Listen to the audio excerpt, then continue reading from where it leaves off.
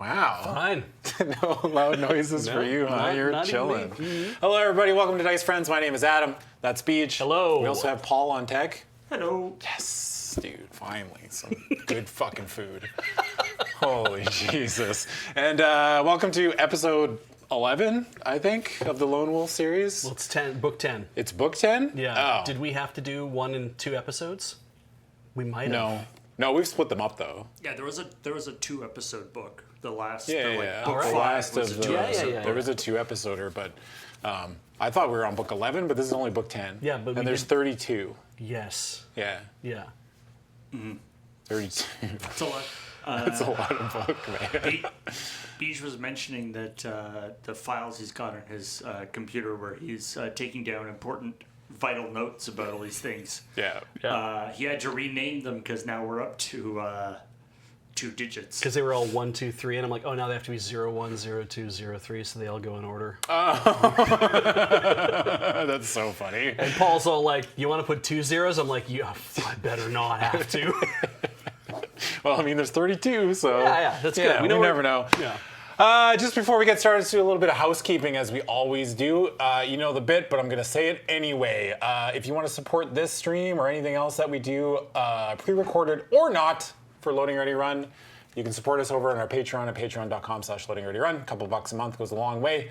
If you can chuck it towards us, that's great. Keeps the lights on, keeps everything going on around here, that it's always moving, you know? Yeah. The machine is ever churning. So many people who need money. I mean, I think in general, like in the world, there's just a lot of people who need money. Why don't we just print more money? Shit, you're right. It's like, why hasn't anyone thought of this? So patreon.com, you can go there, do that. But if you don't feel bad if you can't, again, it's within your means. This is important. This is important to me. It's important to us that you do it within a responsible budget. Also, if you're watching on Twitch, Young Prime, Young Follow. If you're watching on YouTube, congratulations on making it this far. Wow, really killing the algorithm. Like, just going light years. You're going to really spike us. So thank you, everyone. Make sure you maybe do a comment and a subscription. Ironically, printer ink is so expensive that it doesn't actually make sense to print money. It's way too expensive to print money. Yeah, I hate that. Wow. I hate how that sounds. Wow. Yeah. Printering's going the way of computer RAM and eggs. They should just do like black and white money then. just like grayscale. Yeah. Do you remember in the back when Twitch was Justin TV?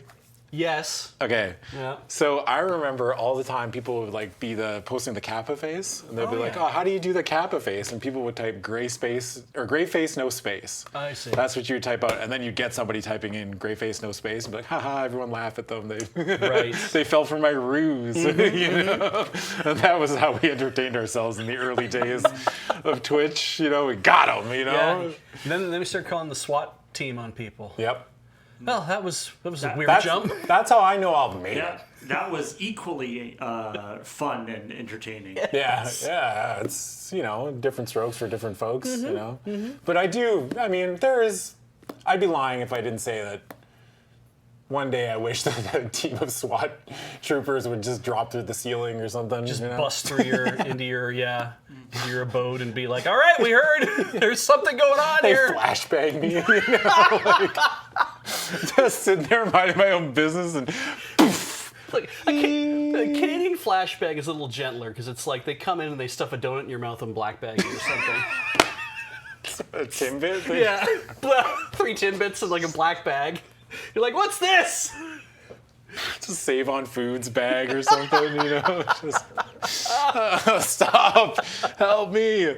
Also, this stream is brought to you in part by our friends over at Dragon Shield. If you go to Dragon Shield and use the code LRRMTG5, it'll let them know that we sent you. That's very important to the whole process. They have a bunch of things that we've used for numerous Dice Friends episodes, where these dice trays where you can put a bunch of stuff inside them. They have like a rolling thing, very cool. You can put a character sheet right here, you know. They smell nice, even still to this day. Yeah. And it's been years, you know. So I don't know. I think they're cool. If I played, I don't play a lot of tabletop games, but you know, here I am shilling the product, but I don't use it, but you know what I mean. I mean, the thing is, I totally could have gone for something like this back in the day because I have like a first aid kit that somebody stole off a wall that I like put all my stuff into, which was fine, but it's not really made for it, and it's heavy, and it's and I had to fold up all my character sheets to make it all fit. And you had your character sheets in an old first aid kit? Yeah. Yeah. Heather got it from a company that she was working at, where she's like, "Well, they're closing this place down anyway." So was it she like yanked the off red, wall. like the red one? No, it's a green one. It's white metal with like flip latches on it, and it had the green It plus. was metal? Yeah. Oh, this story keeps getting better Heavy and as better. hell, but she was like, I'm leaving this place, Yeah. and she took it with her. So So you're just like, hold up, let me get Gorknak the Barbarian here. Thunk. Well, I played a support class, so I was Yeah. always healing people, so the first aid kit was a good match. But That's the thing they don't tell you. Everyone's like, when I first started playing D&D, okay, if you've never played D&D and you're worried about starting to play D&D, and everyone tells you like Cleric's the worst class, it's not. No. Cleric's actually the most busted class, and it'll always be the most busted class. So if you want to be the strongest, you play Cleric. Yeah. Clerics are tight, dude. Yeah. I will forever, that's where I'll like, Always on my live in that deathbed, space. I'll be like, play Cleric, and then I'm going to die. I Yeah. love not being responsible for anything but keeping everyone else alive. You don't even, like, they're the best fighter, they're the best caster, they're just everything. Yeah. But also my exposure to clerics was, I primarily played Pathfinder 3.5 edition. Oh, I see. And clerics were completely busted. Like, just off the chains, insane, invincible, fought like a fighter of equal level. Right. Did all that stuff. Yeah, it was great. Yeah, I loved it. And for Dice Friends here, I played a cleric that Dale eventually forced me into being half necromancer. Oh, yeah. Yeah, it's a weird thing to do. Yeah. Yeah. But I mean, like, I all didn't- clerics are a little bisexual, right? Like, you know what I mean? Yeah. they're all like a little bit living, a little bit dead, I did play a hairless dwarf, so you're right. Yeah. Yeah. I guess You're kind of completely right. hairless? Huh? Completely hairless? Yeah. Oh, wow. Yeah, hailing from the hills of Chult, I was a hill dwarf, and I was albino and had like no hair on my body. And I'm Sick. like, they're like, this is what they're like. I'm like, okay, that's what I'm playing. Yeah. Yeah. I wish I was completely hairless. Oh yeah. But I didn't have to like shave. You know what I mean? Yeah, Just take a lot of the work out, Yeah. Yeah. Shaving's hard on my face, definitely. It's not even the shaving, it's just like hair and everything else. Oh, the management of it. Yeah, it's just I'm so over it. Just make me a weird bald baby. Like a giant adult baby. They make chemicals for that. Do they? Yeah. What if I just like, what I always, this is actually bringing up let's another just- core yeah, memory of whatever. mine. I've always been terrified of like, sometimes when I go to use shampoo or conditioner, I'm like, what if someone replaced this with Nair? Oh yeah. And then I like go to brush my, or like wash my hair and then like, bloop, Everything I comes just out. pull a big clump. Like, does Nair work like that? I don't even know. I don't know. Like I assume you'll feel it burning if it goes on. Yeah. I'm like, wow, something feels weird about the old shampoo. Yeah. Yeah, it's Nair. The problem I remember like a friend of mine, they were doing like a play and stuff. So some of the guys were using Nair to do it and not realizing that it's supposed to be like on and then off, like really like pretty fast. Yeah. Because the chemical reaction, if you let it go for a bit, is not so good. Oh, you smell it. Yeah. Oh. Okay, Yeah, that's why you should always test So it's it. not like just like hidden, insidious, like no, always no. lurking danger on the horizon. Where I'm Yeah. like, there could be Nair anywhere, man. Yeah. No, You no, know? you're, No? you're safe. Yeah. You That's just- kind of like how I've always kind of been afraid of every time I sit on a toilet, I think a snake's gonna bite me. Oh yeah, don't do that to Yeah. me. Because that's just. sorry, wow. When it's like 3 a.m. and you get up and you Yeah. go to the washroom, I'm like, I just have to have a look in the toilet just very quick to make Yeah. sure that like a toad didn't come up through the bottom or is gonna chomp my balls off. The toad's gonna jump your balls. I don't know. It's gonna see like a thing. It's like, I want that. Jump up and bite it and be like, I don't think. Do toads have teeth? no, They must. No. but just hanging on it, like Oh, just like yeah, and I'll scream. I would scream. You would all of you We'd hear with, it. with scrotums would scream. Yeah. Yeah. So if I ever hear something late at night from miles away, Yeah. I'm like, that toad finally fucking got him. Yeah, yeah. If you hear a man yelling outside, it's me running past your house, trying to get to the ocean to drown the toad. Okay, there's a lot to unpack here. So you're gonna run from your house Yeah. all the way to the ocean. Well, I can't start my car. I guess not. No. No, you can't start It's your true. car. And given that, that's the only other possible thing that you could do. Yeah, is you drown it. I guess a rat would be worse because they actually do have teeth. Yeah. You go. They're also full of disease. Yes. Are toads full of disease? Also, I probably, don't- right? I don't know. I don't see why. I would assume most animals are some disease. If it's like a poisonous toad. If the toad has come up through the toilet, presumably he's not worried too much about water, like drowning and so forth. Yeah, but salt water versus fresh water. That's what I'm kind of going. Yeah, but like toads are usually poisonous, but like their skin is poisonous, not their Yeah, bite. yeah. They don't bite people and They'd get be poisoned. venomous if they. Yeah. Yeah, if they bit you. But if You have to, like, poison bite the you, toad. you have to lick their.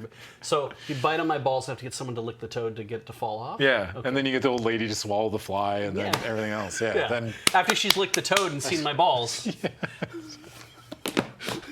It's important to have Yep. a plan for these contingency plan Yeah. for these Contingency. circumstances. I like yeah. the idea that you have like a fire. You know, you usually have a fire escape for Yeah. a plan, but it's like this is where I'm going if the toad ever Yeah. gets here. The trouble with this though is that it's just a plan, and I need to actually, if I'm going to know that I'm going to do it perfectly, I need to train. So I Practice, need to practice yeah. over and over. You gotta map So when I go home tonight, I got to hang a fake rubber toad off my balls, and then tell Heather, it's like you got to help me.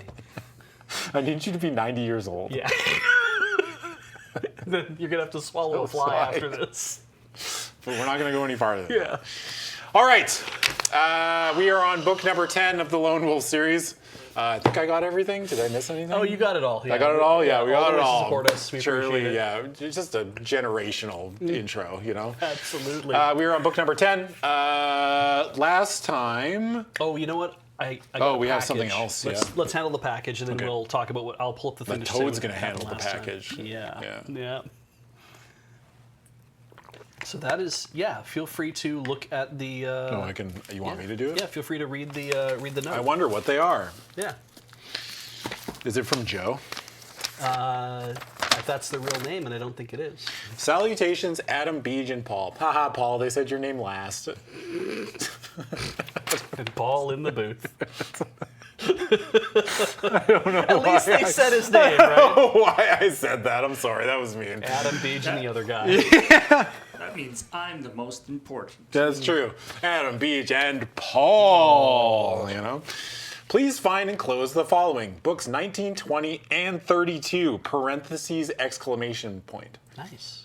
Of the Lone Wolf series. 19 and 20 are the final chapters of the story, the Grandmaster series, starring the original player character of the Lone Wolf, the titular Lone Wolf. The next 8 books make up the New Order series, following a brand new character. Wow, spoilers. Oh, damn. I didn't know that. Yeah. Book 32 is the penultimate book of both the Endgame series and the whole Lone Wolf anthology. As always, it is a pleasure and a privilege to be able to provide these books to you, and we enjoy every episode where you share their silliness with the Lair community. Thank you for all you do, artists, coherent_noise in chat, and Vakeshian. Vakeshian? I'm butchering Yeah. that name, but If they show up in chat, they'll wave. yeah. But yeah, thank you guys. Paul, you can time out coherent_noise for 10,000 seconds, please. And that way they'll be just in time to come back for Book 30. 32. Time them out for as long as until we just finish the series. Yeah. You know, so like we're doing one a month for the next however long. From 10, it'll be another 22 months. Yeah. So that's another almost 2 years Yeah. from now. So time them out for about 2 years. Yeah. Yeah. All right. Yeah. So we have. I don't know if we want. I guess the covers are kind of spoilers, but we can take a look. If I can get it open. Come on, they really packed it.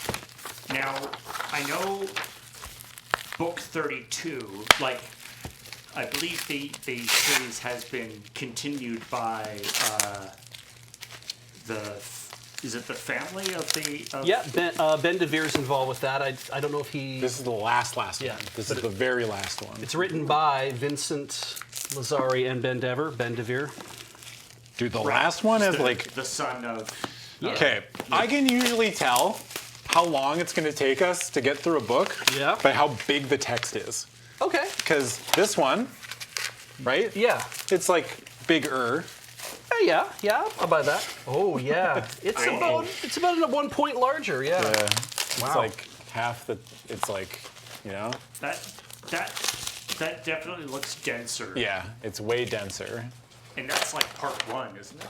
No, this is or volume 1 of book 4. I don't know if is there multiple volumes of book 4? I know there's supposed to be like one more book after that, but Yeah. it must be like maybe This there's is a few like more books after penultimate that. means second last, right? Yeah. Okay, Yeah. so they did say penultimate. So All right. by process of elimination, I as an adult can figure out that when someone says penultimate, it's almost done. Yeah. You know? And then there's these as well, which is 19 and 20, which I don't know if you want to look at because they spoil the thing. But Oh yeah, I don't really want to look at the covers because I'm trying to keep things, you know. surprising to I you. want to be surprised just as much as everyone else does. Hell yeah. you know? Twitch said, everybody say thank you. Even though the YouTube people can't see you. Thank But- you. All right. Last one is just like the death of Lone Wolf. Yeah, that would be sad. Yeah, right? I'm sad that I didn't know that if you just played the same character through the whole thing, and I don't know. I just kind of assumed you did. It's like you an know? 80-year-old man at the very end. That'd be He's- sick. Yeah, That'd be he's still sick. kicking ass. He just doesn't care anymore. You know, when you get older and you just stop caring less. surrounded by all these like trinkets and baubles Yeah. and like magical whatever. She's like, it doesn't matter. Yeah, man. Yeah. It's like whatever. Why didn't I find a girlfriend? I thought I would fill my life with these baubles and Yeah. trinkets. And Although I do like the idea of like the last book is like you don't travel any like it's just a choose your own adventure of like you being like the master of the school and teaching. You just stay in the school the whole book and you're just like making it's different like, decisions. Do you discipline this kid or not? yeah. Yeah. You head to the lunchroom and you brought salmon. Do you use the microwave? You're like, yes, I do. Yeah. Oh no, you're gonna. You die. Yeah, that's it. Just you're done. That's it. All right. Has everyone got water and everything else? I have what I need. Yeah. We're all good to go. Oh, Beej, do you want to give us a recap? Actually, Yes. because I don't remember what happened. Do you remember the name of the last book? No. The Cauldron of Fear. Oh yeah. We spent 0 time in the cauldron, didn't we? We sure did. So it wasn't really that fearful. The story started with telling us we are War Marshal of the Royal Estates and a general in the Summer Lending Army, the youngest there's ever been. This surely will go well. And then we went off we had to ride horses and go to Tahoe. And then, Like Lake Tahoe? yeah, like Lake Tahoe, right? Yeah. And so we did a lot of like riding around. Then we, and ignoring everything else, it culminates in us like meeting. Well, there's a mysterious woman who like is like, you know, you are unlike other men, and it's like, yes, not all lone wolves, right? Yeah. And then we like have a conversation. She gives us a cool light show. And everyone is like really happy that we've showed up because they're like, great, you can just have this lore stone. It just the leather egg cracked open. It was like, here's the lore stone, Yeah. you're good. And we're like, oh, I guess we're done.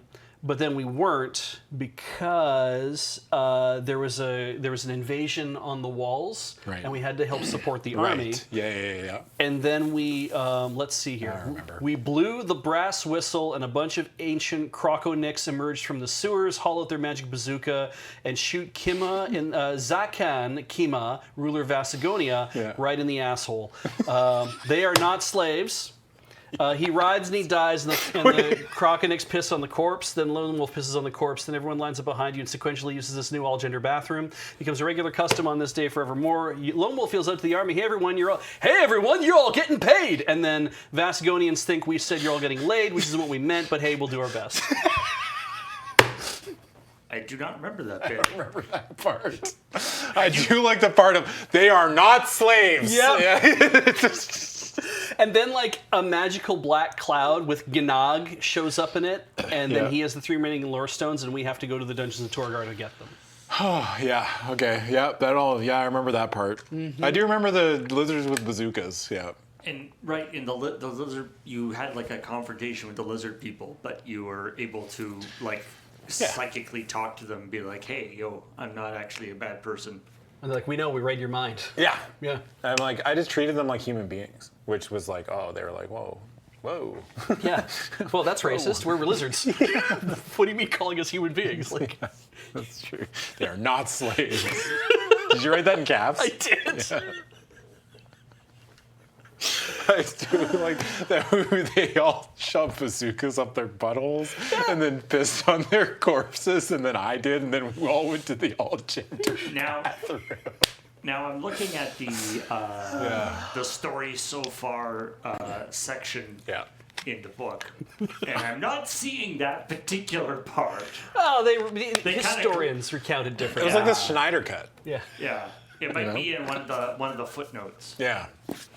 I will be reading the story so far, so. You know what we hadn't been doing is signing the front. Oh, that's but true, yeah. it's I'm not that talking big of a Jeff. deal. Yeah. We signed the first one, I think, but we just kind of forgot about it.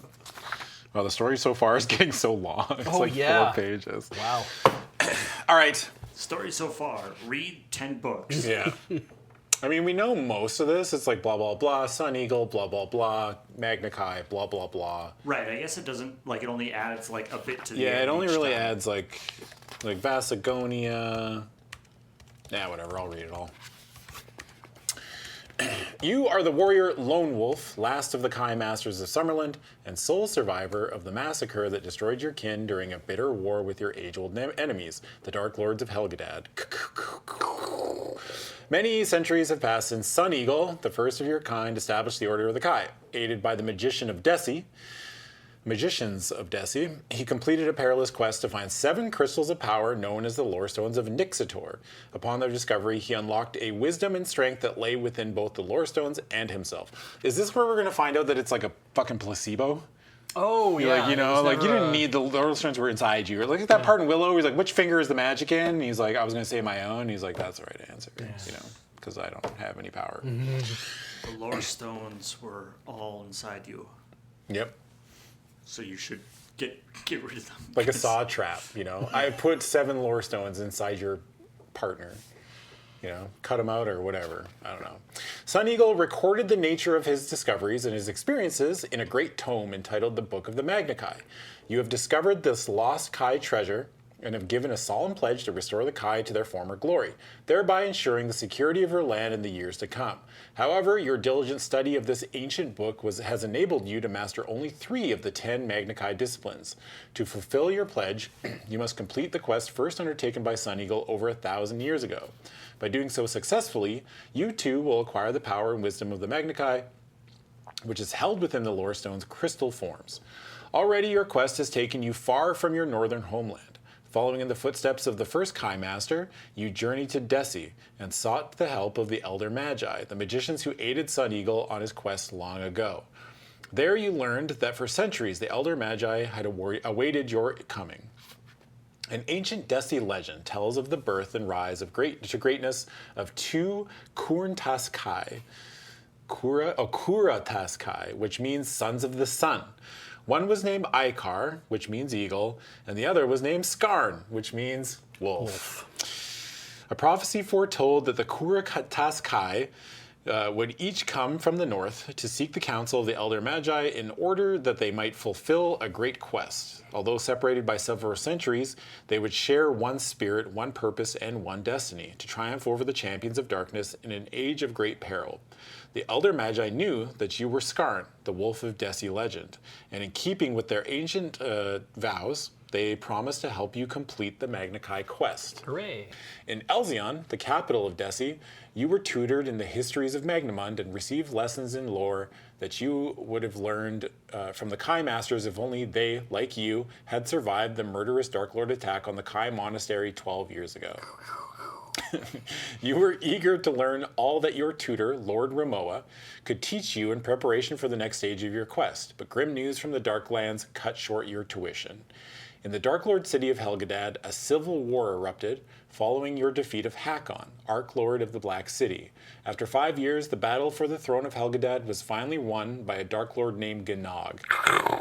The other Dark Lords, now united behind their new leader, were ordered to amass huge armies in preparation for the conquest of Magnamund. Swiftly, their Gyak legions grew in number, enabling Gnog to launch a sweeping invasion that caught the Freelands unprepared.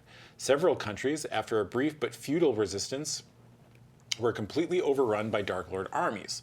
Others surrendered without fighting in the face of their determined might. And, sadly, There were others still who chose to betray former friends and allies by joining the Dark Lord cause, in the misguided hope that they would share in the spoils of victory following the triumph of Dark Lord Gnog. One such land was Vasagonia, a powerful desert realm to the north of Desi. Gnog's armies mobilized and invaded the neighboring states of Cassiorn and Cloasia, where they marched west. Then they marched west through the Republic of Inari to join the Gnog's horde as it rampaged across central Magnamund. The Elder Magi urged you to begin the quest for the fourth lore stone at once. The enemy armies were converging on the Inarian capital of Tahau, and beneath this ancient city, the lore stone lay hidden. Aided by Mage Master Bainaton, an old friend and fellow summerlending, you set off in haste for Tahau and arrived barely hours ahead of the enemy. Successfully, you made your descent and discovered the object of your quest, but on returning to the surface, you found Tahau transformed into a blazing inferno. Dark Lord Gnog and Zakan Kima, the ruler of Vasagonia, had learned of your presence, and they were determined to destroy you at all costs. For days, their engines of war had hurled fire and rock across the walls of Tahau with devastating effect. Then, a massive assault led by the Zakan himself breached the west gate and gained entry to the burning city. Armed with a weapon of awesome power, the evil Zakan sought you out and challenged you to a fight to the death. The struggle was desperate, but you emerged victorious and led the Inarians in a counterattack that cleared the city of the invading foe.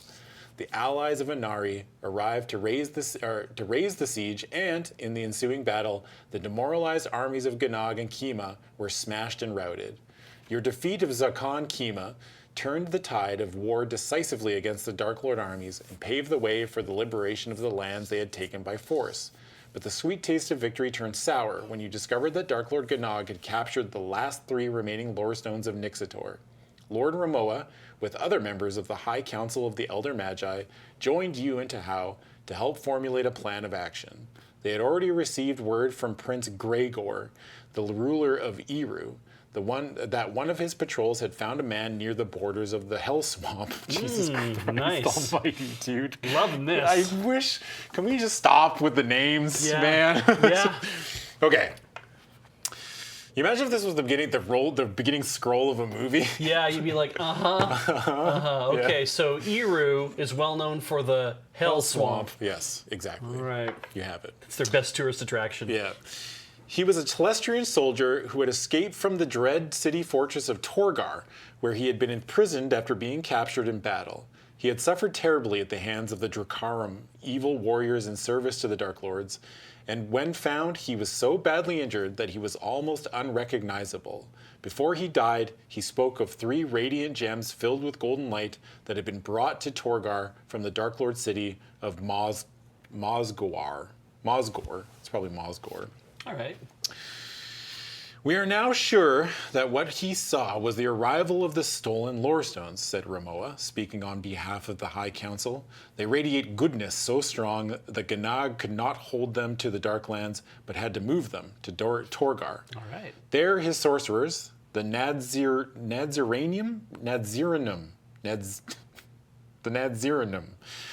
are searching for the means to destroy them. The black arts of the Nadziranum have grown powerful of late, and we fear that they may achieve the tasks set them by Gnog.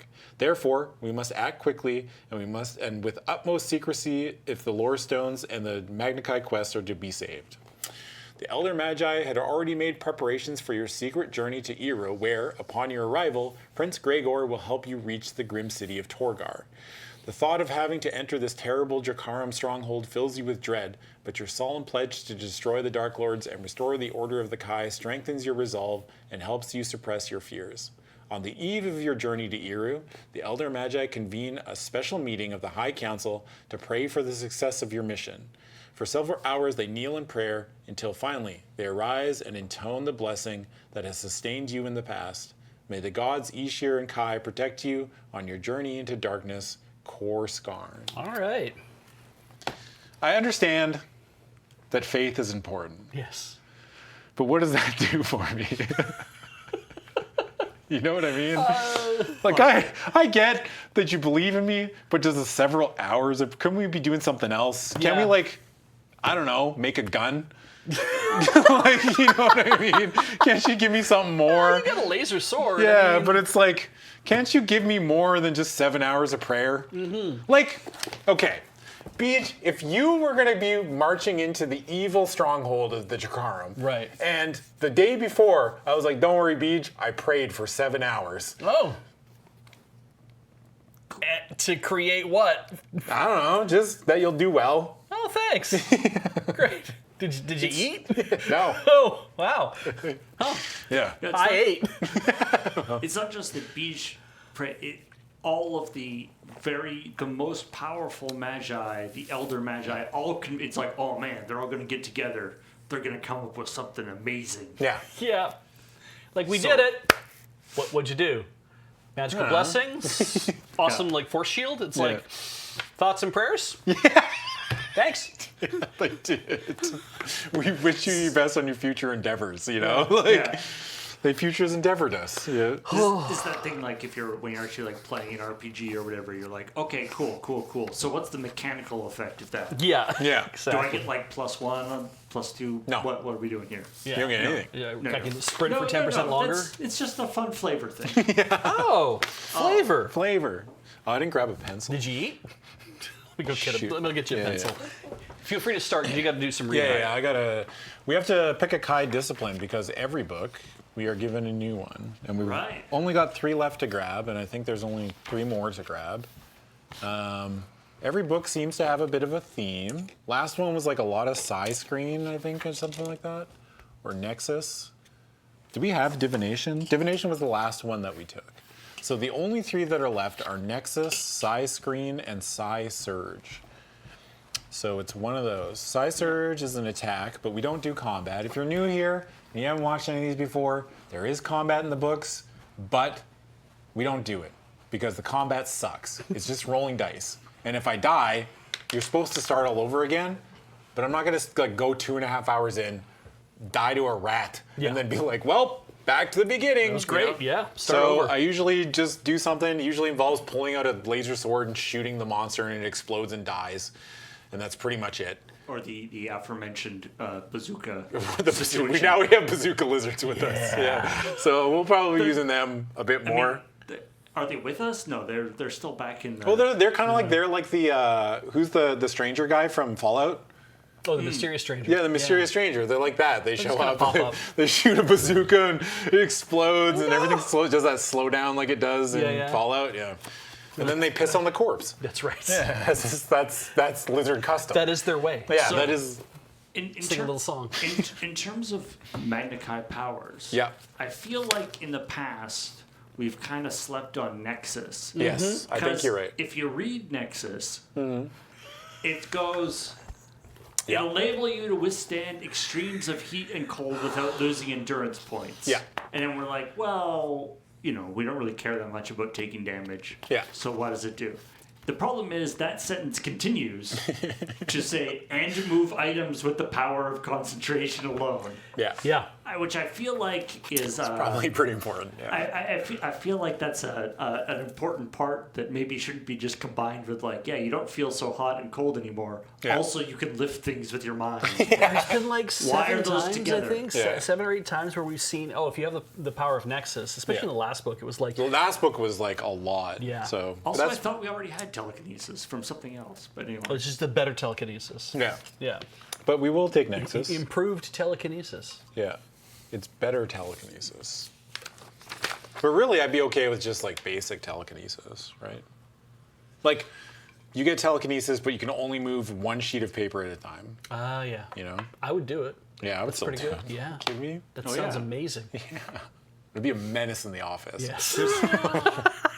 Oh man, I would be just. You would not want to work with me. Yeah. There's a guy who is famously he was a fake psychic guy who that was one of his big things is he could turn pages of a book with only his mind and he would like demonstrate it and people would freak out.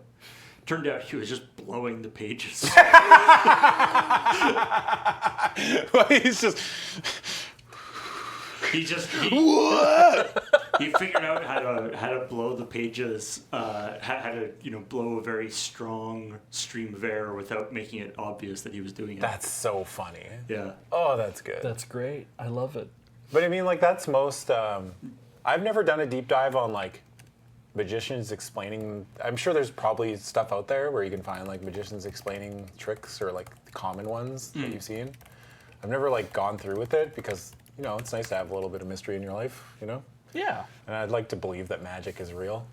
It'd be nice. But he went up against James Randi on a TV show, and Randy was like, I think what he's doing is just blowing air, so we're just going to surround the book with styrofoam packing peanuts and see what happens. Oh, that's cool. And he was like, there's something wrong with the electric fields in this room. I can't do it right now. That's so funny. Yeah. God, that's Trying funny. to explain that one. But I mean, with Nexus now, we get to go boo, So Yes. so now we have a Exciting. the Men Talk level up. I need to rewatch that series. Me too. It probably still holds up. It has its moments, definitely. Yeah. Still, yeah. We do not borrow, we do not lend, we take the mind. What was the other guy? There was another villain that was really funny. The Executioner? X. Oh yeah, the Executioner. Yeah, he was great. Yeah. We could take some stuff, but usually we don't have to because none of it matters. I'll be honest with you. I mean, unless there's some new equipment that you haven't had access to before, I think it's pretty much all the same stuff we have. Hey, we got a map, which we know is at the front of the book, or inside the. It's inside the. It's on the other. It's printed on the other side of the dust cover. Yeah, usually it's here too, though. I think. So they gave us a map. We know that. Oh, Paul's got a nice one. Yeah. Yeah. But yeah, that's where we're gonna be. Settlers of Catan. There's Torgar. Alrighty. Does it say like where we're starting from? I wonder. No. No. Okay. No, this is the we're going here. Oh yeah. And then we have to go here. Right. So- Because the Hell Swamp. We have to get the Hell Swamp. Oh, that's the Hell Swamp? I would assume so. Oh yeah. Oh, yeah. Hell Swamp. The Hell Swamp. Hell Swamp's capitalized. Oh yeah. Yeah. The Hell Hell Swamp. Swamp. What was the it name of that doesn't- place? It doesn't actually mean hell swamp. It's a word from the local language. Oh Yeah. yeah. It just happens to sound like hell swamp. It Yeah. means gentle glade. Yeah. It means really nice, yeah. All right. I think we've delayed enough. There's like a harder mode, but we don't do it. There's also the Hammerlands. That sounds cool. Yeah, let's yeah. go there. And then it's hammer time. And we got a pouch of gold. We do get like more upgrades as we go into as you rise in levels of Magnikai training. These are technically like so now we're a Mentora is our Alrighty. rank Alrighty. in a Magnikai. So like some of your powers do change a little Oh bit, right, yeah. but they always just describe. It doesn't matter. Like this They'll doesn't. say, yeah, are you a this level Yeah. dude or this rank dude with this power? Yeah. So like as a Mentorum, like curing now, it says we're able to neutralize the effects of any poisons, venoms, or toxins Yeah. that we come into contact with. Nice. Just all of them. Can you cure my cancer? No. No, sorry. No. What I can do is if we pump chemo into you, I can nullify I it. can take it all out. I can take it all out. It's like, But don't. please don't. We can also travel any kind of terrain on foot without leaving any tracks, even if the ground's covered in snow. Love it. Wow. That's cool. Yeah. Leilas. Mentoras who possess the skill of divination are able to detect psychic residues lingering in a place where a dramatic event such as a battle, a murder, a ritual sacrifice, very specific, or a ritual ceremony have taken place. By meditating at the scene of the incident, a Kai Mentora is able to visualize the event even though it may have occurred in the distant past. Neat. I don't think I would want that power. Just kind of walk into an area and be like, oh, there was a murder here. Yeah. Yeah. Oh, somebody jerked off in here. Gross. Oh, two people broke up with each other. Here. Yeah, it's like I don't want to know that. Yeah. Get me out of here. Yeah. But yeah, like all of those powers are only things they come up in the course of the book, but it'll just say like, if you have this, don't do this. Yeah. You don't have They to just know say it. it. Yeah, separately. you don't have to know. You don't have to know, like, you don't have to give context clues. The one thing that they've done in the last 2 books that I hope that is a continuing trend is the fucking weird riddles. Yes. Yeah. Me too. Please, God, Love this. give me a riddle in this Yeah. book. That's my only requirement now moving forward is like, is there a riddle? Yep. You know? Yeah, love it. Please keep doing But that. I have to look to Beej to solve because I can't. Like, Beej, help me. Paul. Source it to the whole audience. Yeah, Yeah. it's fun. All right. The Dungeons of Torgar. It is the dawn on Midsummer's Day when you ride out of Tahau. Since your victory over Zakan Kima, your appearance in a public place has been enough to provoke spontaneous cheering from the Tahuis. Wow. Celebrity. Yeah, I don't know if I would want to go anywhere and just people cheered for me. You know?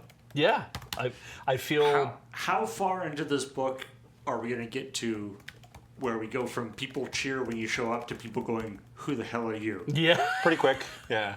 Usually whenever the main character goes to a new city that's not his homeland, he says, it stinks, and I hate it here. And nobody likes me. Yeah. Yeah. And also there's birds everywhere. He's like a 4th grader having to change schools. Yeah. It's like it stinks and nobody likes me here. Yeah. I want to go home. Yeah. Call my mom. Spontaneous cheering from Taois, who regard you as their savior. Yet on this warm, sunny morning, you leave the city unnoticed, for on this occasion, you appear to be just another messenger. The army uniform that you wear and the white horse you ride are part of an elaborate deception conceived by the Elder Magi. It's quite the deception, yeah. You're put on this fucking brown outfit. Yeah. Now ride this white horse. Yeah. In order to make Dark Lord Gnog believe that you are returning to Summerland, you have given your Kai cloak and tunic to your friend Banadon. That's the wizard, right? Yeah. Yeah, okay. The wizard that we ditched in book 1. Right. And he just magically became our best friend. Yeah. That was him, right? I think that was the same. Or no, this is the one we freed from the cells randomly, some dungeon. Right. I okay. don't remember. Yeah, he was a big part of the last book. Yeah. Yeah.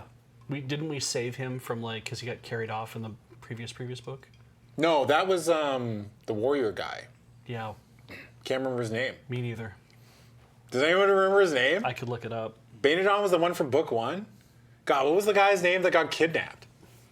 After Jungle of Horrors. Pydo. Pydo Got snatched and we haven't, yeah. Yeah, I don't think we got Pydo back. No, we didn't. Well, no, we got to do something about that. They haven't even mentioned him Yeah. for like 2 books. Pydo was kidnapped. Oh no. Oh no. Yeah, that wasn't actually a plot point in the book after he got kidnapped, was it? No. Disguised as you, he will leave for Summerland aboard his flying ship Skyrider this afternoon. A formal ceremony is planned to mark his departure, and another awaits his arrival at the King's Citadel in Holmgard. I do like that they're acting out this plan like fucking cell phones exist. They're like, oh yeah, he'll know. Yeah. Like, you know, instantly they'll know. It's like, I guess, maybe. So But I just feel like in this day, the day of no technology, you'd be able to get away with a lot more because it takes weeks. Like, how would anybody? It's like, I don't know, send a bird to a carrier pigeon or something. Yeah, Like, I guess there's magic, but like, Lone Wolf just left. Go get him. If there's magic, they would know it's not you. yeah, I mean, like, there's a lot of loopholes, Yeah. but I guess like you can just say it's hand wavium, whatever. Yeah. Like, Banadon is definitely going to get attacked. Yeah. I thought the idea, I think I read this somewhere, or maybe I heard it, but is it true that nobody knew about the fall of the Roman Empire because until they noticed that the roads and stuff weren't being repaired? Oh, there's a lot of stories about that where it's Yeah. like, oh, they haven't fixed those roads in a while. Yeah. And they just kind of, I guess things have changed or something else has gone on. Yeah. They're like, oh no, that's all gone. Yeah. It's like, oh, damn. I guess we're looking after ourselves. Yeah. Or whoever was out here governing us is just going to keep governing us, but they're not going to have any resources. I don't know. Gnog has vowed to kill you. It is a vow that has become an obsession that torments him like a poisoned wound. It is hoped that Banadon's much-publicized flight home will lure Gnog's vengeful eyes away to the north and raise your chances of success at Torgar considerably. Isn't this just fucking Lord of the Rings? This is. Oh, I hope Gnag doesn't come get me. They do this with Sauron? It's like they'll sneak in the back way. Yeah. Huh. Your ride ends at Farina. where you catch a barge downriver to the port of Talon. In Talon, you receive news of a rebellion in Barakish, the Vasagonian capital, and reports of the sudden withdrawal of Vasagonia's troops from the lands Gnog invaded early in the war. It bodes well for the continuing struggle against the Dark Lords, for Vasagonia was their only major ally. You spend one night in Talon before buying passage aboard a merchantman on its way along the Tentarius, and 5 days later you disembark at Garthen, the capital of Telestria. You just travel. Party on, Wayne. You just travel on a merchantman. Yeah. Just got a piggyback ride the whole way. They're like, all right, we're going to send your body double away in a magical flying ship, and then you have to ride piggyback on this merchant. All right. Fuck. Okay. Why don't they just take the Skyrider to fucking Mordor, you know? Yeah. Yeah. Can you just drop me like 10 miles out? You know what I mean? Like, they're not going to notice. No, exactly. Yeah. If I'm that far away, Yeah. just let me jump off the whole thing and I'll just feather fall my way down or whatever. That's true, actually. Yeah. I'll use Nexus to float. They're always overthinking these plans. If I was in charge, shit would have been done ASAP. Ages ago. Yeah. Yeah. Telestria was overrun in the early days of the war, but the neighboring country of Palmyrian came quickly to the nation's aid. The armies of Telestria and Palmyrian united and fought the invading horde, led by warlord Zegron of Ogia, on the battle plains of the north of to the north of Garthen. For 3 days and nights, a bitter struggle raged, and the allies were sorely pressed to withstand the overwhelming numbers of the enemies ranged against them. Then, on the morning of the fourth day, the unexpected arrival of the dwarven army of Bor was to seal Zegron's doom. This is Lord of the Rings. This is just the fucking Hobbit. We haven't had elves yet. We haven't had no elves. His mighty force crumbled, and the survivors, fleeing northwards in chaos, were pursued relentlessly. The latest news tells of the Allies' capture of Zenar, a major Ogian stronghold, and their continued advance westward along the Black Shroud Trail. Does everybody remember every fucking name that I said in the last 20 minutes? The royal court of Queen Yvain would be honored to assist you, but secrecy is paramount to the success of your quest, and so you shun the royal palace and take lodgings instead at a humble dockside tavern. There you arrange transportation to Eru aboard a brigantine bound for the Eruan capital of Humboldt, and leave the next day on the noon tide. Upon your arrival, you make your way to the city's ancient quarter, where the Elder Magi have arranged a clandestine meeting with Prince Gregor.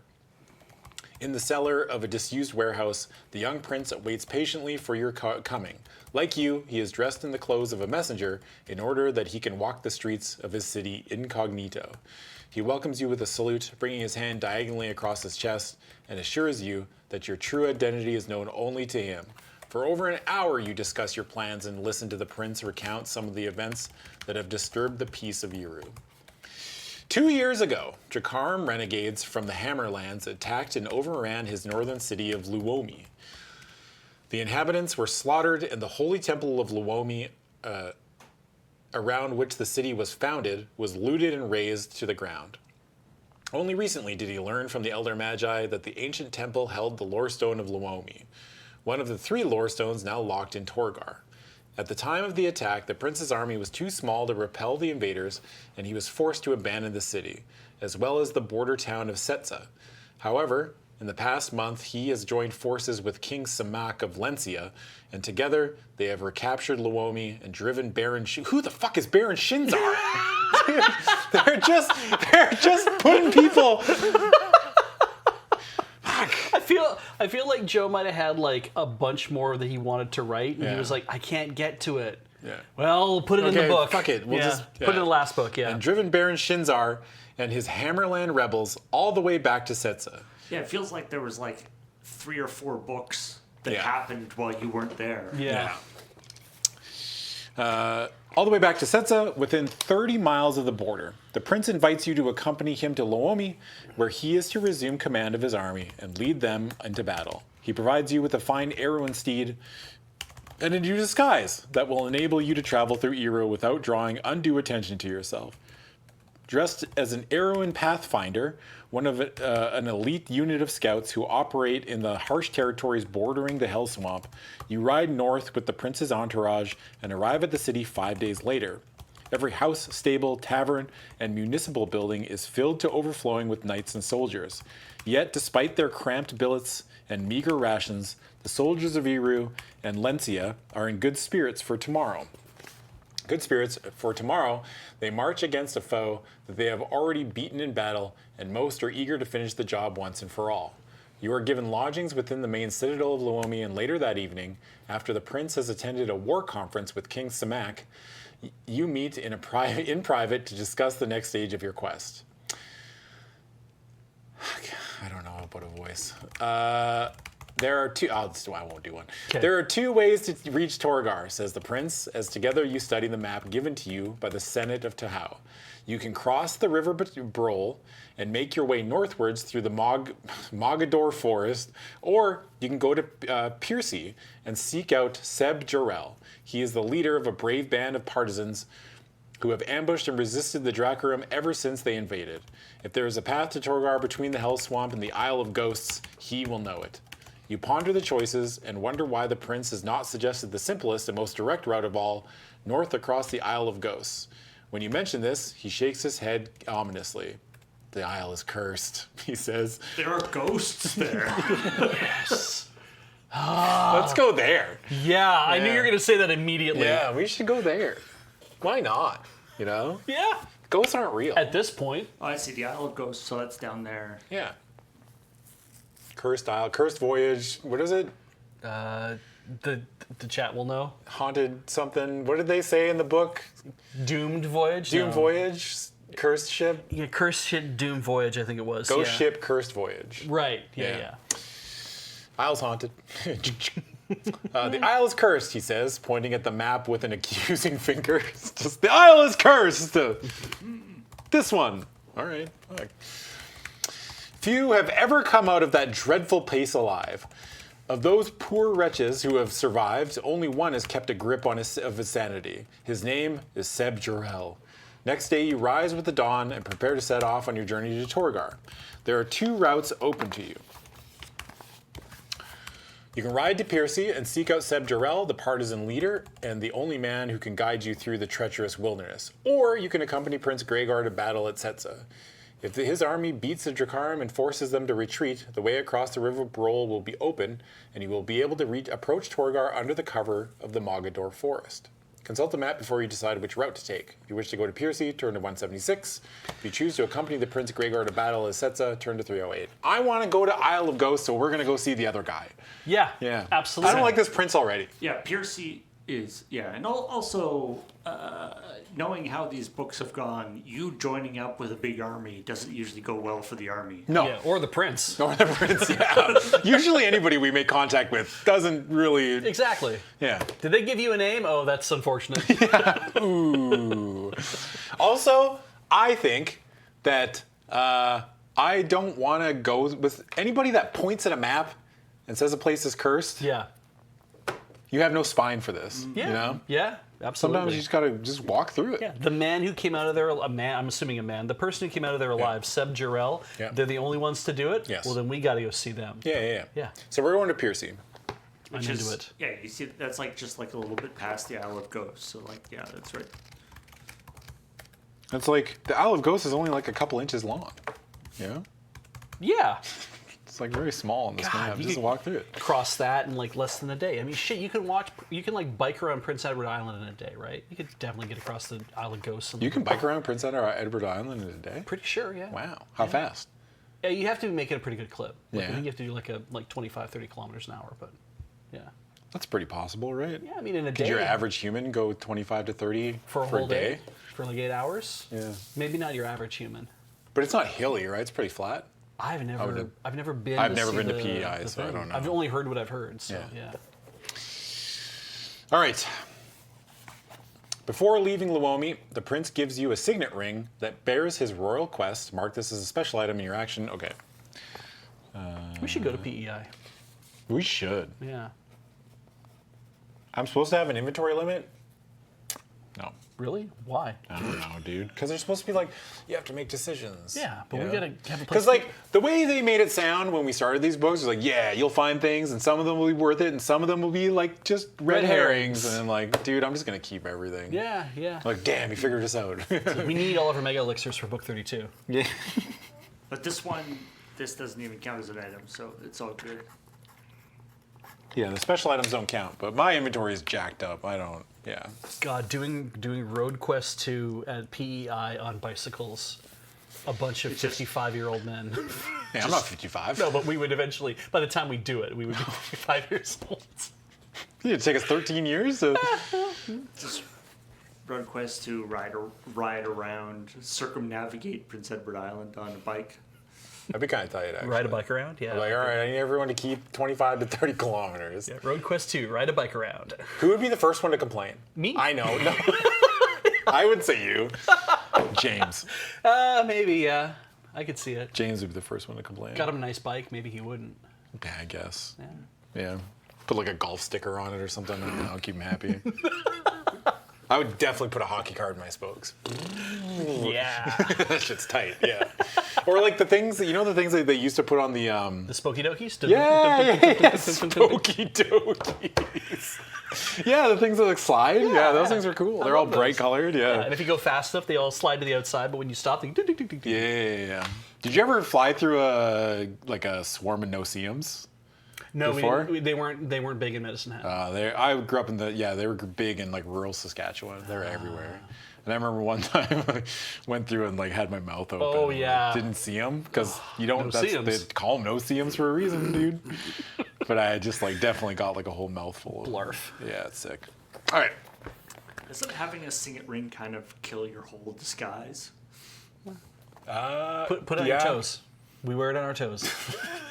Inside our boot. Inside our boot. I don't know if I'd want to wear a ring on my foot in my boot. Yeah. That's that sounds... definitely not a good boot too. It's not like we're wearing shoes that are like now, where they're like supported and it's like what if I got like a flat foot or something? Oh yeah. Keep it in your codpiece.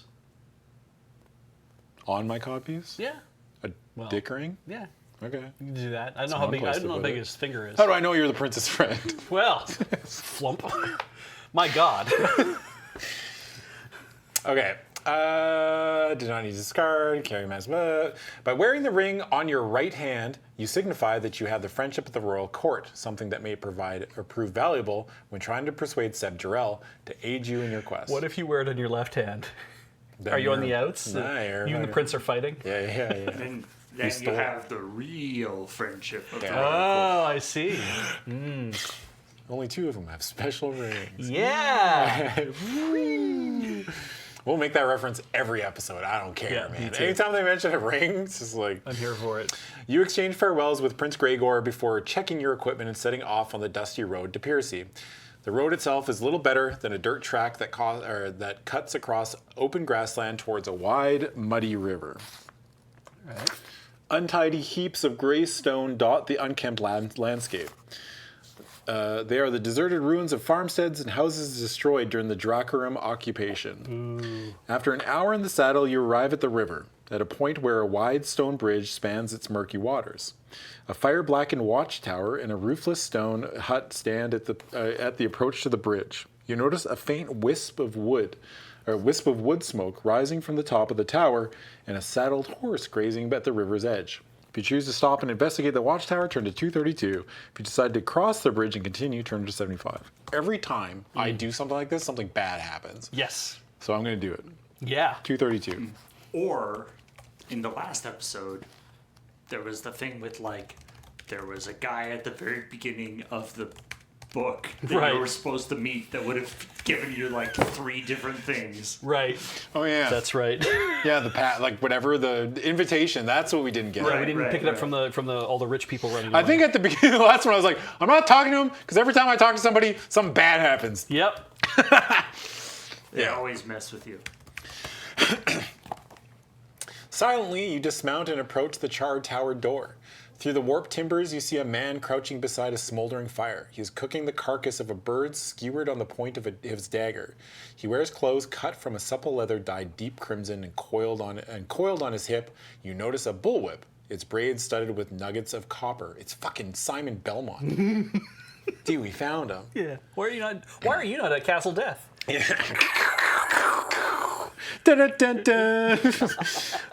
Join me, he says unexpectedly, without raising his eyes from the glowing charcoal fire. There's plenty enough meat on this fledgling for the two of us. If you choose to accept the stranger's offer, turn to 129. Yeah, I don't even need to read the second option. If you want to pull out your sword and attack him. No, it's just get on your horse. It's just like, hey, join me. I'm good. Tap, tap, tap, tap, tap. Get on the horse, drive. Oh, well. You push open the tower door with your foot, and a splash of morning sunlight illuminates the gloomy interior. Slowly, the man raises his weather-browned face, and a smile softens the craggy features when he recognizes the uniform you're wearing. Welcome, Pathfinder, he says, his thick Eruin accent echoing around the empty stone chamber. I am Halgar of Piercy. Come and share my humble feast in celebration of our victory over the Dracarim. He splits the roasted bird in two and tosses half to you. It tastes delicious. I saw you approaching, he says, wiping away the grease from his mouth with the back of his calloused hand, and I wagered you would stop to breakfast here. Where are you bound? You hesitate to answer, but your basic Kai sixth sense tells you the man is no trickster. I'm riding to Piercy. Oh, we're talking in this one. Yeah. Dude, this is like when Link talks. Yeah. This is like, ew, fuck. Shut up, dude. Ew, stop. It's gross. Yeah. I'm riding to Piercy. I have orders to contact Seb Jarrell. You reply, hoping he will offer to tell you where the partisan leader may be found. Halgar narrows his sea-green eyes and strokes his thin chin thoughtfully. If you have the Magna Chi discipline of invisibility, turn to 331. What Boink. the fuck? Why? Want to see a trick? I mean, we do. That would be the trick I would pull. I would ask someone a question and then go invisible in front, like it disappear Yeah. in front of them. They're like, what the fuck? Hey man, you got any milk? Some guy? If someone did that to me, I would fucking lose it. That would be funny. Just be like, ah! What happened? I don't know. A man appeared, asked me if Guy asked me what aisle the Q-tips were in and then just disappeared. You mean like he walked away when you pointed? It's like, no! Wow! He disapparated. Yeah. 331. I do have the Magna Chi discipline of invisibility. Oh, shit.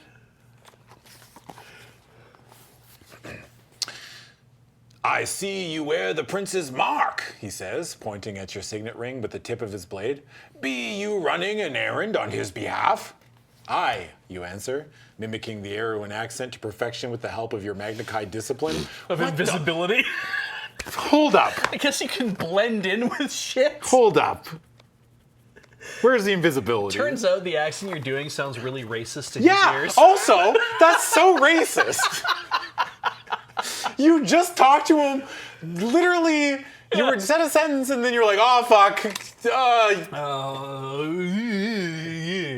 Yeah, There we okay, go. hold up. Invisibility. This Magna Chi skill allows you to blend in with your surroundings, even in the most exposed terrain. It will enable you to mask your body heat and scent, and to adopt the dialect and mannerisms of any town or city you visit. That's why. You're like Bill Hader. Just do impressions the whole way. I am John Malkovich. You're not John Malkovich. Oh, yes, I am. That's fucked up. Okay. Hello, governor. Yeah. An errand of great urgency. Do you know where I might find Seb Jarrell? The man laughs and slaps his thigh. Aye, that I do, he says jovially. He's my brother. You'll find him encamped at the foot of Hawk Ridge Mountain. Stay on the trail to Piercy until you reach the old mining settlement of Keg. Then, take the track that follows the stream. Just keep on riding, and you'll find old Seb soon enough. You thank him for his help and hospitality and turn to leave.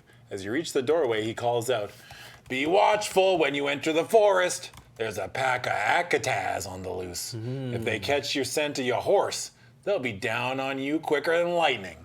They're gonna go down on me? Oh, wow. Oh boy. Sick. Damn.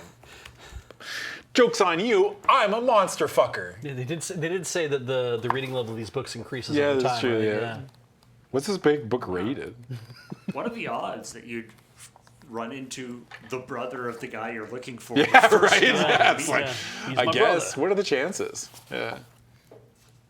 It'd be cool. Actually, you know what I wish my superpower was? Anytime something happens, I can automatically know what the mathematical chances of that actually happening. Ooh, that's good. Yeah. Yeah, just a completely useless power. Doesn't do anything. You're like C-3PO. Like, what are my chances of seeing Beej today? Like 1.7%. Oh. Wow. Fuck. Yeah. Okay. Not good, not terrible. I mean, that's pretty bad. I would call that pretty bad. What do you think is a good percentage? I don't know, like 20% chance of seeing me today 1.7% is obviously good for Beej. You'll Yeah. bet? Would you bet 1,000 on 1.7%? No, I wouldn't. Yeah, but then you You're don't right, think it's no. good.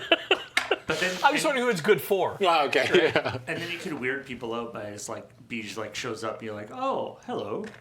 Yeah. There was a 5% chance you Yeah, would be God here. damn, 1.7, huh? I knew I should have bought that lottery ticket. Yeah. All right. I said 75, right? Or 76? Yeah, 75. 75, yeah.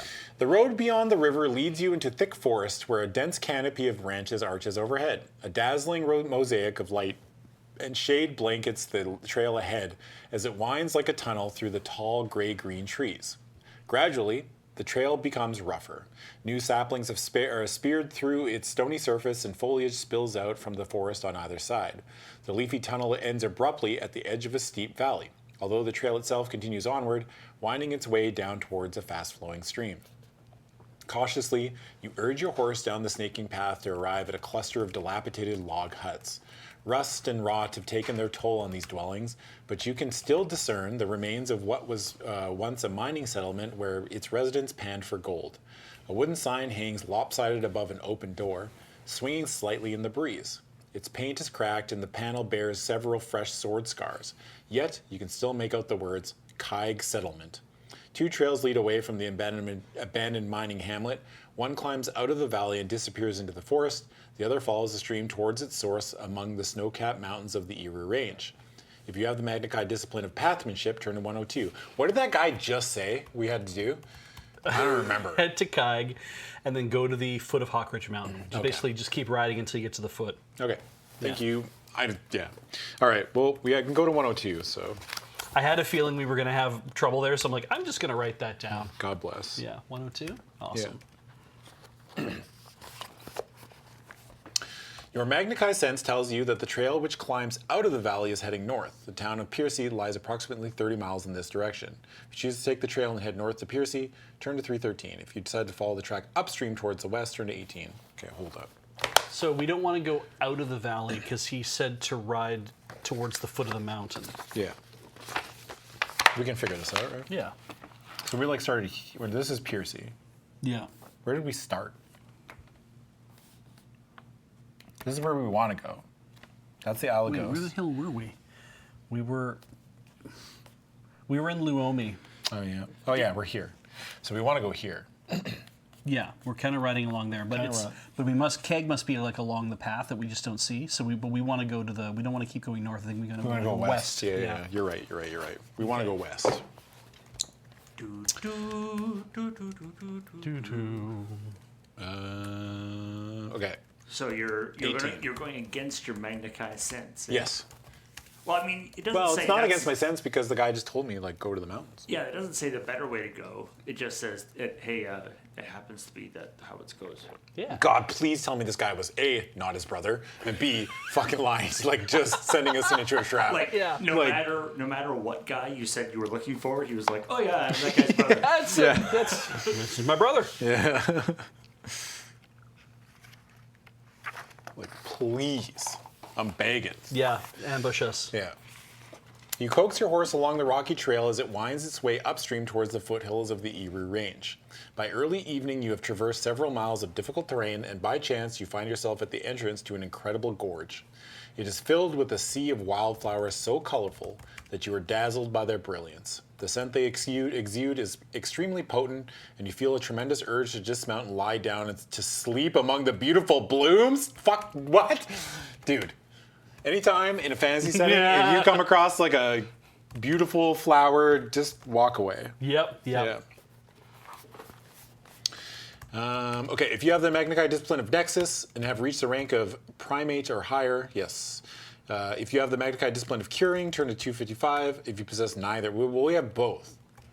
So Nexus. Nexus blocks things, and Curing cures all toxins or whatever. So maybe it's like Curing allows us to we would sleep. Well, and we'd we never come get to use Nexus, so let's do that one. Why not? 83. I'm here for that.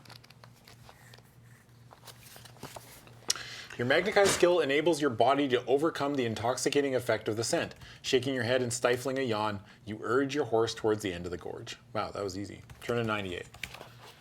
Okay. Wow. You come across a beautiful flower bed. I don't breathe. Damn. They figured out my flower puzzle. Oh no! You know how long it took me to grow all those flowers? Yeah. A sudden tumble of loose shale from the rim of the gorge alerts you to potential danger. You focus your eagle eyes on the rugged gray rocks above and catch sight of a pair of eyes staring down at you through a gap between two large boulders. Your stomach tightens. You feel trapped and are about to spur your horse towards the mouth of the gorge and escape when a voice calls down from above. "Hail, Pathfinder! What news have you from Luomi?" If you choose to answer the voice, turn to 223. Sure, man.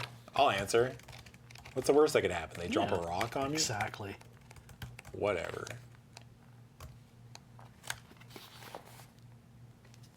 "Identify yourself," you shout in reply. "Then maybe you'll hear some news that'll cheer your heart." Slowly, the man steps out from behind the boulders. He raises his hand and 20 others, maybe more, appear around the lip of the gorge. Several are armed with loaded bows, all pointed at you. The men are dressed in jerkins and breeches of crimson leather, and each carries a veritable arsenal of weapons strapped about his waist and chest. They are Erwin partisans. "I come from the court of Prince Gregor," you say, your voice amplified by the natural acoustics of the gorge. "The army of Eru and the Lencian allies have driven the enemy back to Setza. Battle is imminent and victory will soon be ours."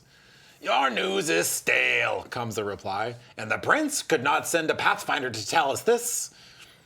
The partisans shuffle uneasily and view you with renewed suspicion. "It is not my purpose to bring news of the war.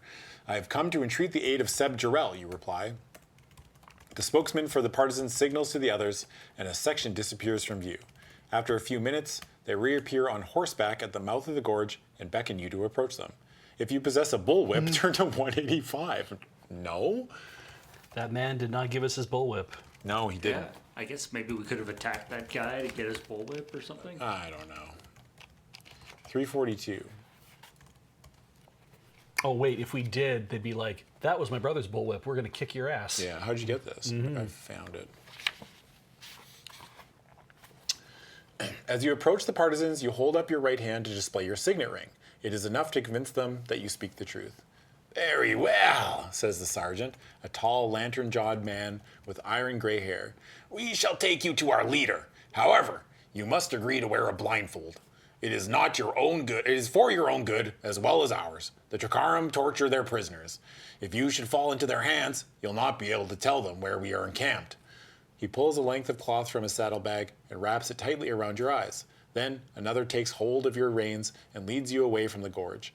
After 2 hours in the saddle, finally you reach your destination and the blindfold is removed.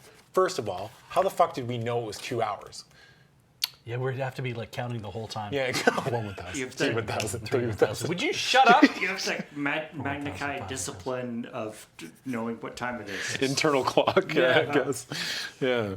I mean, your path. I bet like your cool Magnified skills. Yeah, there's means probably you're- some. Means like you definitely know where you're going, even though you're blindfolded. Yeah. Heather could probably do this. You think so? Well, she was playing a game on Rhythm Cafe where she had to basically tap the button every second, and then she was able to get through, I think, an entire minute and not fuck up the entire time. Wow. Or maybe it was 2 minutes.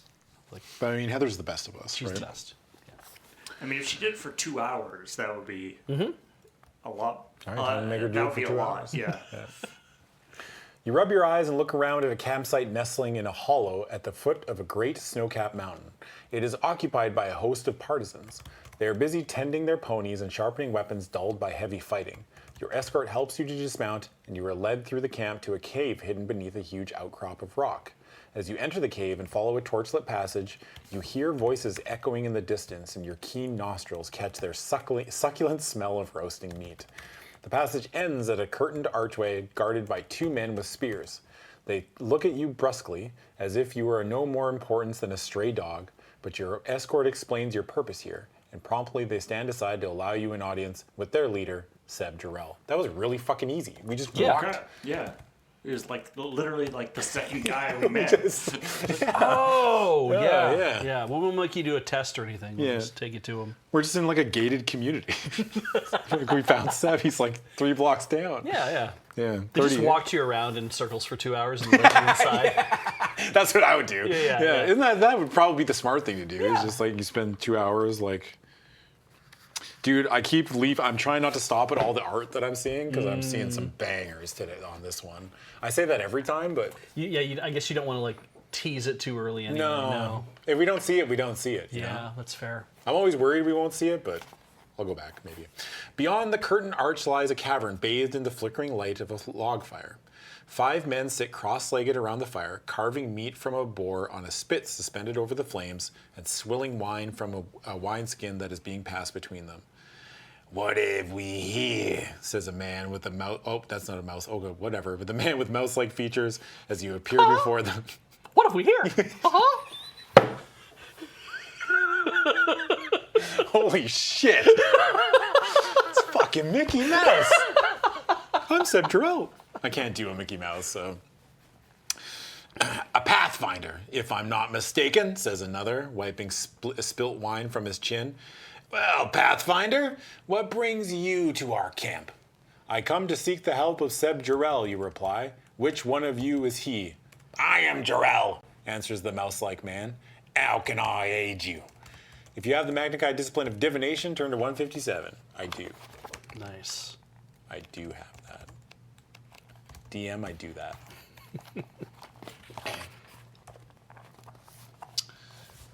Your senses tell you that the man is lying. He's not the partisan leader.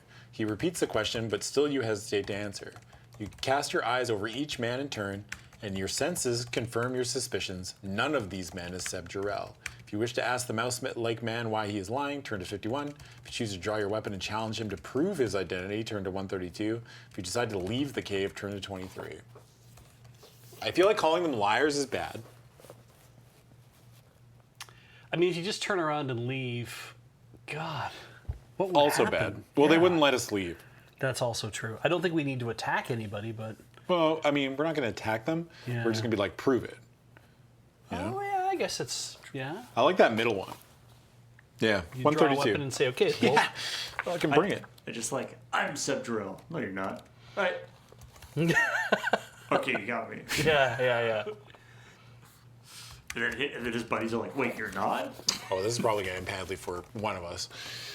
The men glare at you uncertainly. If you've come here to kill me, says the pretender, you've come on a suicide mission.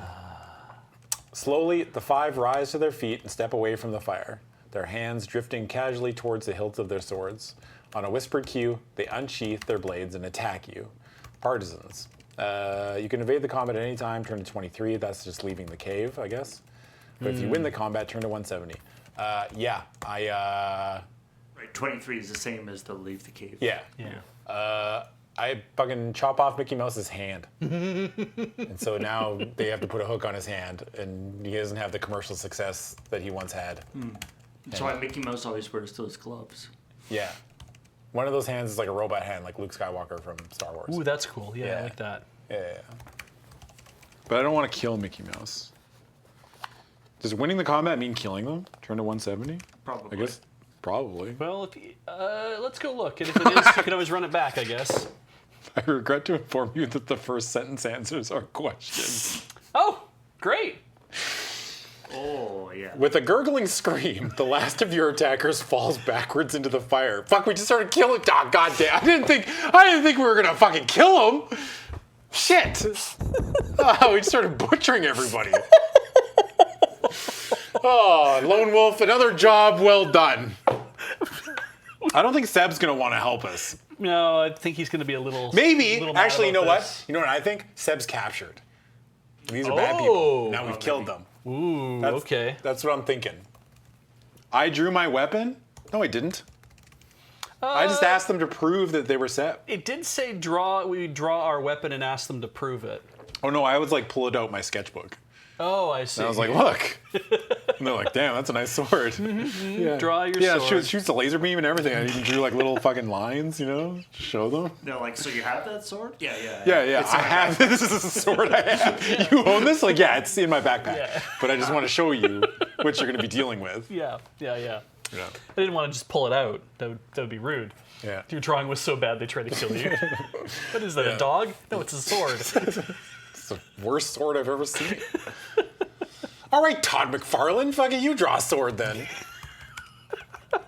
They all draw their weapons, and you're like, whoa. I didn't want to fight. I acquiesce. I surrender. Your drawings are too good. His body smothers the flames and plunges the cavern into darkness. Seconds later, the curtain that covers the entrance is whipped aside, and in stride 2 partisan guards, their spears poised ready to thrust. They are blinded by the unexpected darkness, and you have no difficulty slipping past them and escaping along the passage. At the exit of the cave, you notice a patrol of partisan horsemen arriving at the camp. They dismount, tether their horses among some bushes, and walk wearily towards the main campfire. Seeing an opportunity to escape, you rush towards the bushes and snatch the reins of the nearest mount. Suddenly, a cry echoes from the cave. The guards are raising alarm. You climb into the saddle, and your escape is blocked by a partisan horseman who is riding up the narrow track that leads into the camp. If you win this combat, turn to 239. Yeah, I pull out my fucking sword that shoots laser beams, and I start blasting, dude. I even drew them a picture, and I showed them what it could do, and then they didn't believe me. So now I pull out the sword. To be fair, this guy wasn't at the place. That's irrelevant. Do you want me to draw my other sword for you again? Like, Yeah. Jesus. Okay. He's like, I had no warning. If I had known what that sword looked like, I would have let you go. As he gets Dr. Manhattan, fucking. All right, turn to 239. Okay, well, we've killed a bunch of good people. Yeah. Probably. I'm assuming. So, yeah, we have that going for us. No, those guys were definitely all secretly bad. You think so? I like to believe that. As long as Paul said it, so it's got to be true. Paul would never. Paul's like the best Joker character I've ever met. Yeah. You know? He gets it. Yeah. Paul understands. The thunder of hooves warns you that more partisan horsemen are heading your way. You wheel your horse about and gallop down a long, twisting hill track. You are beginning to outdistance your pursuers when your steed suddenly pitches forward and you are thrown headfirst into a triangle of foliage. The dense undergrowth cushions your fall and you emerge unscathed, but your horse is seriously injured.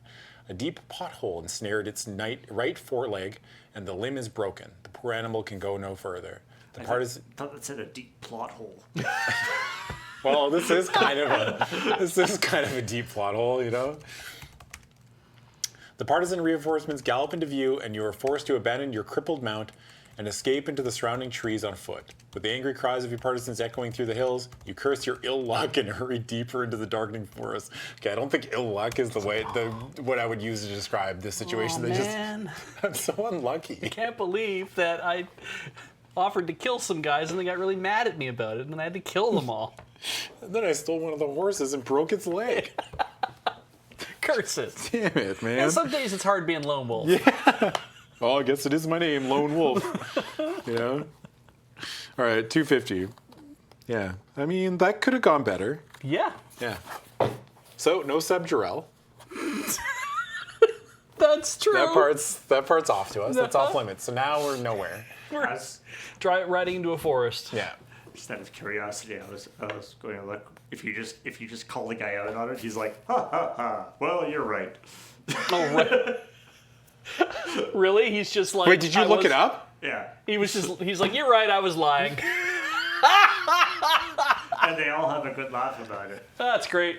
Yeah. Don't read any further. You don't need to know what happens after that. Jesus Christ. I fucking hate it here. Every decision I make is dog shit.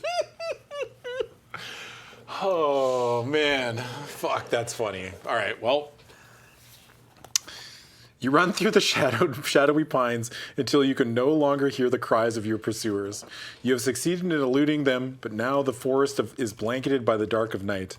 Guided by your high senses and occasional rays of moonlight that filter through the densely packed trees, you are able to continue your lonely trek eastwards. You stop at a stream to bathe your face in the refreshingly cold water and reflect on the bitter irony of your situation. Dude, we might be the worst human being on the planet. Yeah. You know? You make one mistake, you make the wrong decision because you haven't had a Snickers. This sentence hasn't stopped. Okay. The bitter irony of your situation. The people you had hoped would help you now pursue you as their enemy. It is a cheerless situation, but you do not allow it to defeat your resolve to reach Torgar and recover the stolen lore stones. I'm sure we'll be fine. We're just lost in a forest somewhere far from where we need to be. There was something you could have done. Dude. Holy shit, man. Oh, fuck, that's funny. Oh, the bitter irony. Gradually, what begins as a suspicion becomes a nagging certainty that you are being watched.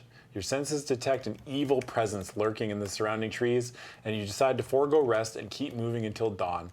Tired and hungry, after your ordeal, you must now eat a meal or lose 3 endurance points. Turn to 242. Oh, man. Fuck. You know? Yeah. Good God. I keep putting my best foot forward and just no one... I'm really trying. Yeah. That was me trying. Yeah? Oh, yeah? You're like, I'm going to outthink this book. Mm-hmm. I actually tried to outthink the book and I got fucking obliterated. Never try to outthink the book. Holy fuck, dude. I tried to 4D chess that shit so hard. Mm-hmm. The first rays of dawn light are beginning to lighten the forest when you happen upon a wide gap in the trees. A dark shape, large and rounded like a furry boulder, lies curled up beneath the branches of a pine at the edge of the clearing. In the distance, a crow caws nervously, stirring the shape from its slumber with a half-hearted caw of warning. Your pulse quickens when you recognize that the furry boulder is a big black bear. Yeah. A noise to your left diverts your attention from the waking bear, and to your horror, you see a pack of leathery black akataz creeping towards you through the undergrowth. Their feral eyes are aglow with bloodlust as they savor your scent. With a howl, they leap upon you, clawing and biting savagely as they drag you to the ground. If you possess the Magnified discipline of animal control, 77. Ooh, nice. Oh, sick. Whoa. The art's cool. That's good art. Oh, yeah. Bear, bear, bear, bear, bear. That bear's on our side. Turns out that's Sub-Jarrell. The gruesome clack of fangs fills your ears, and white-hot pain lances through your arms and legs as the akataz snap shut their powerful jaws. You try to repel them using your Kai mastery of animal control, but their blood fury is aroused, and their minds are fixed unshakably on rending you to shreds. Lose 5 endurance points. In desperation, you urge the black bear to come to your aid. She growls angrily and bounds towards the war dogs. One snarling hound is wrenched from your leg, whirled about, and flung into the forest to break its back against a tree. Another has its skull crushed between the bear's powerful paws, and a third is torn to ribbons by one swipe of her razor-sharp claws. With your arms freed, you are able to draw a weapon and dispatch an akataz that has its fangs caught on the sole of your boot. Free at last from your attackers, you sit up in time to see the bloodied survivors turn tail and slink away into the undergrowth. Turn to 117. So there was a lot of them. Because if the bear took care of 3 of them in one go. Yeah. There's 4, because there's one on my boot. Okay. Wow. All right. New series, Lone Wolf and Bear. Lone Wolf and Cub. Yeah, I'm into it. Isn't that a movie? It's a whole series. It's a whole series. Yeah. If that's a cub, then Could have been Lone Wolf and Seb, but Yeah. oh well. Well, I just showed up, killed 5 people, and then ran away. Bear looks down at you kindly and I raises hope her... you were screaming, I didn't mean to, as you ran away. I didn't think they were going to fight. Yeah. That's what I would say in the court of law. Right, yeah. I didn't think they were going to fight Look, me. they were lying to me because I can read minds. The bear looks down at you kindly and raises her blood-stained paw. Gently, she hooks a razor-sharp claw under the strap of your backpack and lifts you to your feet. Picks you up like a... Sick. Thanks, Mama Bear. Yeah. Gives you a thumbs up. Having just witnessed the power and ferocity of the creature, you are amazed at how tame she has become under the influence of your Kai mastery. Suddenly, something in the air disturbs her, and you sense that she wants to leave this place and she wants you to follow. If you wish to follow the bear, turn to 58. Yeah, fuck. I mean, come on, man. 58. Oh, this is the musical sequence. In the version online, it appears to be a male bear from the pronouns. Oh, really? Oh, He wants to leave this place and he wants you to follow. no. If I was writing this Choose Your Own Adventure book, this bear would be Seb Jarrell, Yeah, yeah. but as a druid shapeshifted. Yeah. You're like, you have passed my test. You know? What a test. I don't know, man. You killed 5-6 dudes, You killed 6 of my employees. injured a horse. Yeah, broke a horse's leg. Now my test is passed. Yeah. And got royally ruined Yeah. for the Zakatas. You pass. Yeah. I mean, you say that, but the page that I turned to when I was telling you that, Yeah. that's the guy. Oh, hey, he is a bear. Good for him. The art for That's, I don't have that picture. You know, that's like when I turned to the, when I was like, what happens if you go the other way there? And you get to meet Seb Jarrell. Oh, okay. He is quite the bear of a man. The bear knows the forest well. She knows its treasures and its dangers. Carefully, you follow in her tracks as she works her way through the pines towards the edge of a deep gorge where a trail descends gently to the bank of a rushing river. Massive boulders, smoothed by centuries of erosion, rise from the foaming torrent like giant stepping stones. Across the river lies another forest, dark and forbidding. Although the sun is strong in the cloudless sky and the air is warm and dry, a gray mist hangs heavy and cold around the trees of that forest. All along the bank on this side of the river glow clumps of bushy herbs with bright red flowers. The bear scoops up a pawful of the scarlet petals and chews them contentedly as she nods farewell and ambles back into the forest. If you have the Magna Chi discipline of curing, turn to 276. I do. I have all of these things. Hoping the bear was going to give you the answer to a riddle. The bear gathers up the flowers and starts mixing them into a potion with their bare hands. Bear has a brick. And the brick is Oh, yeah. 3/4 of a brick. Yeah. You recognize the plants. They are lomwort. This is a herb that is very similar to the healing plant lomspur. You can regain lost endurance points by eating the leaves. Each meal of lomwort restores 2 endurance points, blah, blah, blah. 3 meals. While these may be used, blah, blah, blah. Continue, turn to 325. Okay. Great. I have a bunch of petals that I'm not going to mark down, but we have them.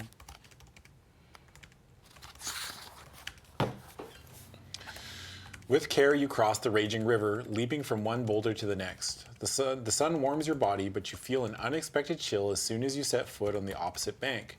Instinctively, you know that this is the Isle of Ghosts of which Prince Gregor spoke so fearfully. Yes! Fuck, we just... Dude, we oopsie whoopsie fucky boingoed our way into the Isle of Ghosts. And by oopsie whoopsie fucky boingoed, I mean made the conscious decision to kill 5 people Yeah. and flee. Now you have to face their ghosts. Yeah. Fuck. Okay, I hope their ghosts aren't here. Shit. I love that we probably wouldn't have gotten to do that if you met Seb, but because all this happened, we got to go where we wanted to go. Yeah, that's true, actually. Yeah. So really, we've taken the journey that in our heart we wanted to make. The bear is like, what? You really want to go over to the Isle of Ghosts? Yeah. That's some big brain thinking. All right, man. All right, brother. Good luck. All right, brother bear. Good luck.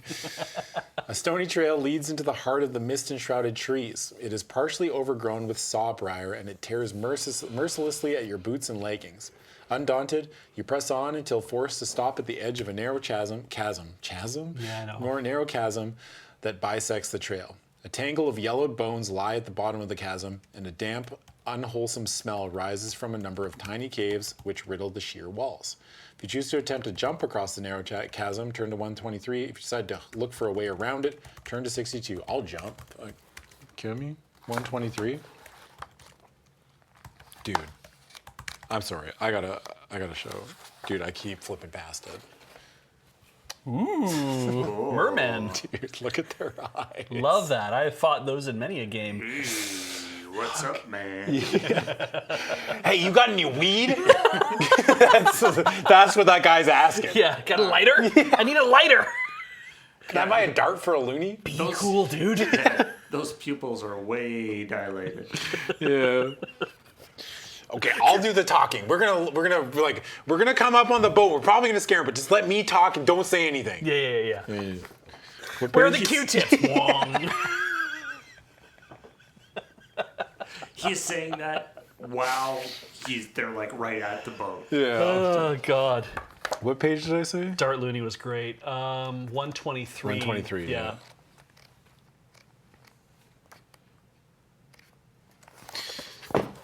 123. The jump is made more hazardous by a tangle of trees and roots that cover the far side of the chasm. However, these obstacles do offer a secure anchor for a rope. I have a rope. If you have a rope and wish to use it, turn to 48. Yes, dude, finally. Okay. Long-term storytelling. To use this rope. Finally. Book 1. I think I've had this rope for like fucking books and books and books. Finally. So you never throw anything away. Never throw anything away. Hoarding is cool and based. Oh, my bad. We're the ones performing. Yeah, that's true, actually. Exactly. Yeah, maybe I should go out there and tell them to be quiet. Takes their own medicine, yeah. You tie one end of the rope to a strong stick. Jesus Christ. Branch. Root. Strong stick. You find an interesting twig. You lash the rope to the twig and say, "This will surely hold my weight and my backpack filled with many treasures and items." And you leap into the chasm. Fuck, man. Yeah, a stick. This is a really strong stick. Okay. This is like, I feel like Lone Wolf operates a lot on like, if you believe, he's like the fucking orcs in Warhammer. Oh, yeah. They believe a thing enough, then Yeah. that means like it's real, right? I buy it, yeah. Yeah. That twig won't break, brother. Yeah. Strong stick and cast it across the gap. On your third attempt, it anchors among some exposed tree roots near to the edge. A few tentative pulls assure you that it is secure enough to support your weight. You draw a deep breath and swing across, your feet braced to withstand the jolt of impact against the far chasm wall. This is the worst plan I've ever fucking seen. Pick a number on the random number table. It's time. Alrighty. It is time to pick a number on the random number table. My eyes are closed. I can't see anything. 6. Yeah, okay. 5 or higher, turn to 289. I don't know which one's good. It's a coin flip, really. They should just get me to flip a coin. Why not just flip a coin? Do you want to? That's Lena Barcode. Yeah. 289. When Ben and Wheeler have been playing the old Pokemon card game on Is This Your Card? Yeah. And my word, that game has so many coin flip. Like, Yeah. like That's the only thing I know about. everything, like, it seems like every round, it'd be like flip 5 coins and and do like 10 damage each time you get a heads or something. Yeah.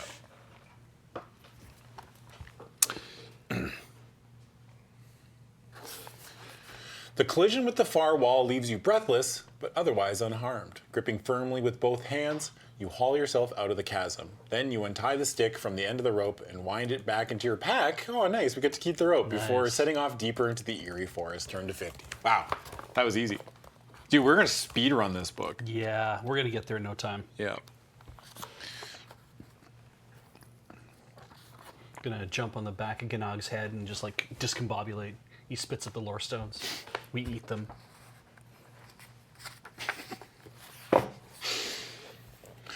For several hours, you follow an ancient pavement that mostly lies buried beneath the rich black soil of the forest floor. Occasionally, you discover a heap of moss-covered slabs. That's the end of it. That was a period. Moss-covered slabs. They are all that remain of dwellings built long before the trees conquered the isle. It is late in the afternoon when you reach a clearing. At its center, there stands a decaying structure of mold-encrusted stone. The building is an immense ziggurat that has become so overgrown that it now appears to be part of the surrounding soil and vegetation. A section of this verdant growth has been cleared to reveal 2 massive doors of solid crystals set into the structure's lowest level. If you have the Magnified Discipline of Divination, turn to 314. I do. Nice.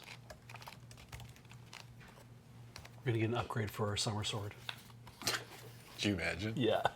Summer Sword 2.0. Shoots ghosts. Yeah. It shoots other Summer Swords. Yeah. That also shoot lasers. Yeah. It's like some Toho bullet hell shit. A strong aura of evil and treachery pervades the entire area, and your senses detect that you are not alone. The building is occupied. Occupado.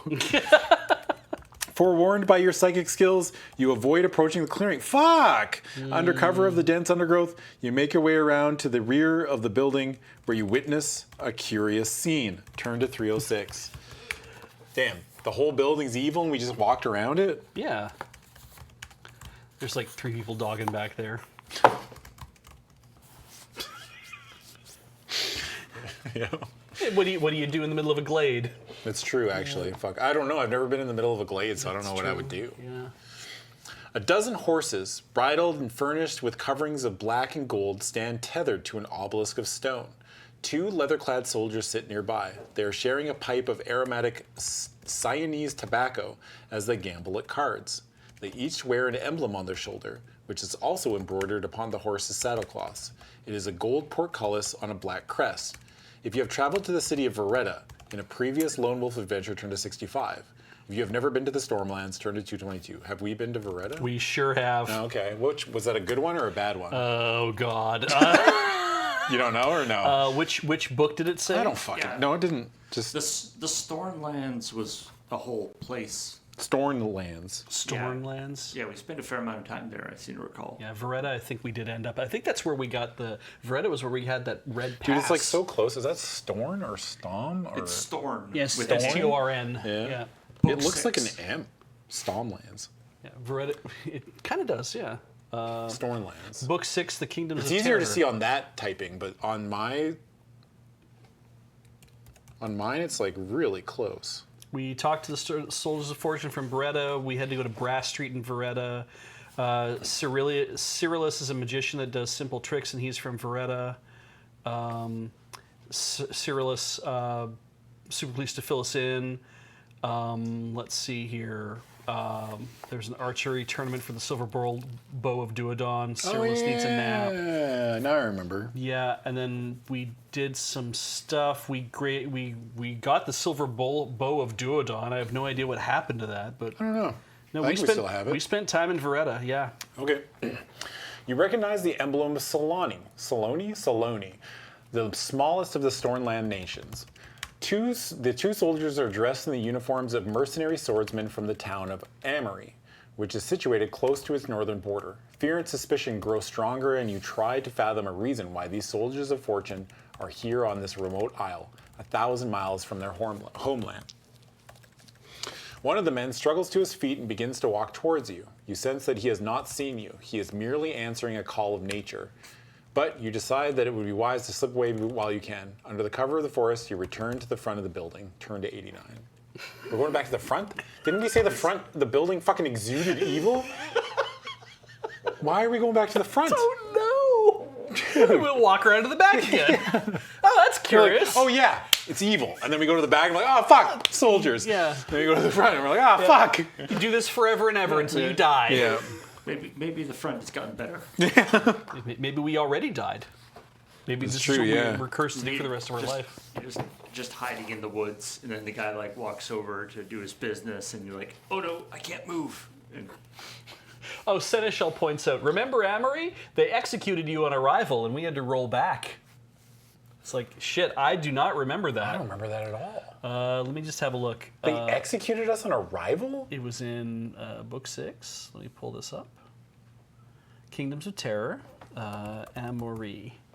Roark, Highborn of Amory, is a jerk, and you skewer his forearm. What are these notes you're keeping? That's what we did, and then, okay. You have really good luck to visit Veretta for future reference. We're off to Amory. Amory, Cess. Oh, we need the Amory Cess, which is 3 gold crowns. Do we even care what that means? We kind of don't know what cess means. We don't have time to find out, so we just kept riding to Amory. Oh, we should have gotten the cess. Hell, you don't need the cess. Whatever, dude. We found one cool guard. Oh, nice. Me with death sentence. We just immediately, it's like, oh, we found the cool guard. It's like, you don't need the cess. And then they're like, you're going to die. Oh, and then they killed us. Yeah. We had to buy the cess in order to go through Amory, I think. Fuck. Instead, we went to Soren after that. Okay. I know you were talking with them. Did you end up get these notes posted to the wiki? I shared all these to a Google Drive that people who look after the wiki have access to. Yeah. Because I don't know or understand how I would upload them onto the wiki. And I've decided Have them parsable or something? Yeah, I think it'd be better for them to be like, we can just upload these stupid things on Beej's behalf. So that's what we kind of agreed to do. If you go to wiki.loadingreadyrun.com and go look at the Dice Friends Lone Wolf series, maybe they are up there. Maybe they've been assigned per thing. I can't say for sure. Fuck, that's funny. Yeah. I love these notes.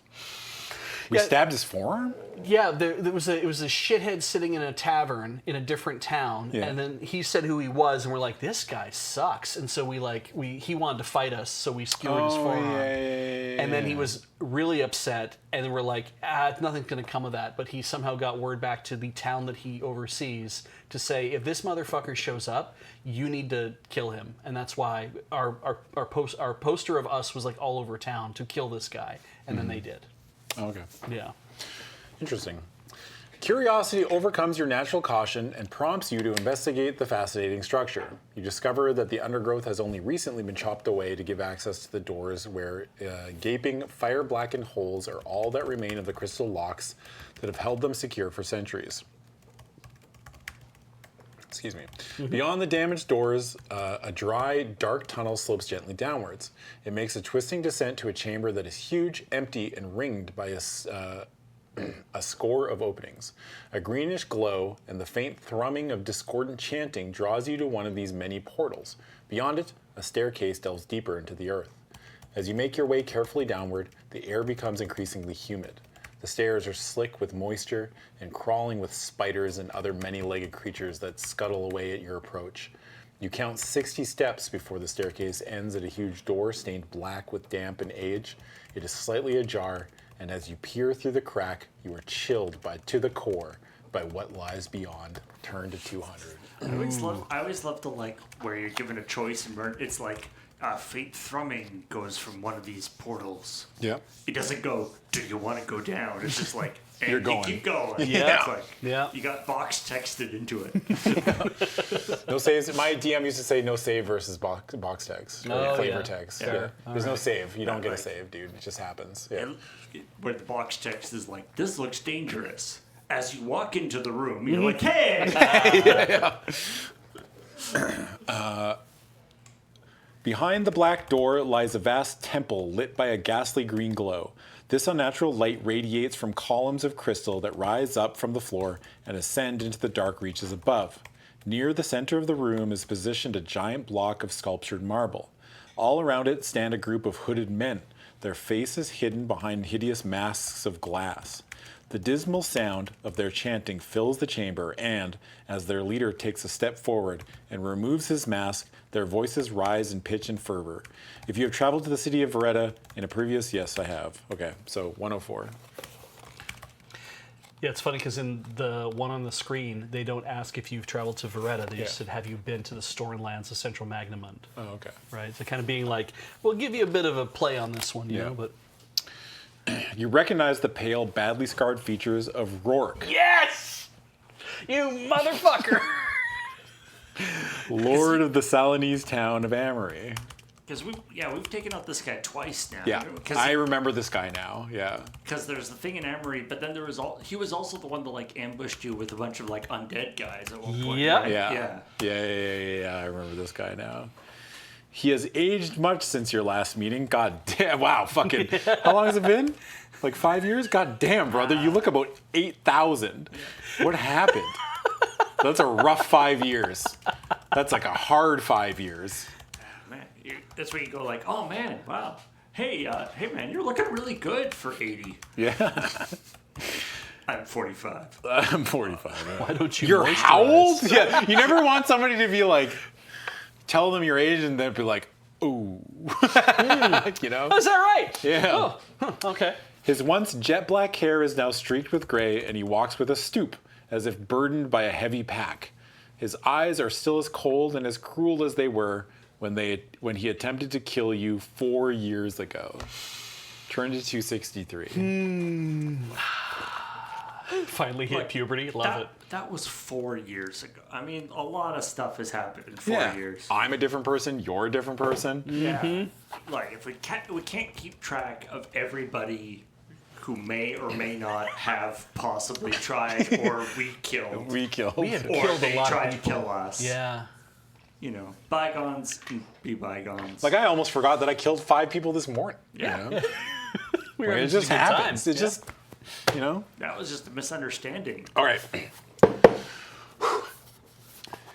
Hear me, O Lord of Pain, cries the leader. Your humble servant Rourke invokes you to aid him in this hour of dread uncertainty. Eggs are really expensive. Okay. No one's gonna know why we wrote that down. No. Okay. Come forth and conquer. Come forth and feast upon the souls of our enemies. As the grim words uttered by the gray-haired figure echo through the temple, your Kai senses detect a stream of invisible force rising from the marble block. Gradually, the force takes the form of a mist filled with ghastly apparitions. An icy chill engulfs the temple as the mist swirls like a cyclone around the walls. Come! Come, Tagazin! Screams Rourke, his voice barely audible above the howling wind. From the pit of eternal pain, I summon thee! I would like to point out that pit of eternal pain is all capitalized. Yeah. That is a name. That's good. That's gonna be the next book. Yeah.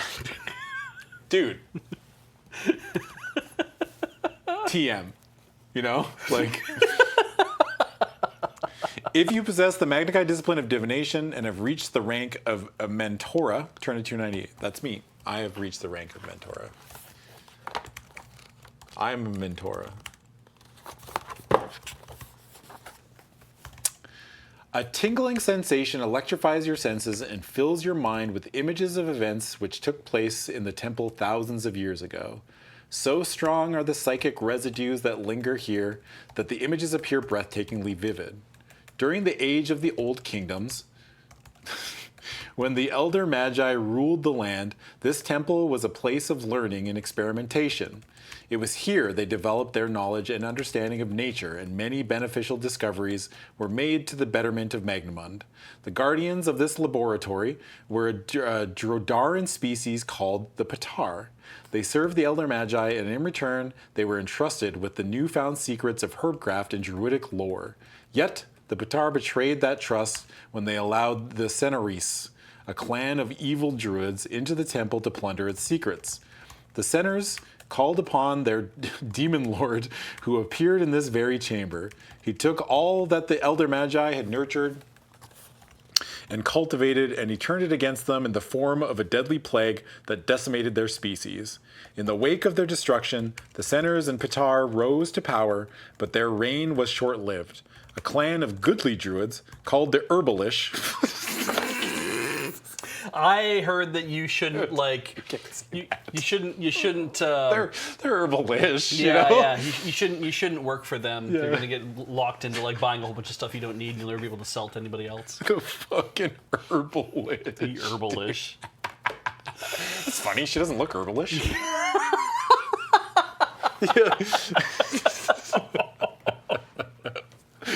Holy shit, dude. Did you say she's herbal? Herbalish. Yeah, she's like half plants, you know? Who had helped the surviving Elder Magi to escape their enemies during the years of the Great Plague, capitalized, by the way, TM. All right, great plague. Sorry. Waged war on the Seners and were victorious. The Patar fled the temple in shame and gave a solemn pledge to the Herbalish that they would redeem their act of treachery by devoting themselves to the study of the healing arts and by striving to defeat the disease in all its forms. We just turned a bunch of fucking crack addicts who were like, they saw the error of their ways and were like, we will no longer do crack or cocaine. No. Yeah, We will now only drink water and stay perfectly hydrated. Instead of methamphetamines, we will create amphetamines. To help people concentrate on things. Yep. Let's do that. Instead of cocaine, lidocaine. Yeah. Coke. Yeah, just Coke. Yeah. Just Coke. However, the story has yet to have an ending, for in this forgotten temple you are now witnessing a terrifying repeat of history. Rourke and his followers are Senair druids, and they have come here once again to invoke the help of their master, the demon lord Tagazin. I'm pretty sure this guy mentioned Tagazin the last time we ran into him. Oh, yeah, Yeah, maybe. I I'm think- I think, pretty sure. Tagazin's like his patron demon or something.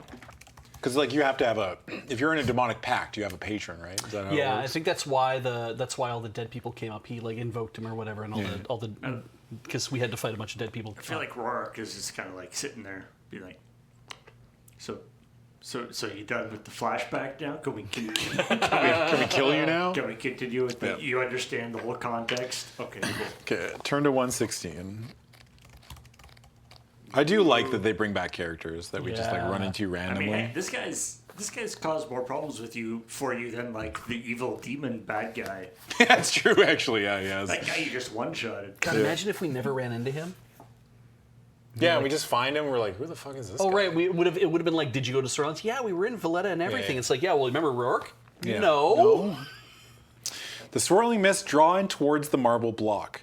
They grow darker as they merge into a solid shape that resembles a huge saber-toothed jackal with smooth, cream-colored skin. Sorry. Okay. Ice sheens on his muscular body and wisps of black smoke curl from his snuffling snout. Oh, fuck, the dog's hot. Mm-hmm. Rourke and his followers throw themselves to their knees and praise the creature devoutly. He responds by lowering his glowing eyes and regarding them with disdain. Oh, there's art. Ooh, boy. Can you pet the dog? Can you pet the dog? I don't think you'd want to pet this dog. Okay. Why are you summoning me here? He says, his voice deep and rasping. Wow, I nailed it. Yet before Rourke can offer a reply, that's just fucking Dr. Claw. Yeah, it was, yeah. I'll get you, Gadget. Yet before Rourke can offer a reply, the Demon Lord swivels his head in your direction and emits a fearful snarl. If you have the Magnified Discipline of Psi Screen, fuck! It's like the one we don't have. That's the one we don't have. Yeah. Oh, 213. Well, shit had to kick But I mean, off. that's just a generic demon voice, right? Yeah, Can you blame me? that's 213. This guy's like the demon, the dog from Ghostbusters. Oh, yeah. Not as like, aren't they broader? Yeah, those Those were are more, like big dogs. Yeah, those are more big dogs. Yeah. But yeah, same idea. I get what you're saying. I Same like vibe. I like the little star around his neck. That's very, Yeah, why is he wearing like a nice little necklace? very too? Steven Universe. Yeah. And Steven! Do you ever watch the raccoons? Yeah. Yeah, the dogs. One of them had a star and a necklace around their. Oh, fuck yeah. Remember that? Yeah, dude, I haven't thought of the raccoons in fucking forever. Yeah. Holy shit, dude. Wasn't there like a weird fucking Yeah, the Cyril Sneer. Cyril Sneer? Yeah. Yeah, fuck, okay. A numbing chill leaves you shivering uncontrollably as a surge of psychic energy rips into the fabric of your mind. Lose 5 endurance points. Well, you don't keep track of any of this. So. We're essentially invincible. I'm gonna be honest with you now. It's not going to matter much. So everyone has 3 voices. I can do Dr. Claw, Dolphin, and vaguely Eastern European. Yeah. Hey, I've done other voices. I've tried. Look, man, I'm trying to make this as diverse as possible. I'm not a voice actor, okay? Yeah. I would say the voice cast has expanded. Yeah, It really it's only has. gotten better. Mm-hmm. So I won't sit here and everyone be like, I have 3 voices. I have like 3 voices, and then they all have like a 3A, 2B. You know what I mean? Like there's subsections. They're all pretty similar. But just know every time I do a voice, I'm trying very hard, okay? All right? Also my sound effects. You try reading, okay? It's a lot harder than it fucking sounds, okay? gotta go to school for years to learn how to read. Yeah. I've been reading since I was like 4. Yeah. The attack soon passes, but your fear grows as you watch the jackal-like demon lord leap from the marble block and come bounding purposefully towards the door. If you have a what the fuck? It's this kid. Who left the door? The dog's just leaving. Yeah. If you have a bow in which to use it, turn to 147. Well. Yeah, I pull out my fuck. Why don't we just pull out our laser beam sword? Yeah, I have a bow. I have that silver bow. Remember? Yep, you do. 147. If it asks me if I have a silver bow, fucking honk shoe. Dungadong. Dungadonger. Yes. The demon dog will kill you, but first, it has to go outside. Yeah. Relieve itself. Yeah. With terrifying ease, the demon lord throws open the stone door. It splits asunder as it slams against the temple wall. You release your arrow and send it burrowing deep into the creature's chest. The demon lord laughs mockingly and plucks the shaft from its body. With what? It's a fucking dog. Does it like... How does the dog... You know what I mean? Picks up a paw, 2 paws maybe, and Like, does it fall on its... It's got to fall on its back because it can't stand up. Yeah, yeah. Unless if the dog's standing up, then we've got a whole other problem. right. If it picks up both of its paws and it continues to stand perfectly still, I'd be like, oh, that's fuck, we're not dead. good. Yeah. Have you ever seen those videos of the dogs that walk on 2 feet and they just come out of the kitchen? Like, I remember once just like they bent over and this dog's walking through the kitchen. Like, what the fuck? I was just watching one of those today, actually. Yeah, Before we started the stream. That's funny. The demon lord laughs mockingly and plucks the shaft from his body as if it is no more than irritation. Is no more of an irritation than a tiny splinter. No blood oozes from the wound, and the puncture seals itself quickly to leave no mark on the creamy skin of the supernatural creature. Surrender yourself, mortal, He commands. and I shall spare you the agonies of death. If you possess the summer sword, yes! Yes! That should be plan A. That should be option A. The nuclear option should always be first. Yeah. Yes, I have the summer sword. Turn to 286. Like, why are we not just do it? Wipe him out. You draw your golden sword, and its cleansing light washes over the demon lord's unwholesome form. Fucking, that's such a good. Your form's unwholesome, dude. He growls uneasily, as if he is sickened by the close proximity of such a noble blade, and slowly he withdraws into the temple. Rourke and his followers huddle in the corner and watch with fearful eyes as their master prepares to attack. The supernatural being is immune to mind blast, but not psi surge, and fire seeds. Okay. Okay. If you reduce his endurance to 20 points or less, do not continue the combat. Instead, turn to 20. Okay, so, fuck, I don't know. I got nothing. Heaven or hell, let's fight. Yeah, I guess. Yeah, we're just about to. I guess we're just like beating his ass, and he's like, "No, please stop." Just repeatedly just smacking him with the sword over and over. The flat of the blade. Yeah, just wham, wham, wham. Oh, fuck. Oh, fuck, stop, please.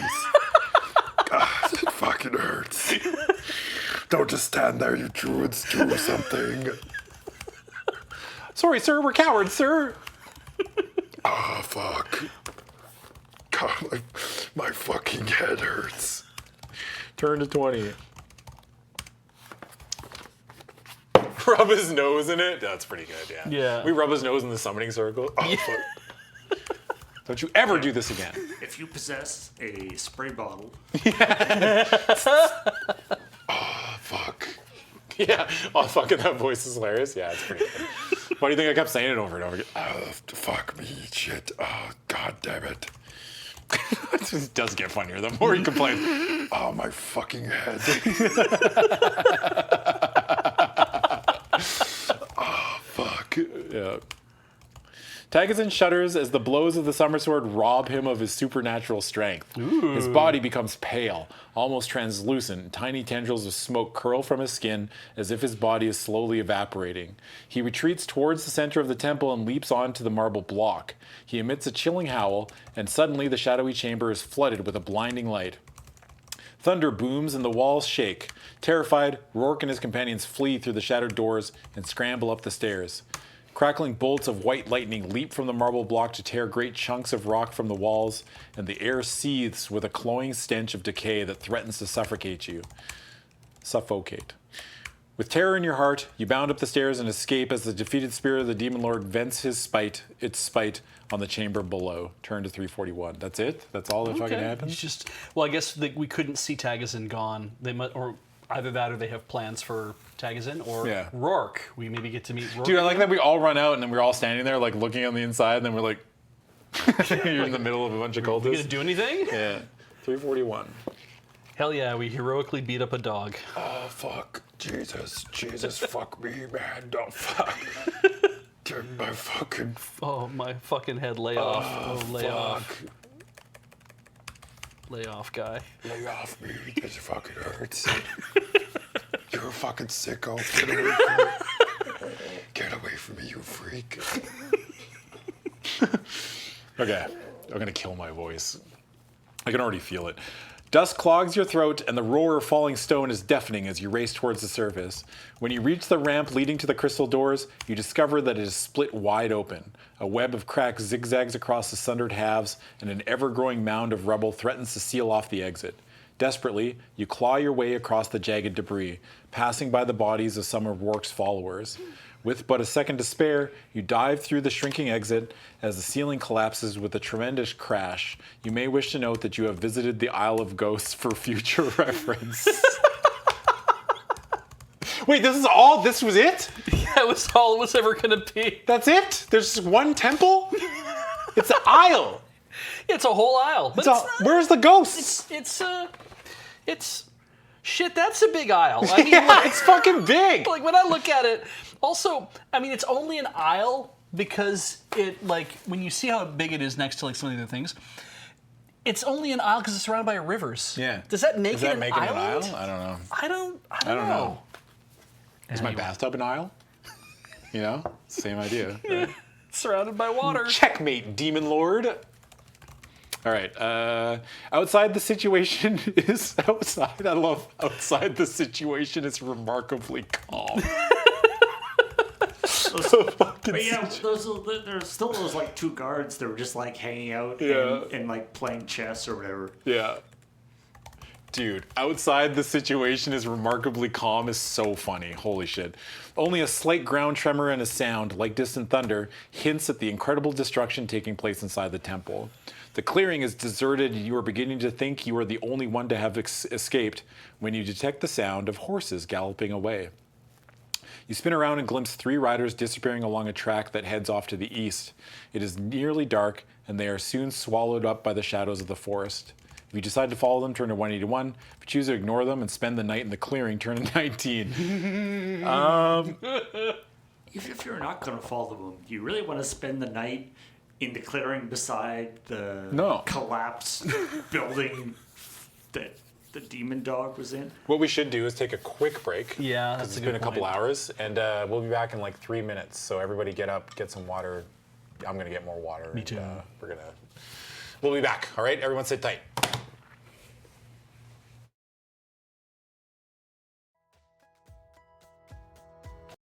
And welcome back to Dice Friends. Once again, we are going through Lone Wolf, book number 10, The Dungeons of Torgar. Still haven't found a dungeon. Haven't even made it to Torgar. Haven't made it to Torgar yet, brother. So I'm Adam, that's Beej. We still got Paul and Tech. Hello. And we've just defeated a dog. Yeah. But it was an evil dog. Yeah. He was all This one we're sure was evil. Yeah. This time we beat the shit out of something and we know it deserved it. Yeah. Yeah. Because the voice was evil. Yeah. Right? The dude who summoned him, we think is getting away. We're not sure. Oh yeah. Yeah. We can either chase them or not. I'm gonna chase them. Hey, all right. 181. 181. Maybe we can find out some information or something. The track consists of ancient paving blocks mostly overgrown with moss, but occasionally you hear the sound of a distant hoofbeat striking an exposed slab of stone. You follow the trail and soon you are engulfed by darkness. Only the hooting of forest owls and the flutter of bats can be heard as you make your way slowly through the inky black forest. You have been walking less than an hour when you arrive at a stone bridge. The stream it once crossed has long since dried up, and the empty watercourse is blanketed with death leaves. Or dead leaves, sorry. good. I was like, what the fuck is a death leaf? Yeah. You are now very tired and in need of food and rest. If you choose to stop and rest here at the bridge, turn to 204. If you decide to forego rest and continue along the track, turn to 37. Time is of the essence. 37. I'm not resting here. Okay. Nothing good has ever come from resting. Can't rest here. There are death leaves here. Yeah. You have covered less than a mile when you hear screams and the sound of startled horses coming from the darkness ahead. Cautiously, you advance until you find yourself at the edge of a steep slope that descends to the site of an ancient quarry. Torchlight flickers at the center of this wooded bowl, illuminating a grim and supernatural conflict. Turn to 266. We've gone from one ghost to another? Yeah. I guess it is called the Isle of Ghosts. Yeah. I do. Like 10 minutes ago, you were disappointed that there weren't many ghosts on here. Now there's too many, Paul. Now I'm sick of ghosts. Make up your mind. Yeah, well, yeah. I'm a millennial. I'm allowed just to jump back and forth between wanting a thing and then deciding that I've already gotten too much of it when I got the thing that I wanted. You know? Yeah. Remember when there was less ghosts in this book? Yeah. No. It was so much better. A figure dressed in black robes, whom you recognize to be one of Rourke's followers, is shouting and waving a burning torch in front of him at arm's length. 5 spectral shadow shapes, wreathed in mist, swirl around him and try repeatedly to penetrate his fiery guard. Behind him, they're like doing jujitsu. Yeah. He's like trying to fucking pull guard on him or something. He's laying down his back. Yeah, he's like doing the little kicky feet thing. Get the that they Gracie do. guard going on. Yeah. Yeah. Behind him, there stands an ancient burial mound, and lying near its dark entrance are the bodies of 2 soldiers clad in leather armor and the carcasses of 3 horses. A dozen of the ghost-like apparitions hover over each of the soldiers. It is as if they are feasting on their bodies. If you possess the Magna Chi discipline of divination and have reached the rank of Mentor, turn to 303. If you choose to help the Black Robe Man fight off the ghostly attackers, turn to 71. If you decide to avoid the conflict, you can skirt around the edge of the quarry and continue to we just leave. Like, not my ghost, not my problem. That's I've always right, said yeah, that. yeah. I've always said that. Not my mystical circus. Yeah. 303. Damn, there's cool art below that, but. Your senses reveal that this ancient burial mound contains the evil spirits of 100 Senir druids. Whoa. Who were slain and incarcerated here many centuries ago. These restless ghosts haunt the wooded isle, preying on the life force of any humans who dare set foot here. You watch with a mixture of fascination and horror as gradually the phantoms overcome the robe follower and attach themselves to his twitching body like a host of spectral leeches. Chilled by what you have seen and anxious to avoid a similar fate, you leave the quarry and venture deeper. Your power of divination is like, yeah, don't get involved. Yeah, don't bother. It's not worth it. What happened to Rourke? Maybe he's one of them. Yeah, that's Maybe interesting. he's- I expected him to be one of the 3 guys. Like, it said 3 guys ran away, right? Yeah. Yeah. And there's 3 guys dead now. So We- did he not make it? We didn't see him escape. Like, we weren't outside with everybody else. Yeah. And so he's either still in there, alive or dead. And we sort of assumed that he was one of the guys that escaped, but maybe not. Who knows? Hard to say, really. 175. He's gonna be in the post-credit He's sequence. coming back. Yeah. I hope so. It'll be just like we'll do all this stuff, and then we're like, yay, we won, da da da da, and then it'll cut back to the ruins, and then just a block moves aside and a hand comes out. He's gonna Yeah. he's gonna be like the hosting Tagazin in his body or something. Yeah. Okay. Invincible had a really good fucking joke on yeah? that, like the hand coming out of Yeah. the grave. I'm not gonna say who, but the character died, and then post credits they did the thing where they like zoom out on where they were buried or whatever. Yeah. And even I was like, "Oh fuck you, man!" And then they just like zoom in, and that's it. And then they just cut. Yeah. And I was like, "Nice, yeah, okay, you got me." I even said out loud, I was like, "Oh fuck you, man!" Like, Yeah, come we know on. it's coming. Yeah. But it wasn't. That's kind of great. Yeah. It's very funny. Now, the next episode, if they start on that same shot and the hand That comes out would of be the ground, even like, fucking. yeah. I'd be like, all right, yeah, you got it. I'm back. We're so fucking back, baby. Yes. Yeah. For 2 hours, you stumble through the forest until fatigue finally catches up with you. Exhausted, you stop and crouch down with your back resting against the trunk of a gnarled pine and your knees drawn up to your chin. You must now eat a meal or lose 3 endurance points. Unable to resist any longer, you close your eyes and drift away into a deep sleep. Turn to 295. We're fucking dead. Yep. Or we're going to be surrounded by ghosts. Ooh, that's good. I like that. Being surrounded by ghosts? Well, I mean, it's something to do. It's like, oh, look at all these ghosts. Yeah. I mean, ghosts aren't evil. When in the Isle of Ghosts. Yeah, why not? A bunch of ghosts just are standing around and be like, is he still sleeping? Yeah. You know what? Should we wake him up? He did say to wake him up at 8, you know what I mean? Oh, maybe we'll like dream just, like- about ghosts. Yeah, you just wake up with a ghost with a stick poking you. Yeah. Is that like dreaming of electric sheep or whatever? Yeah. Yeah. This is 295. just turn two. The cold blue light of early morning and the sound of a crow cawing in the distance stirs you from your deep sleep. Rays of golden sunlight stream through the forest's canopy, illuminating the dark gray-green foliage and making your continued trek through the pines a far easier task than it was last night. You make excellent progress, and at mid-afternoon you emerge from the woods that fringe the eastern border to find yourself staring at the River Brol and the rolling green sea of trees that is the Mogador Forest. Hey, we just fucking shortcutted. We literally just like walked through the Isle of Ghosts. Yeah. Good for us. Yeah. I don't know if that gets us that much closer to the. I guess I mean, it must. you're on your way. It's faster it's the faster way through. Oh I yeah. think, right? Right. It was through the. Like, Isle we're of Ghosts going was north. The faster way to get to the forest. Yeah. Yeah. Nice. The rushing waters of the Brol are too deep to traverse at this point, so you follow the rock-strewn bank northwards until you catch sight of an ideal place to cross. The remains of an ancient bridge which collapsed centuries ago forms a shoal of broken stones that ford the river. The water bubbles and foams as it washes over the shallow causeway. Eagerly, you approach the ford, but you stop dead in your tracks when you hear gruff, inhuman voices coming from a clump of bushes near the river's edge. If you have the Magnified discipline of either invisibility or pathmanship, turn to 194. Okay. I have both of those. I'm overqualified, you know? Yeah. Which one are you going to use? I don't know. Neither. Thanks to your Magnified discipline, they don't specify which one, you recognize the language that is being spoken by the owners of the harsh voices. It is Krorn. A shiver runs down your spine when you recall what you know about the evil creatures who speak this tongue, how they delight in cruelty and love nothing better than to devour raw human flesh. I always found it funny when like that's like their gimmick. Yeah. It's like, oh, we just really like being evil and eating humans. It's like, okay, Yeah. I guess, yeah. Met some motivation, I Yeah. suppose, but God, I love being evil. Pass me some more human, you know? And then, like, you're just sitting there eating, and you're like, yeah, I guess. what happens if you run out of human flesh? We never thought about We that. never thought about that, but there's like billions of them, so like, fuck, they're everywhere, you Yeah. know? Like, we'll never run out of humans. Yeah. It's just like we'll never stop being evil. Yes! Yeah.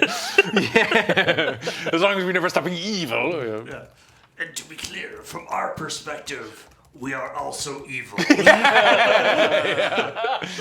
I want to make it very clear that we know we're fucked up. Yeah. We all share a set of morals and we understand things about the world, but we're evil. All of us are evil. There will be no redemption arc. It would be wise to avoid them, but in order to reach the ford, you will have to pass close by the bushes. From what little you can hear of their conversation, they are arguing over some fish they have caught. As you creep nearer, you pray that their argument will keep them distracted long enough for you to reach the river unseen. Pick a number from the random number table. If you have completed the lore circle of Solaris, add 3 to the number you've picked. Have I completed the lore circle of Solaris? Ooh, let's find out. I can find out. Okay. Invisibility, Hunt Mastery, Yeah. and Pathmanship. That was like the first one we got. Oh, So sick. we can add 3. Okay. Okay.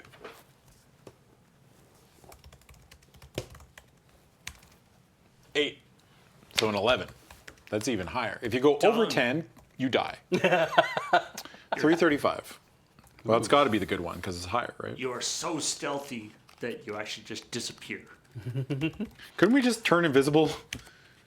It's not the Kai discipline of invisibility is very disappointing. Yeah, Like, right? it's just like It's like the Kai discipline of wearing a disguise. yeah. I just always find it funny that they're like, I sure hope I don't get seen. You know? Actually, Yeah. as what we figured out, it's not the Kai discipline of visibility. It's the Kai discipline of being able to do ethnic voices.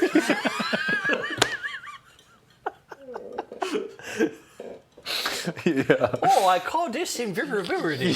Oh, ew, yuck, Gross. whoa, that's Jesus gross. Christ, dude. Don't do Holy that. Fuck, man. Stop.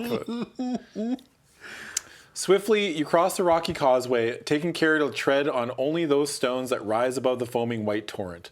Once you are safely across, you enter the Mogador forest as quickly as the dense trees will allow. The ground rises steeply, and it is dusk before your climb ends at the crest of a ridge overlooking the Isle of Ghosts. In less than an hour, it will be dark, so you decide to camp here on the ridge and continue at first light. You must now eat a meal or lose 3 endurance points. I kind of want to see what the evil little fuckers are up to. You know, if they had Yeah. good art or something. Yeah. That's too bad. You are preparing to settle down on a bed of leaf mold when the chilling howl of a timber wolf prompts you to abandon your soft mattress and spend the night in the bough of a tree. That's just kind of it. It's like, Holy fuck, man. Up in So the what? It's just tree. like you're sitting there, you lay down, and then you hear, oh, and you're like, ah, fuck, and then you just climb the tree. wolves are so scary. Yeah. That's insane. Also, I mean, the art in these books is amazing. That's some straight up clip art right there. Yeah. That is clip art. It's a little phoned in there. That's some good ass clip art, brother. Oh. Put that in a shirt. I'd wear it. Yeah. 125.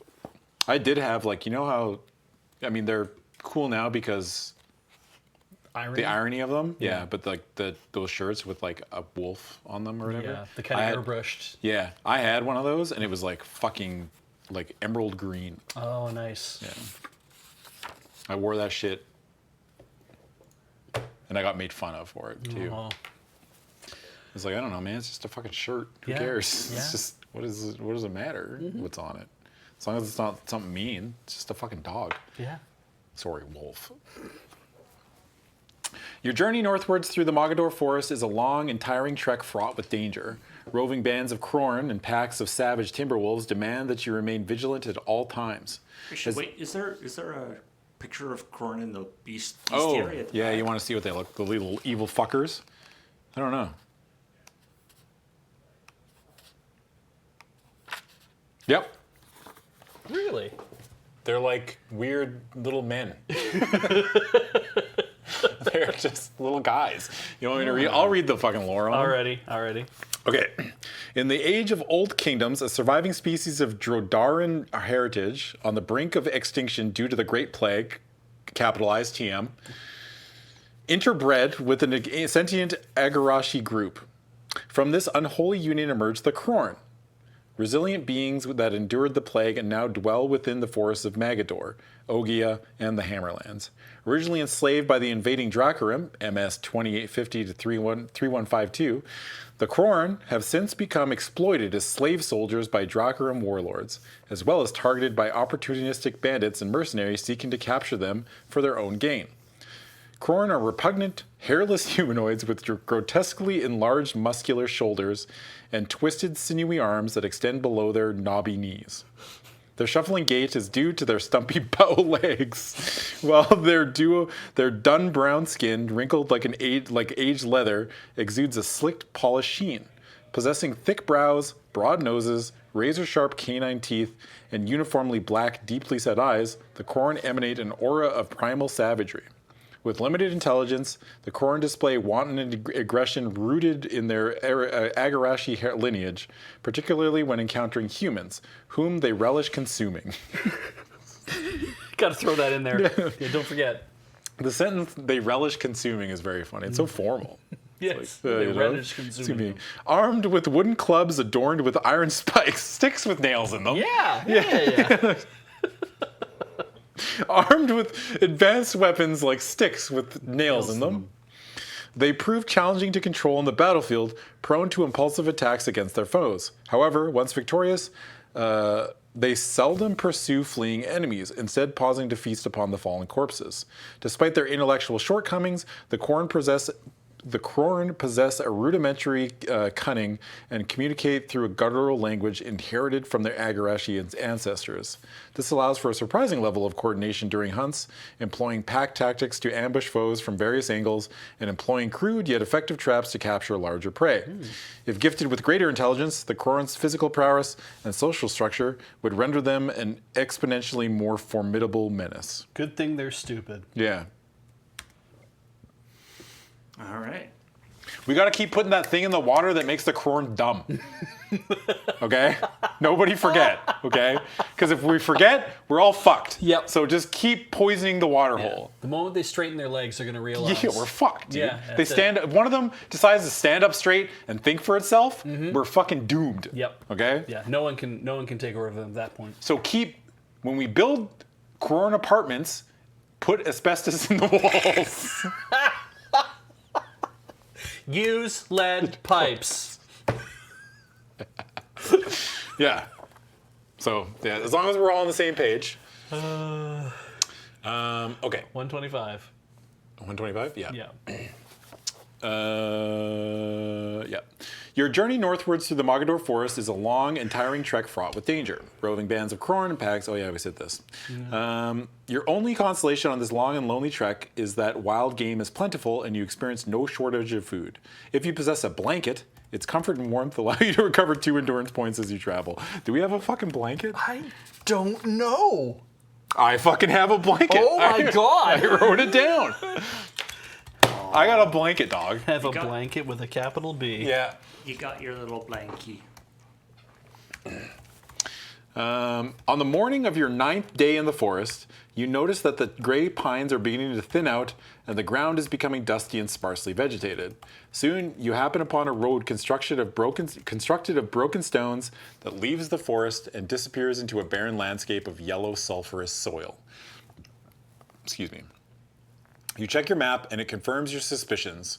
You have now reached the foothills of the, oh my God, Nadul Ritzaga Mountains. Nadul Ritzaga, it's probably Nadul Ritzaga Mountains. Okay, yeah. And you are less than 20 miles from the fortress of Torgar. Turn to 140. 20 miles? I see the Nadul Ritzaga mine that's sort of to the It's probably where the mountains are, to Paul. the east of Torgar. Yeah. I feel like you would get to Torgar before you got to those mountains, though. But- Well, I think we can see the mountains. oh, I So that see. means we're like, we know Torgar is before the mountains. Right, Okay. right, You know? right. Yeah. You have made it to the unpronounceable mountains. Could you travel 20 miles on foot with no roads in a day? Oh, that's no. No, That's there's pretty no tough way, for right? me. Yeah. Yeah, that's a. That But I mean, seems- like your average human probably. Especially wouldn't through the do it. forest. Like how many miles can you walk in a day?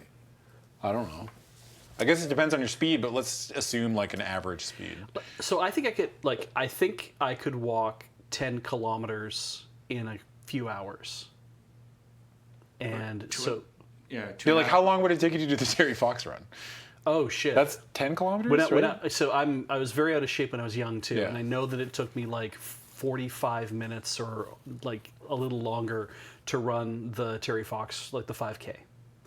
So I was like, okay, so I know I could do 5K in 45 minutes if I was kind of like jogging it the whole time. Yeah. So if I had to do 10K, well, I had to do 4 times that, then we have to assume it's an hour, and that's like 4 hours to do 20K. So to do 20 miles, that's most of a marathon. So let's say about 40 kilometers. We're going so deep on this. We shouldn't be. Jesus. We should not be. You could do it. You Yeah, could you could do travel it. it from morning till dusk. I think you could kind of amble along and kind of keep doing it as long as Yeah. you conserve your energy. I could see it. All right, we're never going to get to this book if I keep asking stupid ass questions. After a week of trekking across difficult terrain, the firm surface of the hill track feels as smooth as a mirror beneath your aching feet. By noon, you have put 10 miles behind you. By noon? Dude, we're fucking sprinting. Yeah, we're doing pretty good. We're Have we mentioned that Lone Wolf is like 30 feet tall and his strides are like fucking, you know what I mean? Like he's just, Hey, he's got pathmanship. Yeah, that's Yeah. true. That's got to Yeah. be good for something. And he's been eating all that great game in the forest. He's true. been sleeping under a blanket of all things. It's got a blanket. He's got a blanket. There's a bunch of fucking Krorn being evil. The Kai discipline of speed walking. Yeah. You ever seen that episode of Malcolm in the Middle? Speed walking? Oh, No. right, yeah, yeah. No? Yeah. Hal starts learning how to speed walk, and then there's another guy who's like really good, and he turns out he's cheating because both his feet are leaving the ground at once, and you're not Oh, supposed yeah, to, like when no. you're speed walking. or That's whatever. terrible, yeah. Yeah. That show was incredible. Blah, blah, blah. By noon, you put 10 miles behind you, and you've reached a bridge that crosses a sickly yellow stream flowing down from the surrounding hills. You must now eat a meal or lose 3 endurance points. You're about to continue your journey across the bridge when you hear a rumble of hoofbeats and see a group of horsemen shrouded in dust riding along the road towards you. If you have the Magna Chi discipline of Hunt Mastery and have reached the rank of Principalin or higher, turn to 12. I do have that, so we can go. Usually, every time, other than that one time when I killed that guy and it turned out that he probably would have helped me Oh, yeah. in that temple, but usually people heading towards me is something to avoid, especially in like, you know, a time like, in a place like this. Oh, yeah. We're definitely in the wrong neighborhood. Yeah. You know? Yeah. Using your ability to intensify your vision, you focus on the advancing horsemen. You open your eyes really wide. You see that they are all wearing surcoats of scarlet and gray embroidered with a crest bearing an open hand. The only horsemen who wear this livery are the cavalry of Telestria. If you wish to wave down these riders, turn to 61. If you decide to hide them by taking cover beneath the bridge, turn to 322. Dude, every time I do this, something bad happens. Anybody remember do we know anything about Telestria? They're the people, they're helping us. Yeah, right? they are. Didn't they go with the prince? Prince fucking Yes, Gregor? that's true, yeah. So maybe they all got fucking dumpstered because we weren't there? Oh, yeah, or Maybe they they're got their asses trying to beat? secure the road or something, but... Or they're looking for whoever murdered what's his Well, maybe. Turn to 61. Fuck it. I'll wave them down. Yeah, do it. What's the worst that could happen? If this comes back and bites me, I'll never wave down another horseback rider ever again in my entire life. Book it, quote it, clip it, you know? Mark it down somewhere. Here. Mark it down somewhere there. The Telestrians bring their horses to a halt and regard you with suspicion. Their officer draws his sword and demands to know your nationality and name of your regiment. I produced my passport. Yeah, holy shit. Purpose of your travel? Revenge?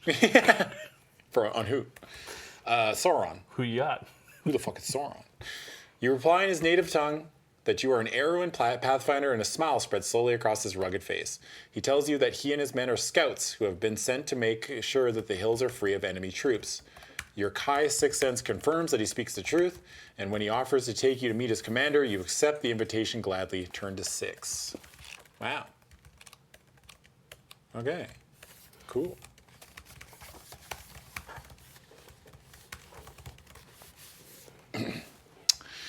You share the officer's horse. Nice. As he leads his company back along a route they have already ridden. Steadily, the road winds upwards through the hills towards a ridge of yellow rock. As you top the crest of the ridge, you catch your first awe-inspiring glimpse of Torgar. Yeah. It looks so funny. It's just a fucking big square with a door. It feels really overbuilt, doesn't it? Wait, Yeah. 'cause yours looks the same as the one up there, right? Yeah. Okay, cool. Yeah, it's just it's a big thing with just a door. Yeah, you know, It's very funny to me. It's got, like they built all this. And they're 100-foot tall walls. we need a way to get in. It's like, yeah, just fucking put a door down at the bottom or something, you know? Do we have, like, how big? Oh, yeah, Not to very crawl big. through it. Yeah, not very big. One person, single file. Yeah. It kind of looks like a rocket ship that landed on a big square pedestal. Oh, yeah. It looks like fucking, dude, it's kind of like in an RPG when you have to like rebuild a town or some shit, and so you just put something in the middle of nowhere. You're like, I don't know, fucking put it here. Yeah. Whatever, it doesn't Yeah. matter. Look how empty it is around it. And it's just like, well, we built this one castle, and then we decided that actually this land sucks ass. Yeah, it's so hard we to all live moved here. out. Yeah, it's impossible to live here. We all moved to these tents down here. Yeah. The walls of this grim city fortress stand upon the brink of a ravine cut deep by centuries of rushing water. A natural causeway of stone spans this dark chasm and provides the only means of approaching Torgar from the south. Its position, its defenses seem impregnable.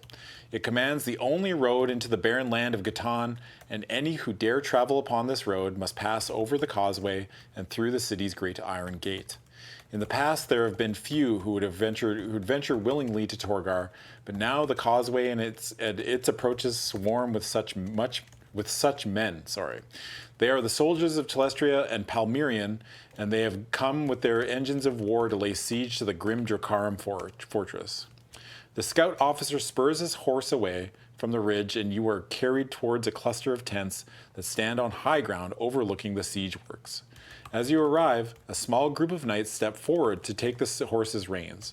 You dismount with the officer and follow as he enters the largest tent. If you have ever visited the city of Garthen in a previous Lone Wolf adventure, turn to 45. Have we ever been to Garthen? Literally on our way here. On our way here, we traveled on the back of a merchantman to Garthen. Oh, yeah. I have it written down. But in a previous Lone Wolf adventure? I don't think so. Land of Telestria in a previous Lone Wolf adventure, I'm like, We've been to the land of Telestria. yeah, I'm we pretty must sure. be. They're saying in the Jungle of Horrors it would have I been. don't remember. When we were in Jungle of Horrors, did we ever go to Garthen? That is number 8. Let me just zoom in here a little bit. Garthen. We have visited Garthen for future reference. It was literally page 1 of the book. Wow. It's just us and our best buddy Pido. We have visited Garthen for future reference. My character hates water, so let's horse it. Yeah. Good notes. Oh yeah, I forgot that that's what we've decided. Yeah. Anytime we can not take any water travel, we fucking avoid it. I forgot that that was the deep lore. All right. Our character hates water. Inside the tent, a group of senior officers are poring over their battle maps and planning their troop dispositions for an assault across the causeway.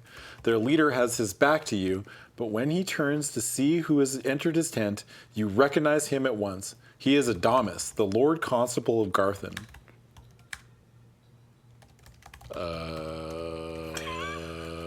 Have we met this guy? It sounds so familiar. Have we met Adamus? I'm assuming we met him in Garthen. I've seen that name before. Clearly he knows us, so this is really awkward. Yeah. By the gods, he exclaims. I thought the Danarg had claimed you, Lone Wolf. How good it is to see you alive.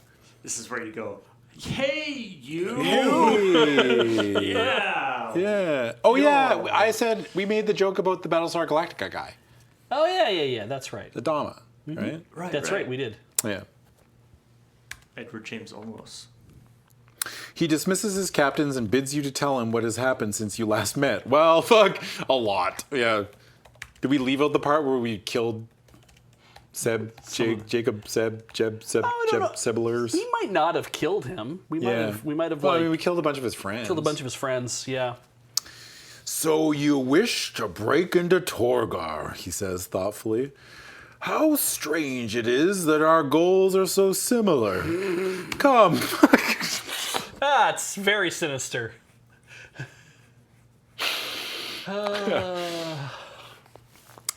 Come, follow me. I fancy our cooperation will hasten the success of both our aims. Turn to 127. I'm telling you, man, put me in a video game. Give me to be like the city commander or like, you know what I mean? Yeah. The sheriff of the small town. Oh. Yeah. Or just be a fucked up evil little guy. You know, that'd Oh, be fun okay, too. that's good too, yeah. I am so fucking evil, you know? God, I'm so fucking evil. Ooh, I'm gonna stab some people that didn't deserve it. Fuck. They'll never see it coming. Yeah, probably in the back or when they're sleeping, you know? Fucking evil. Then I'll take their stuff. Yeah, That's such an evil thing to do. I'm gonna kick some fucking dogs. You know? Just, please, man, give me my shot. This guy is One day someone's gonna watch something I do who does something with the voice acting, you know? Yeah. It's gonna happen. This guy's gonna be like, you know what? You want to get into the Dungeons of Torgar, and I want to throw you in the dungeons. This is great. This is all perfect. This is perfect. You ever seen that clip of Homelander? He's like, perfect, down to the very last detail with Homelander from The Boys saying that? Oh, no. No? Okay. Yeah. A short distance from Lord Adama's tent, there stands a wooden watchtower constructed by his army engineers, which offers an unobstructed view of the causeway and the great gate of Torgar. As you reach the top of its rickety ladder and step onto the platform beside the Lord Constable, he recounts the events that have led to the siege of this city fortress. Is that the... We're not looking at that art, are we? No, that's too bad. You see that... Did you see that art? No, I don't think we do. Scroll up. No. There was none. Oh. It's just a bunch of fucking Oh. There's just a bunch of guys. Wearing like leather gear. Where were they on January 6th? Am I right? You know? What were you doing January 6th, you little fuckers? Nothing! What's that in the background? That's the Washington Monument. I was at home doing Bible study. Oh, man. Following the victory over the Ogians and the destruction of Zinar, Adamas led the allied armies of Bor, Telestria, and Palmyrian along the Blackshroud Trail in pursuit of the shattered enemy. When they reached the Agnakor Kuzim, the Road of Slaves, the army of Bor was detached and sent to assail Blackshroud from the east, while the bulk of the allied forces marched north towards Torgar. When Telestria was overrun in the early days of the war, thousands of her people were taken as slaves and imprisoned here in the fortress.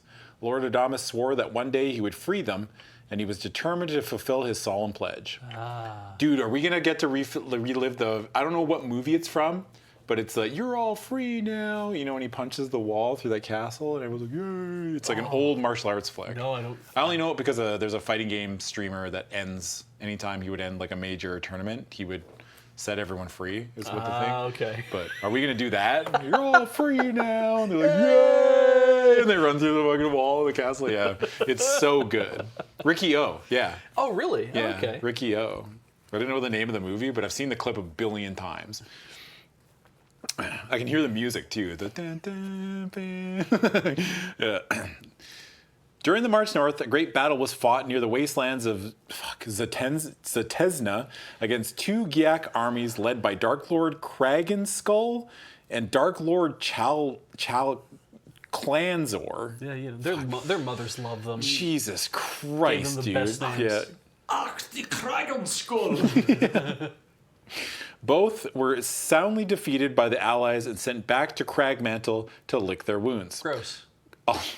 Although victorious at Zatezna, the Allies suffered heavy losses, and Adamas feared that they would be too weak to storm Torgar. He was too far from his homeland for reinforcements to reach him swiftly, and there was the growing threat that the Dark Lords would muster the troops in Tanoz and Mosgor and attack again. Faced with this grave dilemma, he decided to risk an assault on Torgar. "We have the means to breach the Iron Gate," he says, staring purposefully at the great door of Torgar.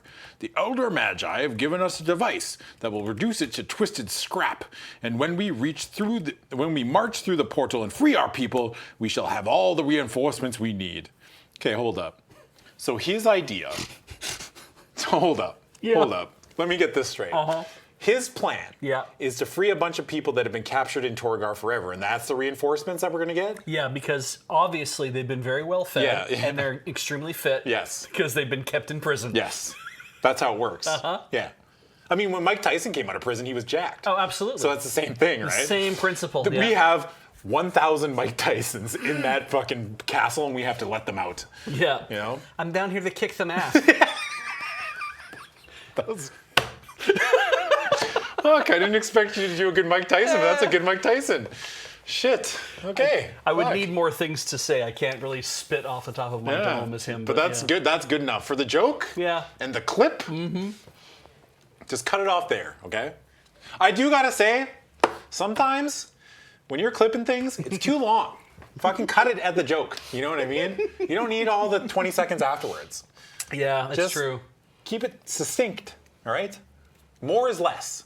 Or less is more. Jordan does a good job, I think, of trying to edit things into I know, but I'm just saying for, the clippers that we have. Sometimes there are jokes that are longer than the clippable length. Yes. Because you need the whole setup. But yeah. We don't do jokes like that. All our jokes are very self-contained here. I was gonna say leaving some breathing room in the clip is handy for editing purposes, though. No, cut it real short. Actually, cut it before the joke. That's even better.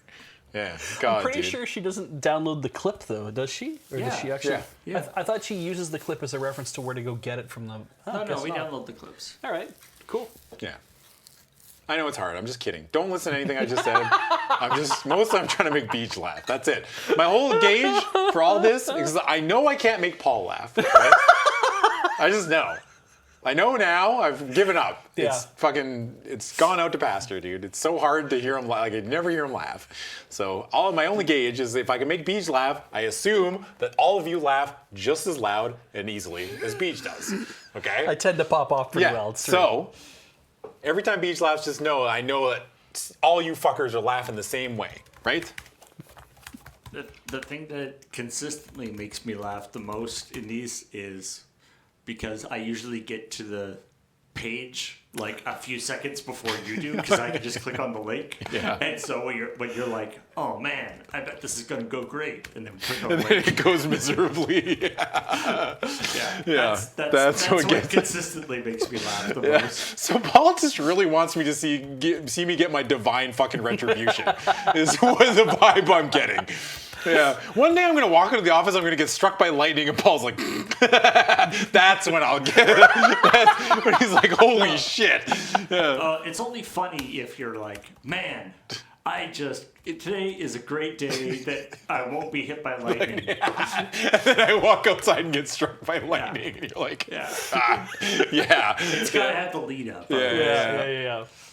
So really, I can make Paul laugh by saying, God, I hope this really bad thing doesn't happen, and then the really bad thing happens. Okay, perfect. Yes, excellent. Okay, so turn to 120. I'm just here to kick the math. A lot of these like page transitions have been like it's very weird. They've kept them very close together in sections. Usually they don't. You were going to say something. I was going to be like, I spent all my summers in Vathagonia. I'm going to kill him. I'm going to eat his corn. Yeah. You know? I was attacked by Azkadaks on the way here. The hoarse cries of soldiers and the blare of war trumpets announce preparations for an assault across the causeway. Good shit's happening. Armored infantry gather in a spearhead formation and wait for the order to advance towards a wall of logs and earth, which has been thrown up to protect the vanguard troops dug in on the causeway itself. These warriors scuttle about behind their ramparts, holding arched wooden shields over their bent backs to protect them against the arrows raining down from the battlements. The iron gate stands less than 50 yards from their position, and this approach is heaped with bodies of those who have fallen during previous assaults. You know, I never thought about that, where like if you're assaulting a castle and like all those bodies pile up, right? Yeah. And it's like they're there. You just leave them there. Yeah. Ultimately. I guess didn't they used to like put them in catapults and shoot the dead bodies over the fucking walls or something? You know, like the diseased bodies. I guess or, like, depending upon like how desperate you are to get inside, you probably do that. yeah, dude. It's like give me the sickest cows you have, and I would just launch those fuckers over the walls. We'll disease them out, you know. Yeah, exactly.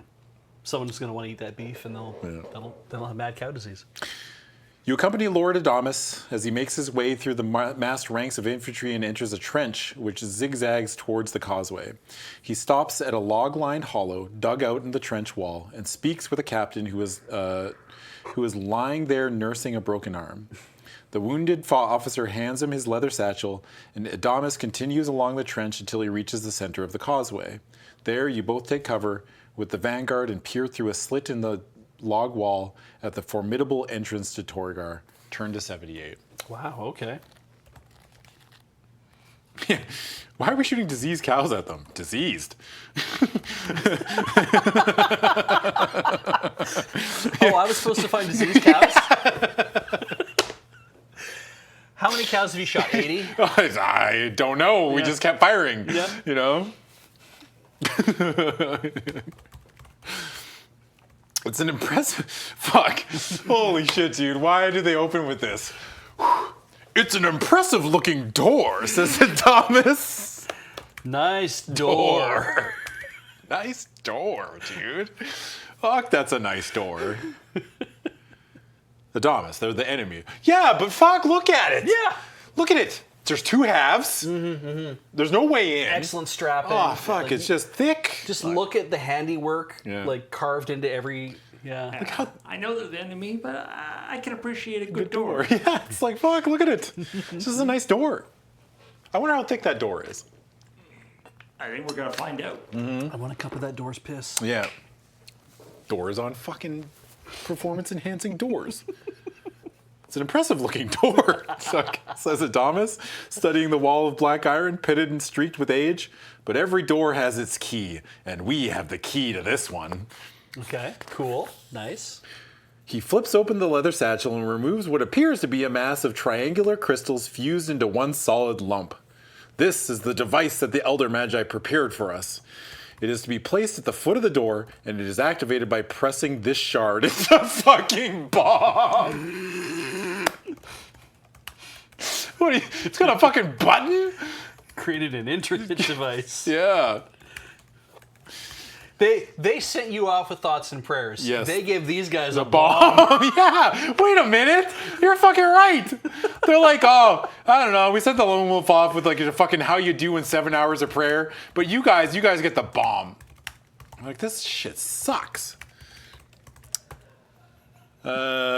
Also, I picture that every time they're in the fucking lobby and they're laughing at something we said because we're on the TV. We're correct? so funny. Fuck, we're so funny. We're killing Beej. it out God, there. we're so funny, dude.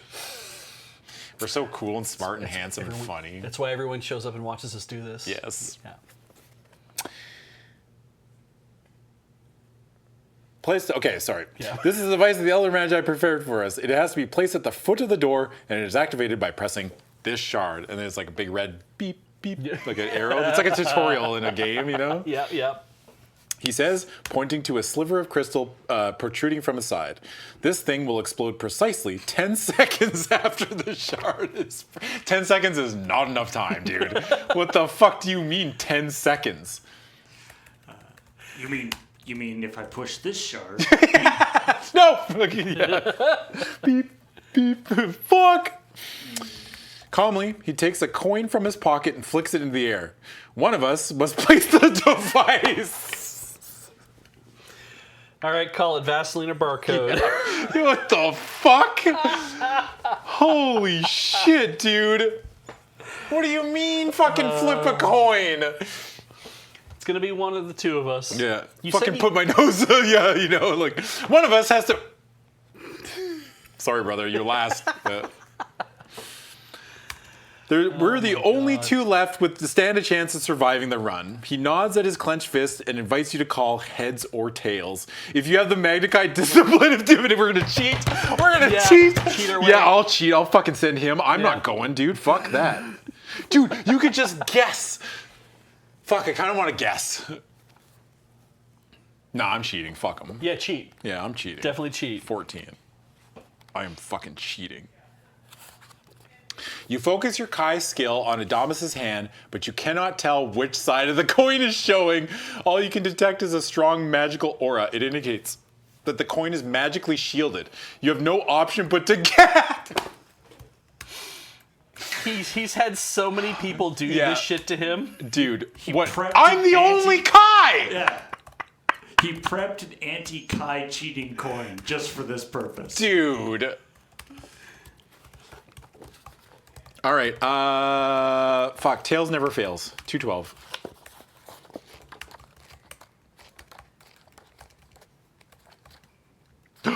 Wait. I passed by art again. You got to see it. Okay. Dun-dun-dun-dun, dun-dun-dun-dun. Oh yeah. Look at that guy. Wait, is that Halgar?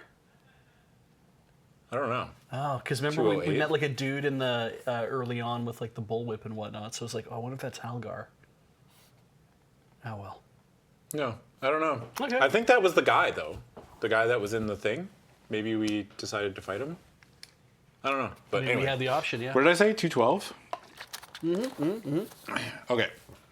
Lord Adamus opens his hand and the coin shows tails. You have guessed correctly. Very well, he says, unbuckling his cumbersome sword belt and shouldering his satchel, which contains a crystal explosive. Here I go. Wish me luck. Here I go. Dude, I would love it if he started running and he just gets hit by an arrow and dies. It's like, oh, shit. Here I go. Wish me luck. That is not the sentence you say when you're taking a satchel of explosives to a door. It's true, yeah. Of a fortress. Which one of you wants danger pay? Yeah. And they said there's one dead Adamus for every mile of the track. Here I go. Wish me luck.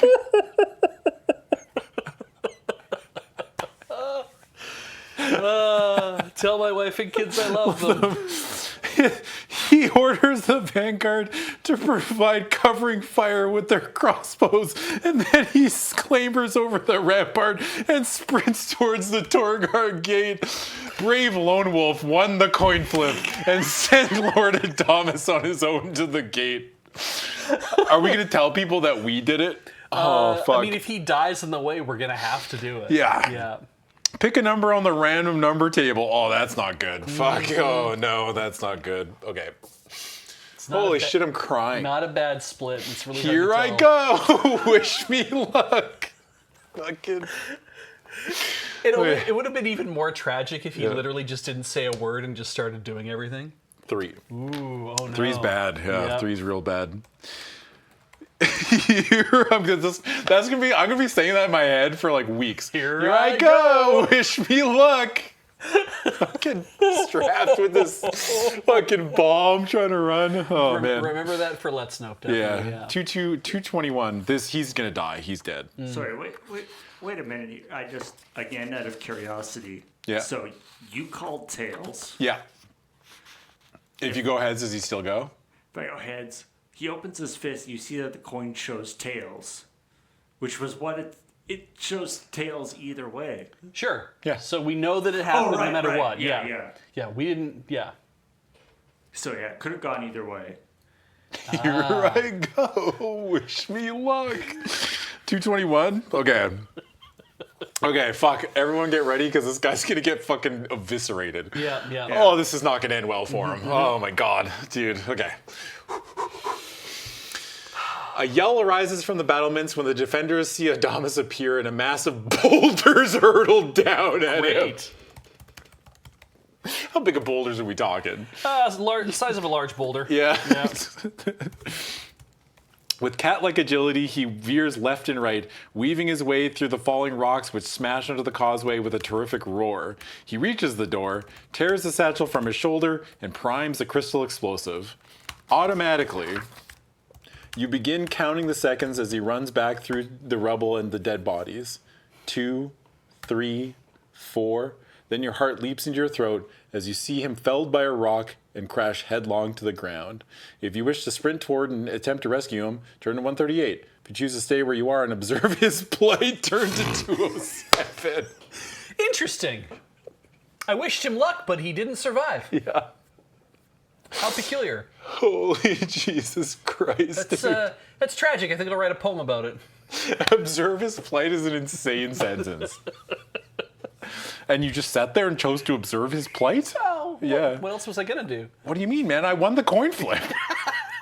Like, It's what he wanted. yeah, it's the way Adamus. Look, man, if you're willing to bet it all on a coin flip, then Yeah. that's it, dude. Yeah.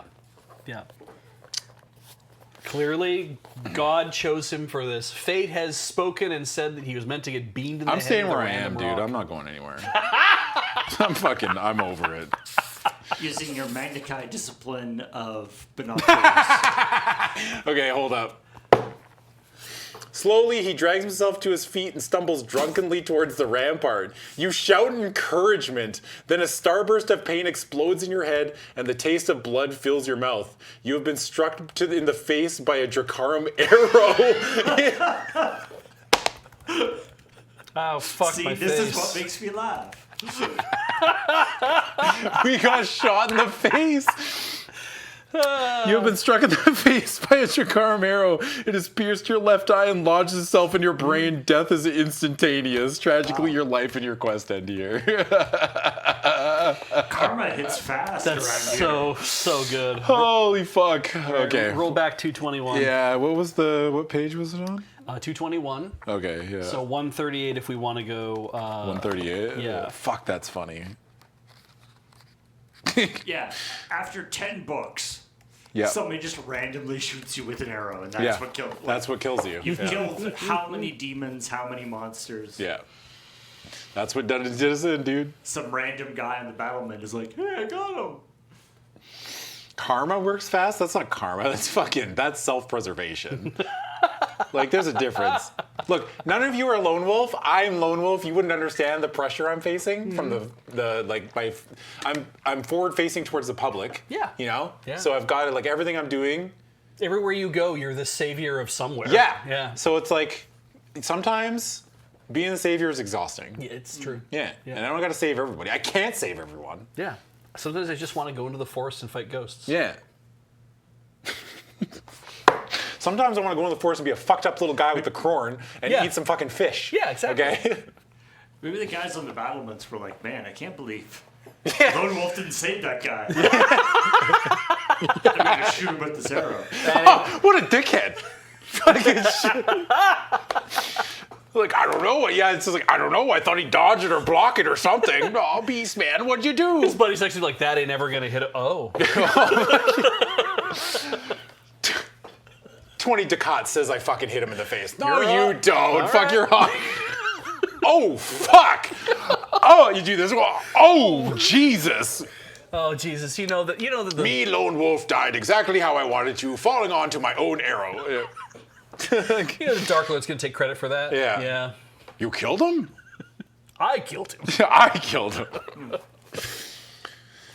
With breathtaking speed, you clear the rampart and reach the stunned Adamus. Rocks continue to crash down, but you ignore the danger as you drag the injured lord to safety with barely 1 second to spare. Turn to 301. The funniest thing would be if both options led to death. Fuck, that would be good. They're pretty good. This book series does not instantly kill you for no reason. You know, there's a reason. Yeah. It's funny that you do nothing. You just they cast Hedicus Explodicus on you, and you fucking die.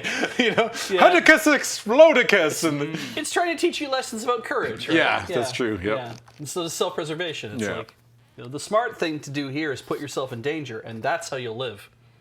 I think I'm learning dude, that the wrong art lesson. is incredible. That's the whole. Wow. I like the hands. Did it blow a hole 3 walls deep? Yeah. And it cut like a perfect triangular. Yeah. hole, Why too. is it a perfect triangle? Hashtag Illuminati. What's the fucking X-Files thing? The truth is out there, you know? Yeah. The truth is out there. The crystal explodes with a blinding flash, releasing a bolt of sun-like energy that tears a massive hole in the 1-foot-thick iron plate and transforms what little remains into red-hot slag. The shuddering concussion jars the entire causeway, and fragments of glowing metal fall all around you. Triumphant. Here I go. Wish me luck. Sorry. Triumphant cheers rise above the thunderous boom that is rumbling through the ravine as the spear point of Adamus' army surges across the causeway towards the ruined gate. Turn to 273. 273. 273. Here I go. Wish me luck. I like the description doesn't explain that. I guess those are your hands as Yeah. you're looking over the edge of the trench that you're in. Yes. I'm choosing to remember this as everyone cheered and patted me on the back. Mm-hmm. Like I was the one who ran it over there. Yeah. Good job, Lone Wolf. You really saved that guy. Thank you. I almost did nothing. Then I thought better of it. Yeah. Then I realized God is watching, so I better do something, you know? The only time I do anything good is when people are there. That's right. Yeah, people can see me. Yeah. That's important. Remember, kids, drink your Ovaltine. And only do kindness to strangers when other people are watching. Thanks, Lone Wolf. You take your place beside Lord Adamus and charge through the smoldering gap, leaping skillfully over the charred and broken remains of the Drukarim who were caught by the blast. Just a bunch of fucking civilians. Just like- we just killed like 30,000 civilians or Top of something. their bodies are missing. Yeah. Yeah. Just perfect triangles cut out of their bodies. There's like lower half standing like behind the wall, like as you like run through. They're just perfectly standing there with the top half's gone. The Allied soldiers follow your lead and sweep into the startled city through a gate now guarded only by the slain. Despite their shock, the defenders begin to rally as they receive fresh reinforcements from other parts of the city. Soon, a vicious battle rages in the cramped and gloomy streets. You may wish to note that you have visited the city of Torgar for future reference. Like we're a fucking tourist. Yeah. Someone's like, offhandedly mentions Torgar. Torgar? I've been there. We blew a big fucking hole in the fucking city walls with a bomb. Well, first I want a coin flip. You know? Yeah. Jesus Christ. Yeah, I've been there. You've been to Torgar? Yeah. I blew a hole in the city walls. There's no cell phones. Nobody fucking knows. You know? True. Half these soldiers are going to be dead. No one's going to retell the story. Like, they're going to die during the siege. You're gonna remember that it was me for some Yeah. reason. Yeah. Also, couldn't I just use, like, fucking mind powers to make everyone think that it was me? Correct. Yeah, can't I, like... You know?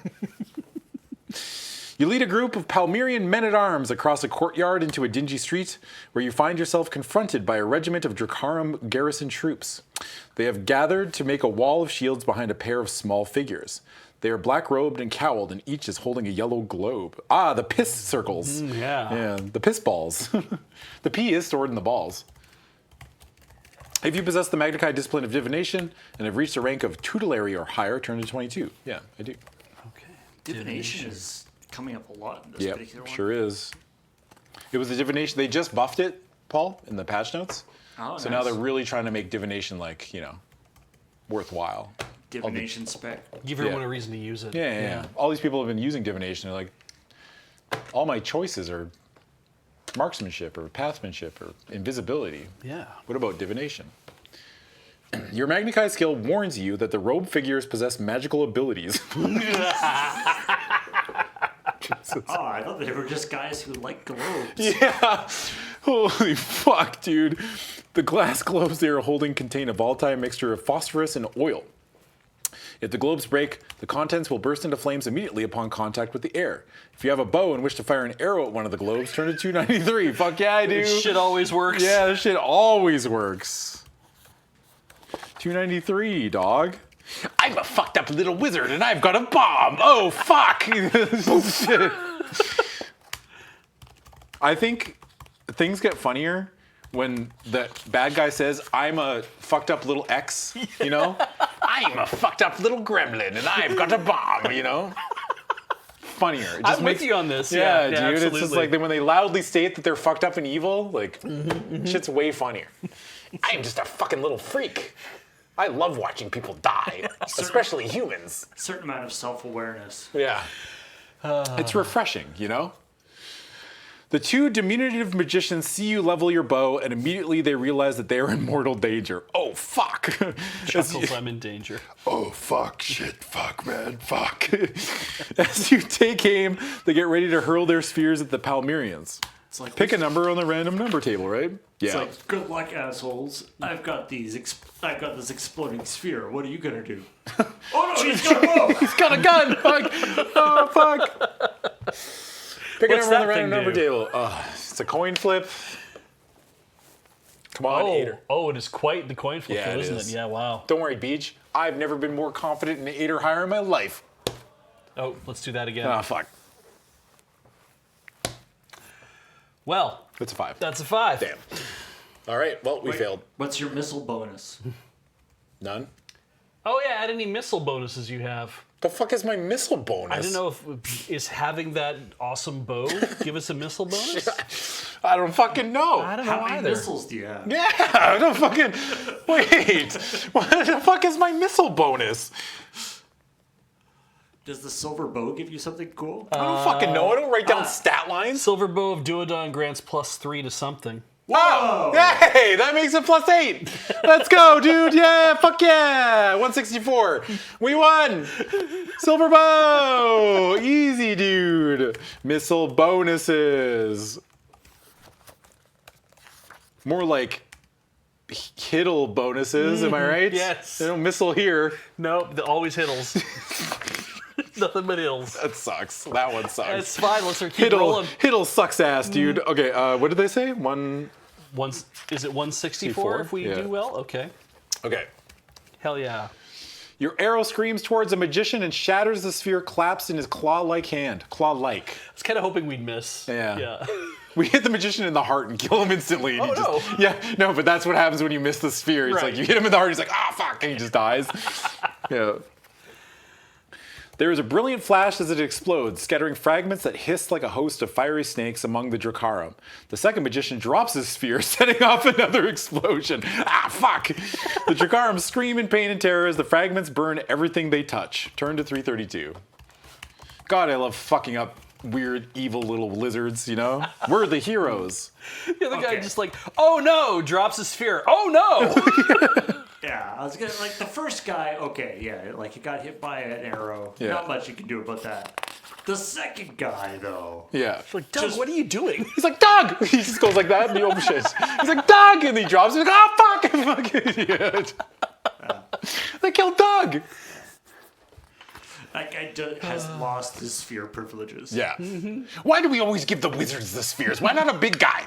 Why not one of the Krorn? They're not dropping shit. They got huge hands. They got big fucking hands. You can't even see the globe in their hand. How are they gonna shoot it? Yeah. Yeah, let's give it to let's not give it to the guy who's easily startled.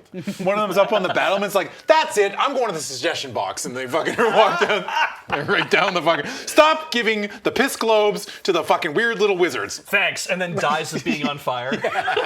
Thank you.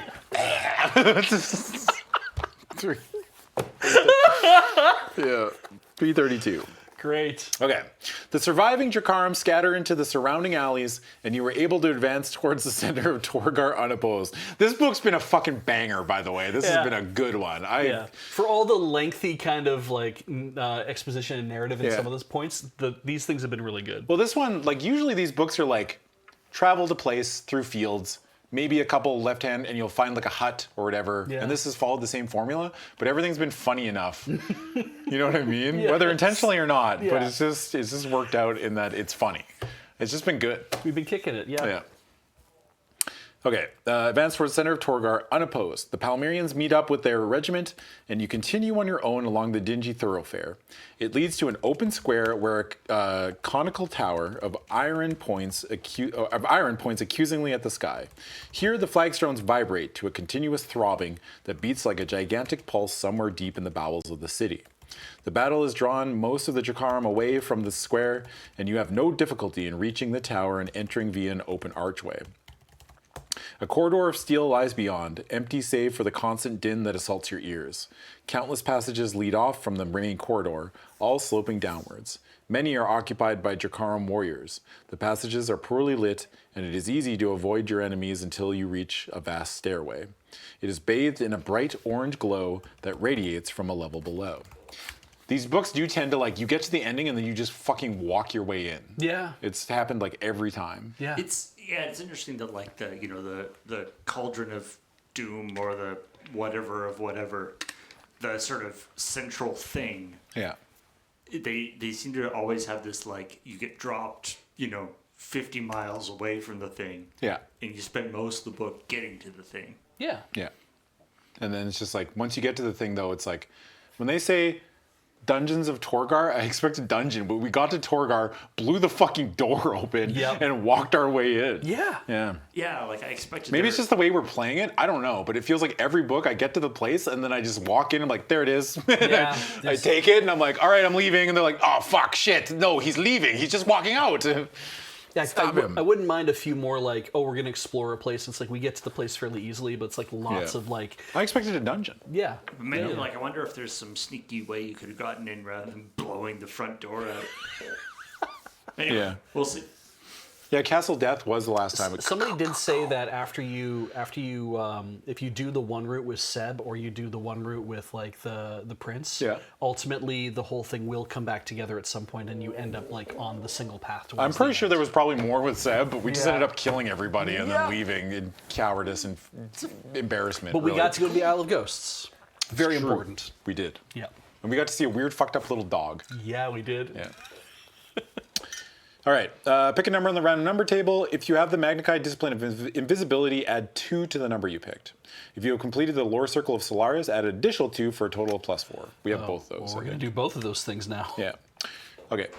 So we get a +4. That's off the paper. Fuck. That's a 0. Cool. 4. 348. Well, Do we die? I'll double check. Nope. yes. Oh, yeah. Don't show them yet. Fuck. Don't show them, Paul. Fuck, don't show them. Paul and I saw this before we started streaming, and there's a very funny caption. When you're halfway down the staircase, a shadow looms into view. Moments later, a Dracarum officer appears and begins to ascend the stone steps. He is the most repugnant humanoid you have ever seen. His enormous, bloated body bulges with overdeveloped muscles to the point of deformity, and his face is puffy and fat, shiny with sweat, and pitted with disease. A battle wound on his right cheek has scarred badly, drawing that side of his face into an ugly sneer. He sees you and unsheaths a massive, saw-edged scimitar. With a bellow of rage, he strides up the stairs and attacks. Yeah, the caption is just the most repugnant humanoid you have ever seen. It's like, hey, I'm drawing some art for this cool Choose Your Adventure book. Yeah. Hey, could you? I love your physique. Could you just model for me for this picture that I'm yeah, I'm drawing? sure. I'd love to. Sure. Oh, what's the caption on this picture going to be? Don't worry about it. Nothing. He's like, hey, can I take your picture for the going live? Like, yeah, sure. Yeah. What are you going to write on the tweet? And they're Yeah. like, nothing. Don't worry about it. Yeah, just the link to the Twitch. That's all. To the next going live, the most repugnant humanoids you have ever seen. It's fucking me and Beej. Oh yeah. His neck is really doing something. It's just Yeah, his disappearing. traps are gigantic. There are all these cables over his body. Like, Yeah. I don't know.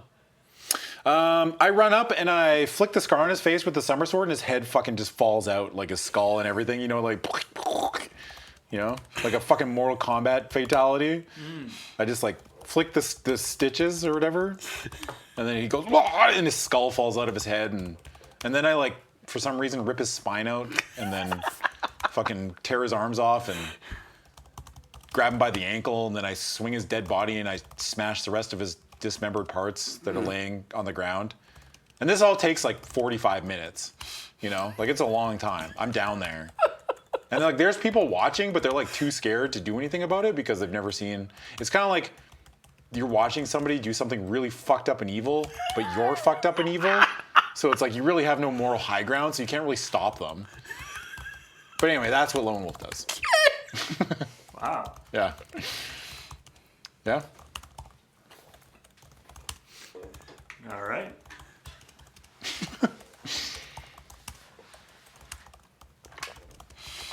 And then he looks at everyone else that's watching. He's like, let's be a lesson to the rest of you. Stay in school. Don't do drugs. And then I leave. Yeah. That's what he does. Yeah, write that down. Yeah. It's as long as you say stay in school, don't do drugs at the end of whatever you do. Yeah, whatever you do, it's just like a blanket. It's just like, you That know. makes it okay. Yeah, it's like when you spill something and you just Yeah. put a fucking paper towel over it and walk away. It's like the spill didn't happen. Say your prayers. Eat your Vitamins. vitamins. Yeah, fucking Hulk Hogan's a prime example. He did the most fucked up. He's doing coke and fucking drugs and, you know. Say your prayers and eat my vitamins. What the fuck do you mean, brother? Also, don't be racist. All right. Hulkster's still working on that one. Yeah. If you win the combat, turn to 177.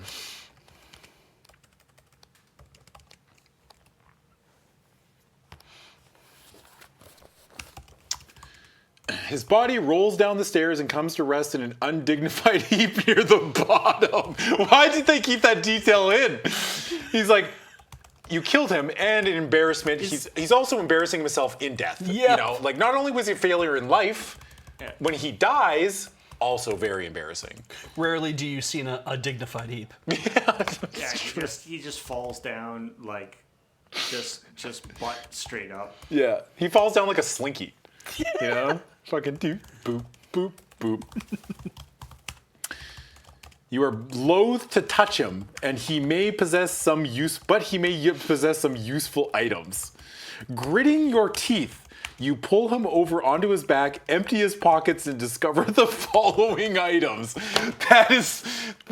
Of all the fucked up paragraphs you've read in all these books, that might be one of the most fucked up. You're like, you are loath to touch him, you know? It's like, ew, fucking ew, dog. Like, gross. No. We've touched some fucked up things. Yes, we have. Like, we've touched some really fucked up things, and this is the one where we're like, ew, dog. This is not just the most repugnant person you've seen. Yeah. This is the most repugnant humanoid you've seen. In life and death, we don't want to touch them. Yeah, You know? you have fought rotting zombies. Yeah. We fought a fucked up demon dog, and we were like fine with it. We're like, yeah, whatever, fuck. Okay. He's got a black key, 200 kika, which is 20 gold crowns. Kika are a form of currency used in the Darklands and the Drakarim nations. Each of these small coins is worth 1/10 of a gold crown, and 10 kika take up the same space as 1 gold crown in your belt pouch. It doesn't fucking matter. It doesn't matter. It doesn't matter. I love that they just like, oh, I know it's a lot, Lore. but 10 of them equal 1 gold, but they take up the same amount of room. So it's just like having 10 gold. So why not just give me 10 gold? They also, because at the beginning, they also talked about how you have like 60 Luna or loons with you, and it's like a loon is like 5 or whatever. Yeah. Like, I know what's the lore. Come on. but it's just like I've decided that all these different people have different currencies just to make things more It complicated. is unclear how much kika is worth a gold coin because the exchange rate has been floating for a while. Yeah, it's foreign like- trade between the Drakarim and the rest of Can't be Magnamund good. has been not great. Like, do we even accept Kika in fucking Magnamund? Like, Yeah. am I gonna show up and I show up? Like, if I show up with fucking Mordor bucks, Yeah. am I throw them on the table? Like, where the fuck did you get those? Yes. I'm like, from some fucked up guy that had cut his face open, but I was loath to touch his body. the Darklands are currently under sanction by Yeah. the King of Magnamund, and it's like, well, no, we're not going to be accepting that currency anywhere. You know, you're going to have to rely upon if you have any own stashes of gold or maybe some sort of like other currency from another place. The Drakarim actually peg their currency to the gold crown. Ah, yes. Yeah. So you're saying it's not worth 10 gold? And I'm like, no, not at all. We don't take any of this. It's evil as fuck. Exactly. We don't want your evil fucking blood money. See like the black miasma coming off of the Yeah, money. it's like, ooh, fucking ghost comes out of it. I don't want your fucking ghost money, you freak. Get out of here. Jesus Christ, who am I going to give this to? Somebody going to come in and ask for change and I'm going to give them the fucking Mordor dollars? Take it home and put it in an ashtray in your house. fuck. And you look back on all the places you went. Yeah. It's like when we come home with pesos or something, you know? It's like we keep it, but we never use it, you know? Exactly. Jesus. Does it change your opinion if I tell you I got it off the most repugnant guy I've ever seen? Oh yeah, no, now I'm definitely interested in your terror coins. Thank you so much. Yes, strangely enough, 2 kika are equal to 1 Norwegian kroner. All right, Twitch chat, you're all funny. Congratulations. You're all funny. That's a good one. Fuck, that's a good one. I can't write all of this down, but I wrote down some stuff, and that's what's important. Yeah. The big problem actually is that the Kika are like the same size as like a quarter crown. Yeah. So people use them in vending machines. I love that this guy has black key, 200 kika or 20 gold, and then a dagger. We're like, yeah, give me the fucking dagger. Didn't he have a giant fucking sword? Or was that a dagger to him? Yeah, You know? Yeah, right, He that's had like a scimitar. sawtooth scimitar. Yeah. Yeah. Take whatever items you wish. Okay, well, we have to take the key. I am taking the money, even though, you know what? This has been the first book we haven't spent a single fucking dollar. Yeah, it hasn't come up, yeah. Not once. Yeah. Usually we're just like, Yeah, we haven't like been to a town. no. other than this one, which I mean, this is technically a town. I feel like you're not going to be spending a lot of money in this town, though. Maybe we'll find a little fucked up Dark Souls merchant somewhere tucked away, you know? Yeah. Like, welcome, traveler. I can partake in my wares. Oh, great, I've got crowns. Well, I only take Kika. Fuck! You're in luck, sir. But luckily for you, 200 Kika is equal to 20 gold pieces as far as space goes. So, really, it's not taking up any extra room in your gold pouch. 285. Okay. It's just a turn 2 at this point? Yeah, Yeah. okay. Great.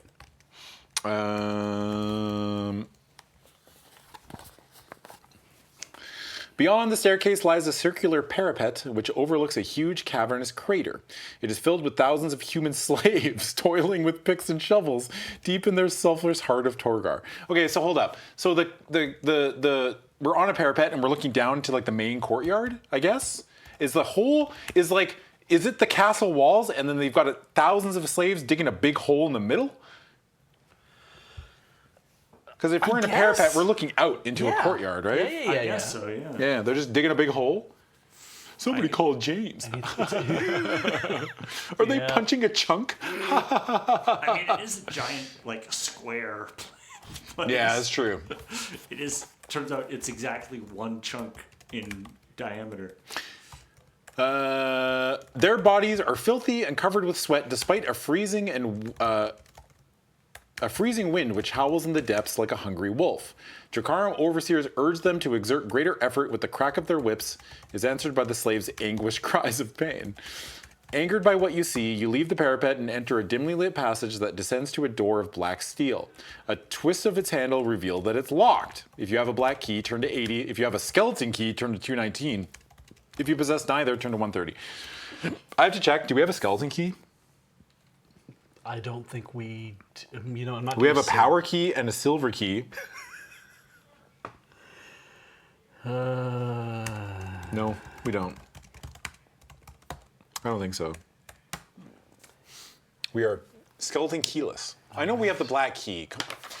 I feel like that Twitch chat? time from picking up to using key was like the fastest. Oh yeah, it was like a direct turnaround. Yeah. I understand that we have the black key. Right. But I wanted to see If we have the skeleton key. if I just had a skeleton key laying around. Yeah. Because it is a different page, Yeah. right? That's like something else could happen. Yeah. But I mean, like in a previous book, maybe I picked up a skeleton key. And I was like, oh yeah, that'll be helpful. It's a skeleton key. It's for opening skeletons. Yeah. I did just open a skeleton to get this black key. Essentially, right? If you think about it. Not wrong. I'm not wrong. Yeah. It's like, Yep. All right. I do have the black key, so we can turn to 80. Hell yeah. Love the black keys. Yeah.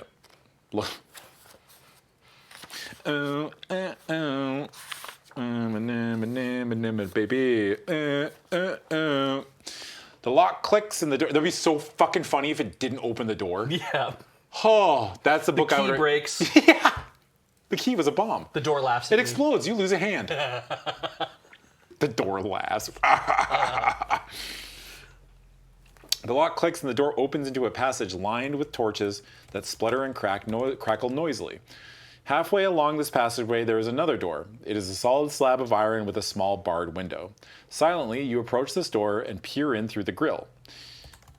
If you have visited the Denarg or the Isle of Kor in a previous Lone Wolf Adventure turn, somebody writing at the writing staff was like, now is the book. When they've been to places, okay? Yeah, we need it's to all start gonna paying matter. it off. I'm assuming we've been to considering we've done all the other adventures, I'm assuming we've been to all of these places. I would assume right? so too, yeah. I think it's more to do with the fact that Who were the Denarg? yeah, that's what I don't remember. really remember, but I know we've said the name like dozens of times, but it's in like I think in just one session, but it's like that is definitely a thing where they're like there's a chance we could have been in a place but we didn't go to that location. Oh, it was a spooky swamp. Ah. Yeah. Yeah, we've been there. All right. Nice. Yeah, I've been there. It's like every time, it's like I'm asking Twitch chat like they're my fucking DM. Like, I don't remember, were we there? They're like, yeah, you were there like fucking 4 sessions ago. If I had to go through every book to find it at this point, though, it'd be Yeah. like, it's all familiar, but it's like, I don't remember Yeah. when. but just like an exasperated DM being like, God, I wish my players would just pay attention for fucking 30 seconds. Yeah. I'm keeping notes, but I have like 10 pages of notes. Yeah. 260. Oh, God. The swamp with the fruit that turned out to be animals in disguise. That was the swamp. Okay. Yeah. Sick. That was literally the swamp where we walked in, climbed a tree, and was like, there it is. And then we just like walked to the cigarette. And then we walked in and we're like, sick. Oh, we got it. All right. In our Nice. pocket. Yeah. Right, there's just like a giant crystal pyramid in the middle of the place. Yeah. Yeah. Yeah. If you were my DM, you would have ambushed me 30 times by now. Well, With what? good thing you're not the DM. Yeah. All right. You Lay it wouldn't out. ambush shit. You'd be too busy laughing at our hilarious jokes. And if you're telling me you wouldn't want to DM a table that had me and Beej and Paul at it, you're tripping. You know? We'd be hilarious. Yeah, we'd be completely slowing down your gameplay. Oh, yeah, I would go on so many fucking tangents. Combat would be like a whole session. Do you love long combats that drag on? Then I'm your player. Yeah, yeah. Always trying to make jokes. Stop making jokes and just fucking roll the dice. Beyond the door, you can see a dark dungeon cell. A prisoner sits cross-legged on the cold stone floor, his head resting on his chest. The dark skin on his hands and his arms are covered with tiny scars, and his plaited hair is matted with grime and dried blood. Warily, he raises his head, and your pulse races when you recognize the face of Lord Pido. Hell yeah, buddy! Warrior magician of Desi, turned to 278. Hey, we fucking found Pido. That's so good. Like, oh, Pido, yeah, we're totally here to rescue you. Oh yeah. That's why we came here. Yep. Definitely. Yeah. Holy shit. Holy fuck, you're here? That's what I would say. I'd be like, holy fuck, dude. What are you doing here? Oh, we've been looking for you for Yeah. so long. Where the fuck did you go? That's all we've been doing. Yeah. You did the right thing. We got that black key. We're going to let him out. It's a good thing we rolled that random number poorly. If you killed one of your wizard companions, what are these birds doing here? What's that from? I don't know. Fuck. It's on the tip of my tongue. What are these birds doing here? It's gonna be on my head. Okay, anyway. Did I say 278? Yes, I Yes. Algathar from World of Warcraft. Oh, Dragonflight. Yeah, it's from WoW. What are these birds doing here? A key to the cell door. Fuck, you guys stop distracting me. A key to the cell door hangs on a hook nearby. You grab it, insert and twist it in the lock, and then kick the heavy slab of metal. It creaks open, and Pido rushes forward to embrace you. Oh, sick. We make out. I can't remember. Yeah, fuck. I fuck Pido. Well, we fuck. I shouldn't say I fuck him. Yeah, we're doing this together. Yeah, we you, fuck. Me and Paul. Yeah, me and Paul and Beej are all gonna. Hey, hang on. Yeah. Grab the key and twist it. Give him the old key twist. Oh my god. Oh, dude. Oh my god. All right. I can't remember Pido's voice. They were, or whatever. Thank the gods. No, you found it wasn't. I don't think it was. that one? Wasn't Or is that that? I don't think Benador? that was. That was Benador. I think he was the Benador? real Okay. high-pitched one. All right. Thank the gods you found me, Lone Wolf, he says, his voice filled with emotion. The Dracarum said you were dead, but that your body lay rotting in the Dinarg, but I never once believed their damned lies. Pido is overjoyed to hear that the Torgar gate has fallen and that a battle is raging in the streets above. When you inform him of your mission, he replies with news that raises your hopes of success. Turn to 307. Ooh. Yeah, I didn't want to say like we fuck him, like, you know. Like run a train on Pido.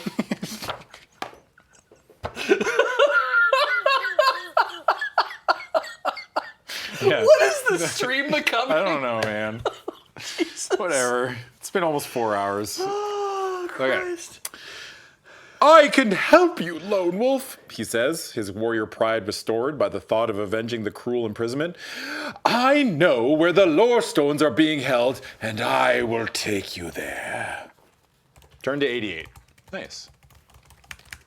I was half expecting him to be like, oh yeah, I have it. Here. Fuck, that would be so. Also, I have this gem that will teleport us out. Like, wow, sick. All Fuck. right, that was easy. All right. Wait a minute. You were trapped this whole time, and you had this gem that would teleport you out, but you didn't use it? You'd be like, yes, I could only use it when my true love was near, and then we make out, and then we fuck. Yeah.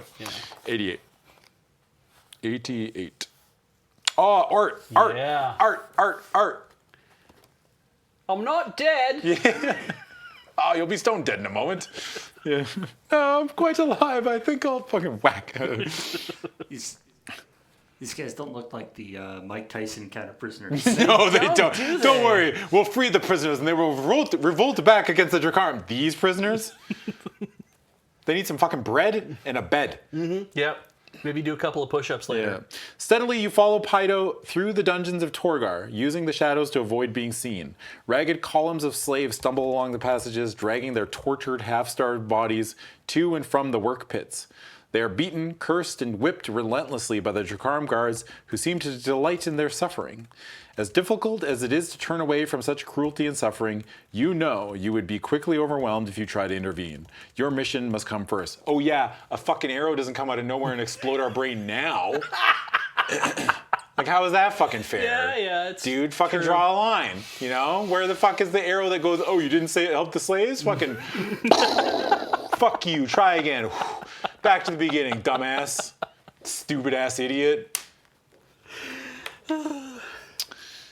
You emerge from a corridor into the shadows of a circular chamber where a staircase ascends to a pair of huge triangular iron doors guarded by a squad of crack Jakaram Death Knights. Why do they say crack Jakaram Death Knights? We got our best people on the job. Our best. The fucking best of the best. What do you call them? Death Knights. Okay. Yeah, all right. Okay. Are they dead? No. Okay. What do they bring death? Sometimes? Were they knighted by Death? your king? Yeah. Not really. No. Are they why not? even Drakkar? They are. Okay. They're yes, that one. Okay. All right. Okay. Okay. I see.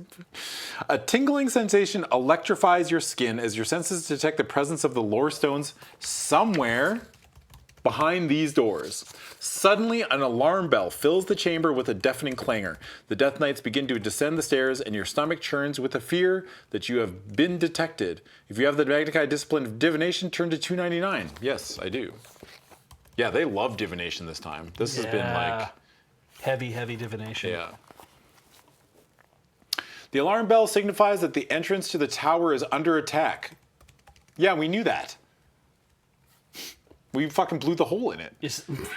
Well, that was the wall. Yeah, I don't know, whatever. Yeah. Adamus and his army have reached the center of the city, and they are now fighting their way down to the dungeons in an attempt to free the slaves. The Death Knights are hurrying to their battle stations, unaware of your presence in this chamber. Turn to 136. Dude, literally everything is working out for us. Yeah. We can do no wrong here. How do we know that what this alarm means, and also that everyone is upstairs fighting their way down to us? Because we have the fucking Magnified skill divination. I guess, yeah, we just kind of know. we just know. In the sphere around us, we know what's happening. It's like when you see, like, we would see a call from an unknown number and know exactly who it was. Oh, yeah. Yeah. Yeah, that makes sense. Yeah. I do like the your sneak, alarm goes off, and all the soldiers come, and you're like, and they just run by. Oh. Oh, fuck. Shit. All right, that's a freebie. It's like every time I get an unknown call, it's always like fucking Rogers or whoever. And like, I don't even have a phone plan with Rogers. Like, we want to upgrade your plan. I'd be like, first of all, you fucking scammer. I'm on a work plan, and I'm not even with Rogers. So Yeah, I dare you to try. You fucking tried, didn't you? And they always go, oh, yeah, and then they hang up. And I'm Yeah. like, yeah, I got your ass. I'm giving you a big thumbs down right now. Like, if you drove by me, boo. Man, fucking get out of here. That is the worst. That Yeah. like if somebody's driving or whatever and they like make a mistake or they're fucking around or cut off or whatever, it's not. Don't give them the finger. Yeah. Just do this. Be Yeah, like, just no, that was give 'em- bad. Yeah, like, fuck. That was poor driving. You. They hate that way more. Yeah. Well, you're in the fucking pounds of metal. I'm just fucking flesh and stone, like flesh and bone. Yeah. You know? Yeah. I get hit, I die. You hit somebody, you don't Liters die. of blood. Yeah. Yeah. On the hill. Wait, am I going to? What does it say? 136? Sorry. 136. Yeah. The Death Knights tramp past your hiding place and hurry out of the chamber. Pydo breathes a sigh of relief as the sound of their heavy footfalls is quickly lost in the noise of the alarm bell. Only when you are sure you are alone do you leave your hiding place and approach the triangular doors. Turn to 230. Ooh, triangular doors. We made a triangular door. We did. We're going to make another one. Ooh, cool art.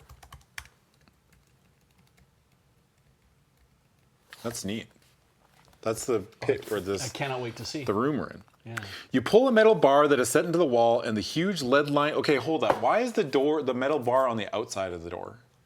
Right, because you're locking something in down there. I guess, but you don't want anybody to get in here. Like, you don't want them to get out. Yes. I That would be guess. why you would do that. That would be why you do that. Unless there's a handle on the inside that when you pull it, it raises the bar from the Or maybe the outside, too. Drakarm just haven't invented a fucking doorknob. Yeah. You know, and they're like, I don't know, just put a fucking metal door in front of, like, you know, a metal bar. That's fine. I heard humans are using doorknobs. You get out of here with that human shit. What's a knob? You are! Now leave me alone. You pull a metal bar that is set into the wall, and the huge lead-lined doors rumble open to reveal an incredible sight. Before you stands a domed chamber, its ceiling crisscrossed with... The metal bar you pull is not on the door, it's on the wall. Oh, you it's on the basically- you wall. just Oh, pulled set a into the lever. wall. Never mind. You just pulled a lever without testing to see if it was a knife first. That's a different book series, though. Yeah, that's fair. Yeah, they would... The Lone Wolf people would never do that No, to no, us. they would They never don't, do actually that. don't have the fucking stones to do it, you know what I mean? They don't, man. knife Like, over you? the old ones were just like, they're doing all the weird fucked up shit. They were trying to get, they're like, gotcha, you know? Yeah. They lived, like the old, the Fighting Fantasy ones Yep. were full of just like, Yeah. gotcha, you fucker, I got your ass, you know? Joe Deaver wants you to succeed. Yeah, he does. I'm hoping the folks that are writing the book 33 are watching right now and are be like, knife lever. Yeah. And also not Put mad at that us No. for going way off track with these books. Look, I think they're just happy someone's reading it. Oh, yeah. That's fair. Before you stands a domed chamber, its ceiling crisscrossed with gantries of rusted red iron. At its center, there is a circular black pit around which there are gathered small groups of ghoulish creatures, clad in transparent robes and masks. What the fuck? Some weird sex dome? What are we? They're wearing like clear plastic robes? Eyes wide shut? Yeah. Yeah. Yeah. This is a sex party? What the fuck is this? Dracarum sex party. Here we Yeah. go. I'll write that down. Ew, get away from me, you freak. No wonder we know you're evil because you're just walking around with your fucking shit hanging out. Goddamn weirdo. I don't want it. Get out of here. We are making some assumptions that they do have visible genitals. Yeah, that's true. Maybe they don't. Don't. What if they're like doppelgangers? Doppelgangers don't have like, you know, genitals, right? Because they just turn into whoever they... I mean, they technically This is now do. my new truth. Yes, What? thank you. Yeah, the I'm doppelganger? adopting that as truth. Yeah. Okay. At its center, there is a circular black pit around which there are gathered small groups of ghoulish creatures. They're naked and they're wearing clear, transparent robes. Okay. Like, picture a raincoat Yeah. that you can see through. Yeah. Yeah. Angled upwards from the floor are several slender crystal rods that glow with green fire. They pour forth constant streams of pencil-thin light, which focus at a point directly above the center of the pit. Your eyes are drawn to this point, for here you can see the 3 remaining lore stones of Nixator, the objects of your quest, held suspended in a ball of flickering green flame. Why didn't they split them up?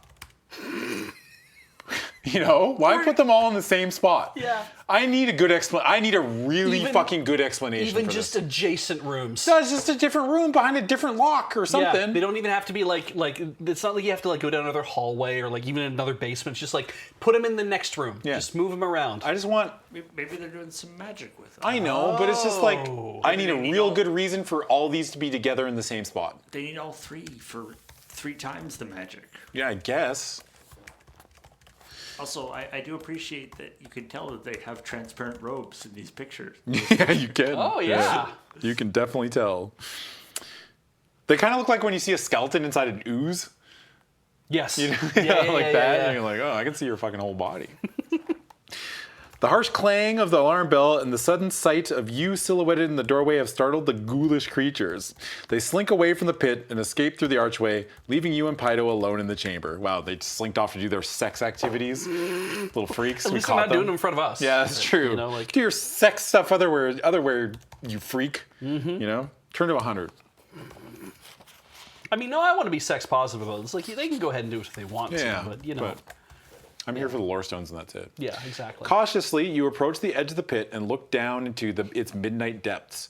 No light penetrates the blackness and no sounds can be heard in the seemingly bottomless abyss. Above you, the lore stones hang suspended in a ball of green flame. beyond reach from the ground, but within a hand's breadth of the gantries, which crisscross above the pit. They just said the same sentence like 2 times. If you wish to climb a gantry and attempt to retrieve the lore stones from above, turn to 249. If you choose to examine the crystal rods, turn to 160. If you decide to search for a way of retrieving the lore stones from below, turn to 201. I'll examine the crystal rods. The inanimate carbon rod. 160. Yeah.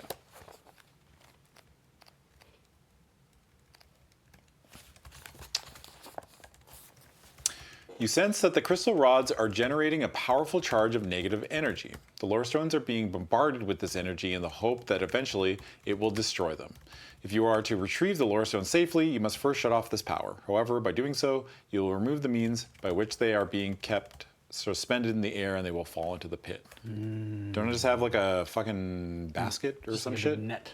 Yeah, kind of just hold a fucking... Beat up one of the dudes and take his poncho. Well, I grab a blanket. Yeah. And I give Pydo the other blanket, and then we stand over the pit. Yeah. And then we just fucking hit the crystal, and they fall, and then easy peasy. Yeah, catch him nice and easy, yeah. I mean, how big's the pit? It's not that big. How big's our blanket? We just happened to bring the world's biggest fucking blanket with I like us. it, yeah. Yeah. Big Or enough like, to wrap around us. you know those, the parachutes that you do as a kid? I love those. Yeah, those things were so sick. Yeah. Do they? I don't think they still probably do them. But, I think they do. oh, really? Yeah, you can still... Are kids these days still playing with big parachutes? Well, that's a question for the chat. We have Yeah. a lot Are of there any children in kids in the chat? All you 8-year-olds who've been listening to just do this the entire time. Are you still playing with parents? First of all, you should not be watching this if you're 8. Fuck. You know? My kid has. They are still great. We do it gymnastics. Nice. Okay. Nice. Well, then all's right in the world. I love it. Yeah. You notice a spot where a gantry passes directly over the ball of green flame. If you can crawl up to this location, you will be able to cup your hands below the lore stones. This is the worst idea. Holy shit. Pydo could then destroy the crystal rods and the lore stones, freed of the energy beams, would drop right into your hands. It is a bold plan, but you feel confident that it will succeed to continue to turn to 40. We don't even get a choice. We're just like, yeah. Yep. Well, here I go. Wish me luck. That's fucking, this is big Adonis. Every time. Yeah, here I go. Wish me luck. I do like you, like, because climbing the gantry was one of the other options. This is like, do you want to examine the crystal rods or do you want to climb the gantry? Yeah. You examine the crystal rods. It says climb the gantry. Yeah. As an 8-year-old, you have numerous questions about things I've said. Ask your parents. Yeah. Or ask someone in Twitch chat. 40. The corroded iron gantry shakes violently as you inch your way nearer to the flaming green ball. Once you are in position, you call out to Pydo, and one by one, he smashes the crystal rods. Turn to 196. Oh, this is going to totally work. Oh, yeah. As each rod is broken, its beam disappears and the fireball grows weaker. The golden light of the lore stones begins to radiate through the evil green flames, and when Pydo has destroyed half of the rods, one of them tips and falls into your waiting hands. Immediately, a wave of energy courses through your body. It sharpens your thoughts and perceptions and fills you with renewed strength and vigor. You shout encouragement to your companion. He raises his head to reply, but his words are drowned out by a harsh and terrible voice. Turn to 350. Oh, 350. Yeah. Ah. You know what that means, folks? Vengeance is mine, lone wolf. Booms the thunderous voice. Terror strikes deep in your heart when you turn to see the ghastly form of Dark Lord Ganag. His loathsome form fills the archway through his minions, through which his minions escaped when you first entered this chamber. A ghastly, rasping laugh echoes from its fly-like head. What the fuck? He looks like a fly? Neat. I love it. Okay. I thought he was like an orc or some shit. I think we had this brought up before that there's like all of them look a little bit different, and I think Ganag was described as having like an insect appearance of some sort. Oh. Yeah. No, we don't have a picture of him. Okay, well then he's probably more of like a Baxter Stockman kind of like. Yeah. Vengeance is mine, lone wolf. Oh, I like that. Yeah, kind of buzzy. Yeah. You know, like vengeance is mine, lone wolf, like that. Yeah, That was really good. Yeah. That's like a fly. Waspinator. Yeah. That's who I was channeling. Yeah, it was a Waspinator. That's a Beasties shout out. Yeah, you know? Scott McNeil, the voice actor. Yeah. Yeah. I didn't know he was a fucking fly. Does he have an entrance? Do you have a picture? No, I don't see any picture on this I page. thought he anyway. also was supposed to have like it was supposed to be a deeper voice too. I thought was mentioned earlier too, but whatever. It doesn't matter. whatever. I like him better like this. Dude, they put the Gyak alphabet in the back. Well, that's considerate. Yeah. Yeah. You can make a code and then send it to your friends and stuff. You guys can write messages. You back take and back your forth. clapping. Oh. What? This one's a new voice. I just did a new voice. You just want me to do Dr. Claw for all the enemies? Like, do the voice again. Do the fucking Doctor. No, boo. Boo, Dr. Claw. Fuck you, man. I'm trying. I shouldn't say man, but fuck you. Okay, it flows some form, fills the archway through which his minions escape when you first enter this chamber. A ghastly, rasping laugh echoes from his fly-like head as he raises a black crystal and points it at the gantry. The vow I take is... okay, now, never mind, this voice is getting better. The vow I take at Tahoe shall be fulfilled. Now I shall destroy you and the lore stones. There is a deafening crack, and a bolt of blue lightning streaks from the stone held in his pincer-like claw. It shears through the rusty metal, and you are peppered with red-hot iron splinters. As the shockwave hits the weakened ball of fire, the two lore stones are sent tumbling into the black abyss. Then, a second bolt from the black stone tears the gantry in two, and with the ghastly laugh of Dark Lord Ganag ringing in your ears, you plummet headlong into the icy cold pit.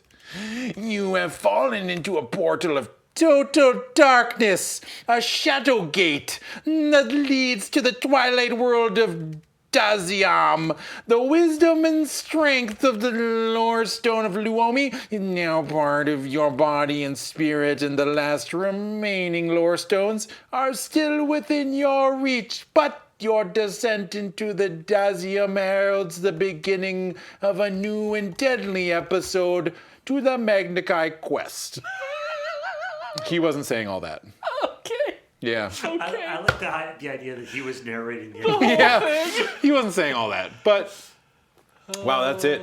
So we get fucking shot at the end. Okay, if you have the courage to be a true Kai master, the supernatural wonder and horrors of the Twilight Plane await you in the penultimate Magna Kai adventure entitled The Prisoners of Time.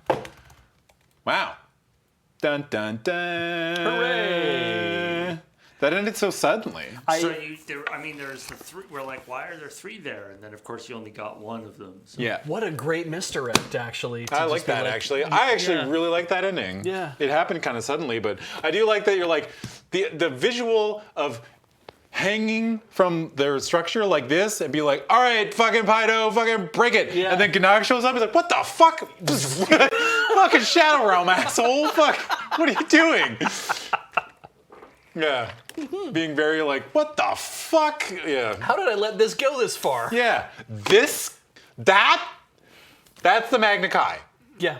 Like, Dark Lord, the Magna Kai. Him? Fucking. There. Taken care of. He's like, oh, falls into the pit. Like, Oh no, what happened to Pydo? Because now we're in a new dimension. yeah, it doesn't matter. Yeah. Fucking Pydo's done, dude. I was looking through a couple of the pictures that we didn't see. Yeah. I am disappointed we missed the Tainter Wolf.